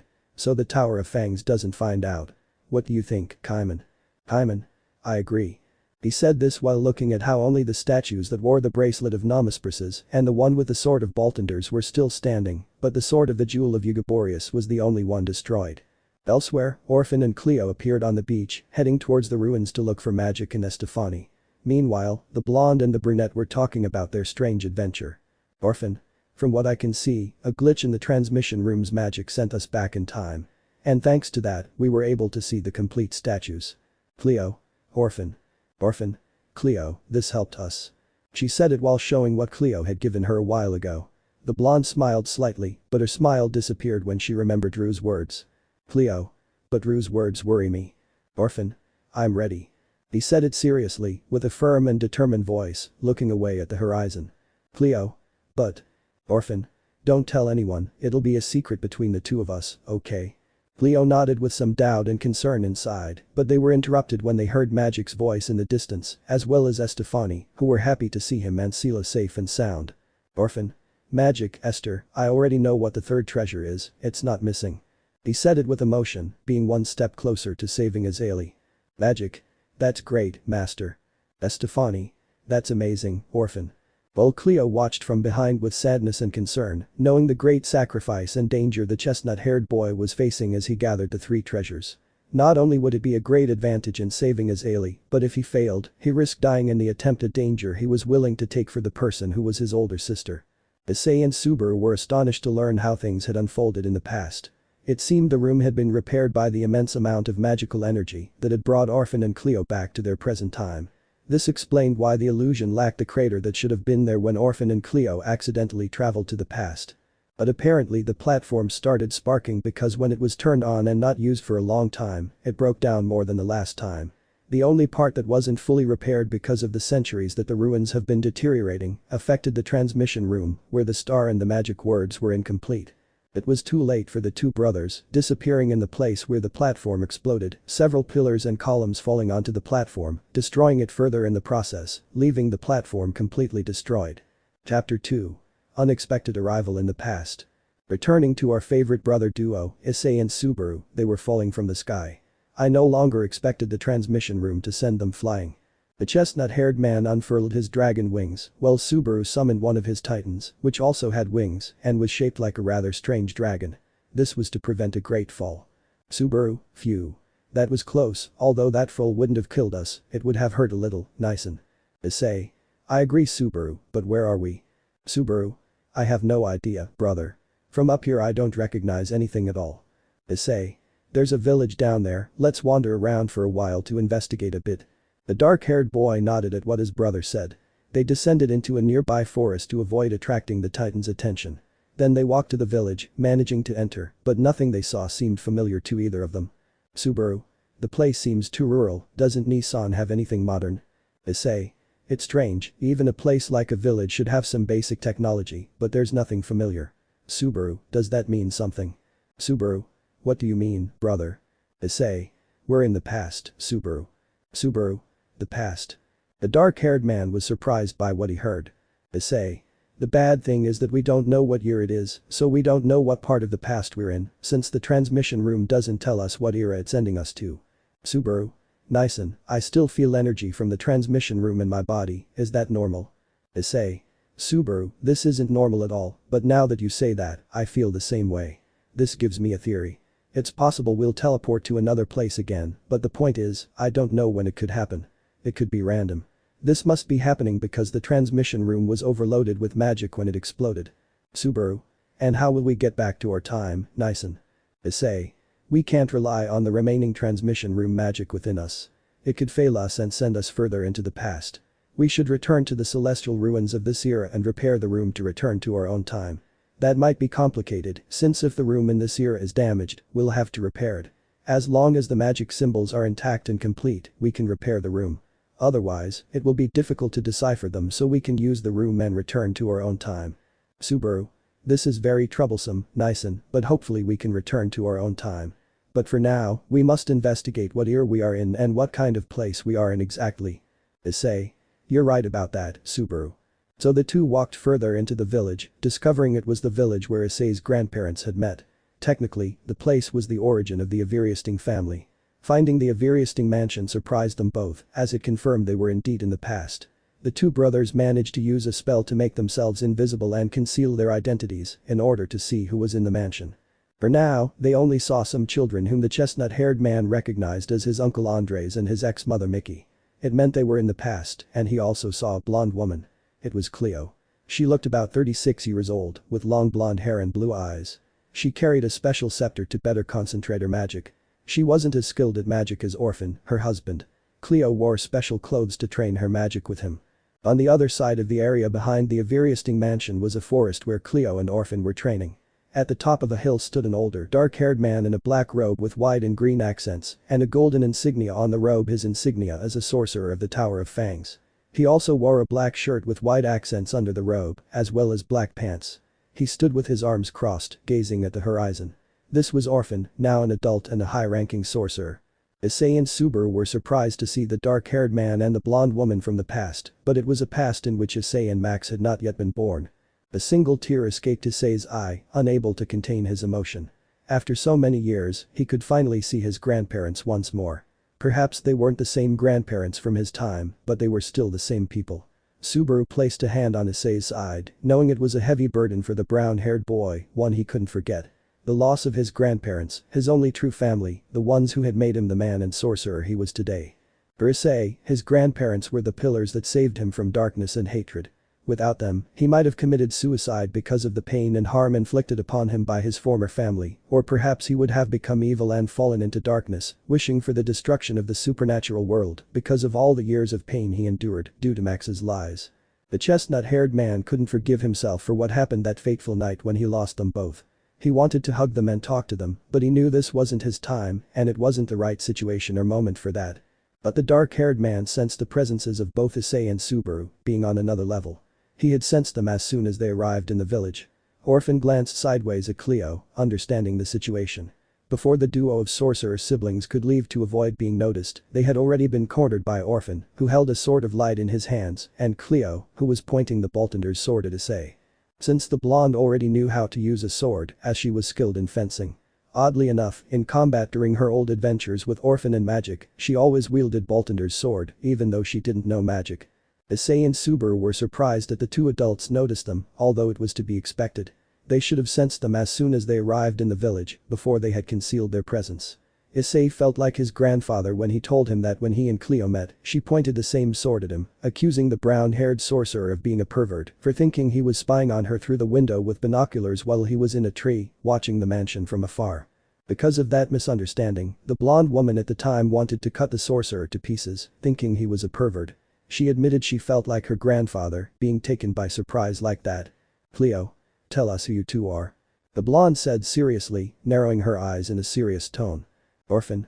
You'd better not lie to us, if you are enemies we will show you no mercy. Seeing a purple glow emanating from the dark brown-haired man's hand, he was about to use the sword of light on Subaru in case the two newcomers were dangerous. Issei. Okay, it's a long story, but we promise we're not enemies. Orphan. I hope so, kid. Now start with your story. So, a while later, the chestnut-haired man explained that the Subrus were technically from the future, a few years in the future. And that they had accidentally traveled back in time to the era they were in now. At first, Cleo didn't want to believe them because the story was so crazy, but Orphan reminded her of when they had traveled back in time years ago to the celestial ruins. She nodded, somewhat embarrassed for forgetting that. Besides, she noticed that Issei had a complete copy of Baltinder's sword. This proved that Issei and Subaru, who were from the future, had told the truth. Cleo. Tell me, Issei, are you our grandson from the future? Subaru was surprised by Issei's question, and even more so by Orphan, since he thought his wife hadn't noticed. Orphan, I thought you hadn't noticed Cleo. Cleo. I am a woman and a mother, but if I differentiate my own family, I wouldn't be a mother then. She said, squinting, her blonde eyes crossed, her arms crossed, worried that her husband might not notice. Cleo. Remember, we only have 2 children, a boy and a girl. The boy is blonde, so it's impossible that Issei is our son. Second, that means Issei is our grandson from the future, since I came to this conclusion because he looked so much like you when you were young. You're like 2 peas in a pod. If you were young again and Issei had short hair, you'd be like twins. Besides, he was wearing the same red ribbon you were wearing when we met, and only someone like you could use Baltinder's full power without dying. It means Issei is your grandson if he can use Baltinder's in all its glory. Issei, I was surprised, you'll notice Grandma Cleo. I'm your grandson from the future, the 2 of us. I'm Mickey's son. He said it calmly, but there was a cold touch of disdain and indifference in his words when he mentioned his mother. Something didn't go unnoticed by the 2 adults who wondered if their daughter had done something wrong in the future to her own son, given how coldly and indifferently she spoke about him. Issei seemed like a good man, similar to Orphan, but for him to speak of someone in that way must mean something bad had happened for him to have such a poor relationship with his mother. Orphan. I don't know what my daughter did to you in the future to make her treat you badly, Issei. I apologize if she did something she shouldn't have. Issei. You don't have to apologize, Grandpa. You know very well that even though I'd like to tell you about the future, I can't because it would change many things that could worsen the future. Orphan. You're right, Rue warned us about that too, but what you said in your story is true. It means we, being your grandparents, will die in the future. It was to be expected. I was already old and no longer possessed all the power I had when I was young. But it's good to know that the Tower of Fangs is in good hands. I'm proud of what you've accomplished, Issei. Perhaps I haven't met you yet because you weren't born yet, but in my heart I know you are my blood, my family. I am happy to be your grandfather and to see the person you have become. You are a great man and a magician. You have achieved things I never could. But I want you to know something, Issei. Even without knowing you completely, you're already family to me, my heart tells me so. I'm proud that you're my grandson. I know you've done great things in your time. You have a family, a good brother by your side, your companion. People who truly love you. Remember, if others didn't value you, it's because they didn't truly deserve you. Anyone who values who you are is a person worth having by your side. Keep going, no matter how difficult the challenge, don't give up, don't forget who you are. Never change for others. If you're going to change, do it for yourself, not for the approval of others.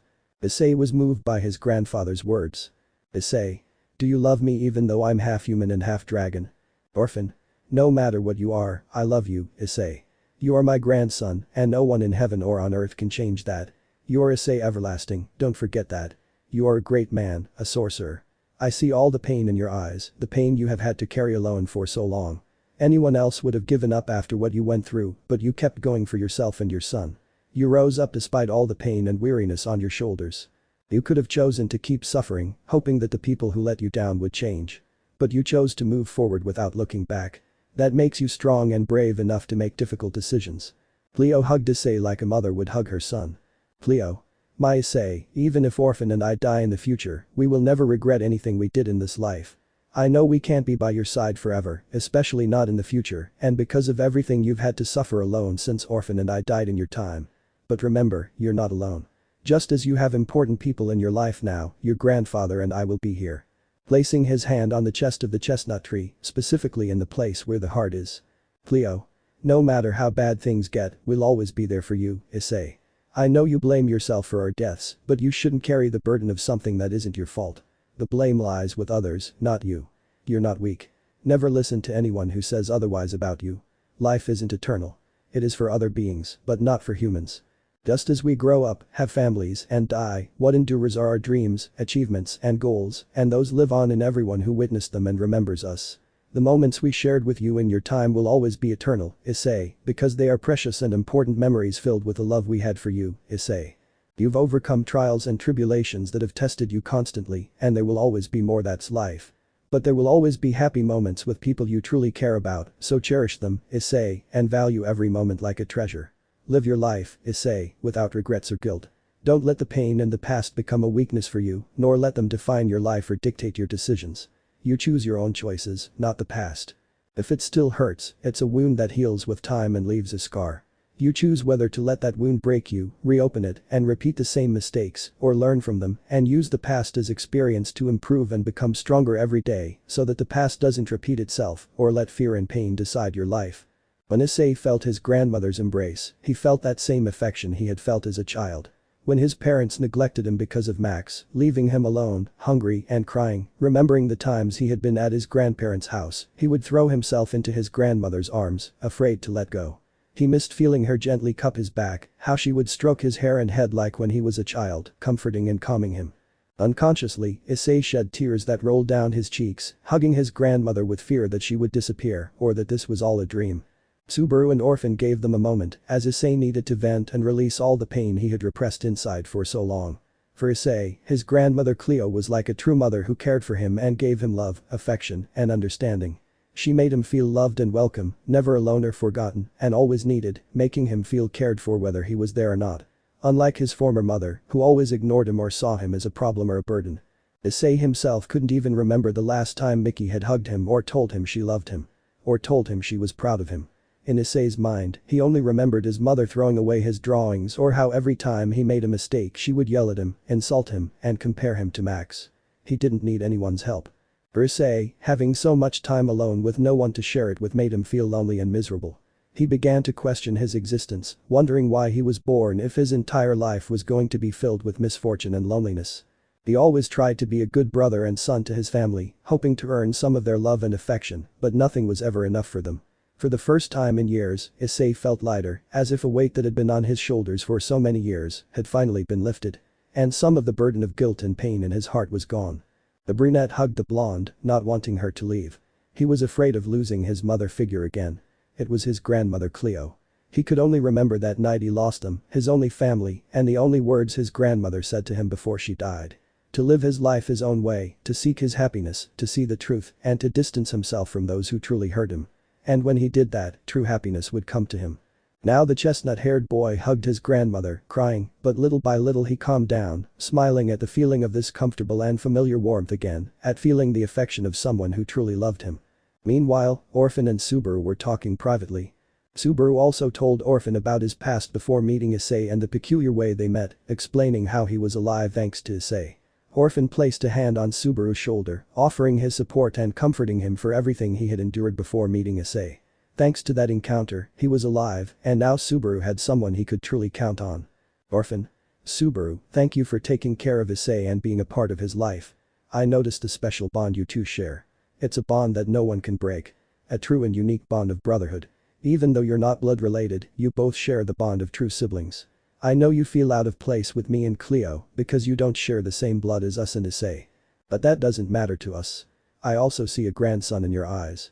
I see the same pain as Issei. You both share different but similar painful pasts. You were betrayed by people you loved. But now you have important people who truly value and love you. You both got up and moved forward, no matter the pain or how tired you truly were. Something no one could do without giving up, thanks to that you are where you are. Never regret your decisions, Subaru. Regardless of blood, you are united by memories, adventures, sacrifices, and the bonds you forged to be where you are today. What unites you is the heart and the sincere feelings we have for that person. If you see Issei as your older brother, that's fine. He also shows those feelings for you. He demonstrates that you are true brothers, even if you are not united by blood, but by heart. They have each other through thick and thin, no matter what. That's what makes them true brothers. They fight and joke around, but they never let it ruin their brotherhood. The two of them overcome everything side by side, trusting each other, even entrusting each other with their lives, something no one else would do unless the bond between them was genuine. I'm proud of you, Subaru. Never forget who you are. The past, though painful, helps us grow as people and avoid repeating the same mistakes. As someone who made mistakes and didn't want to trust anyone, I had people who fought by my side and never abandoned me, knowing they always had the opportunity to turn their backs on me, but they didn't. They stayed by my side until the end. You, Issei, have people like that. Don't forget them. They are your true family now. They've achieved great things, and they'll achieve even more. They have their whole lives ahead of them, so cherish every moment. Treat it as if it were your last. You never know when you're going to die or how it will happen. It's better to leave without regrets than to cry over what could have been. Everything happens for a reason. If those people didn't value you, that's their problem, not yours. You didn't see the kind of person you had by your side. People who are there for you unconditionally are the people you should have by your side, not people who are only there for happy times and leave when things get sad, as if the same thing wouldn't happen to them. Life is a Subaru. Value what you have, the people in your life, and what they give you every day. Never let others decide for you or judge your progress. They are just people who envy who you are and the true value you have as a person. The dark-haired man hugged Orphan, grateful that his words had helped him dispel the inner doubts he had about himself and his life. Orphan smiled, returning the hug. It was something he needed. Then, both Issei and Subaru glowed with a bluish-white light as the energy stored in their bodies by the transmission chamber within them dispersed and activated.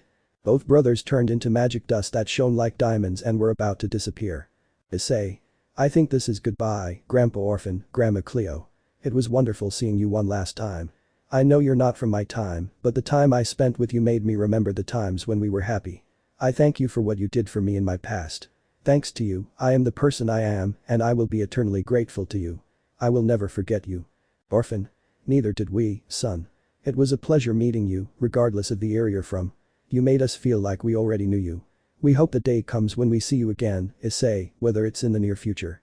Don't forget what we talked about. Live your life and live it well. Always treasure every moment you spend with your loved ones, who will always be in your heart.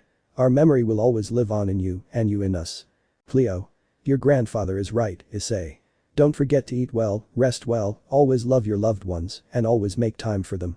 Don't forget who you are, your past, present, and future. There are many things you will live for, and I know you will overcome them all with your head held high. We will always be with you. The chestnut-haired man nodded, smiling fondly at the people who had always been more like parents to him than his biological parents. Orphan. Subaru, never forget what we talked about. You and Issei are stronger together. Count on each other. You're friends, but more than friends, you're brothers now and forever, and nobody will change that. Don't let anyone say otherwise. Orphan and Cleo. We love you guys, you will always be our family, we will always live in your hearts. They both said it at the same time, smiling at the two sorcerers holding Issei and Subaru's hands. The two sorcerers smiled, crying not from sadness, but from happiness, and at the same time they vanished into thin air, returning to their own time and appearing outside the Everesting mansion. Subaru. We're back, Nyson. Issei. That's right, Subaru, we're back. Ah, home. The two of them stood in front of Orphan and Cleo's graves. They both knelt down, praying and paying their respects to the graves of the two deceased. Both sorcerers made wreaths of flowers for both graves. They both gazed at the sky, watching the sunset shimmer over the horizon. Issei. Thank you for everything, grandparents. I will never forget you. I will never go anywhere without you. Come with me first. All the love, effort, and sacrifices you made to make me the person I am will always be in my heart and soul. You will always be my family, my grandparents, and the only people who have ever been like parents to me. Subaru. Although I only knew you in the past and not in this era, thank you for making me feel welcome and loved. On this journey, you made me feel the true warmth and affection of a genuine family. I will never forget your words. Issei and I will honor your memory. We will never forget you, no matter what others say. Issei and I will always be brothers, no matter who denies it. Even though blood doesn't bind us, something else unites us. Blood. And it's the bond of brotherhood we've forged over time that no one can break. We are friends, companions, brothers, and family, something no one can deny.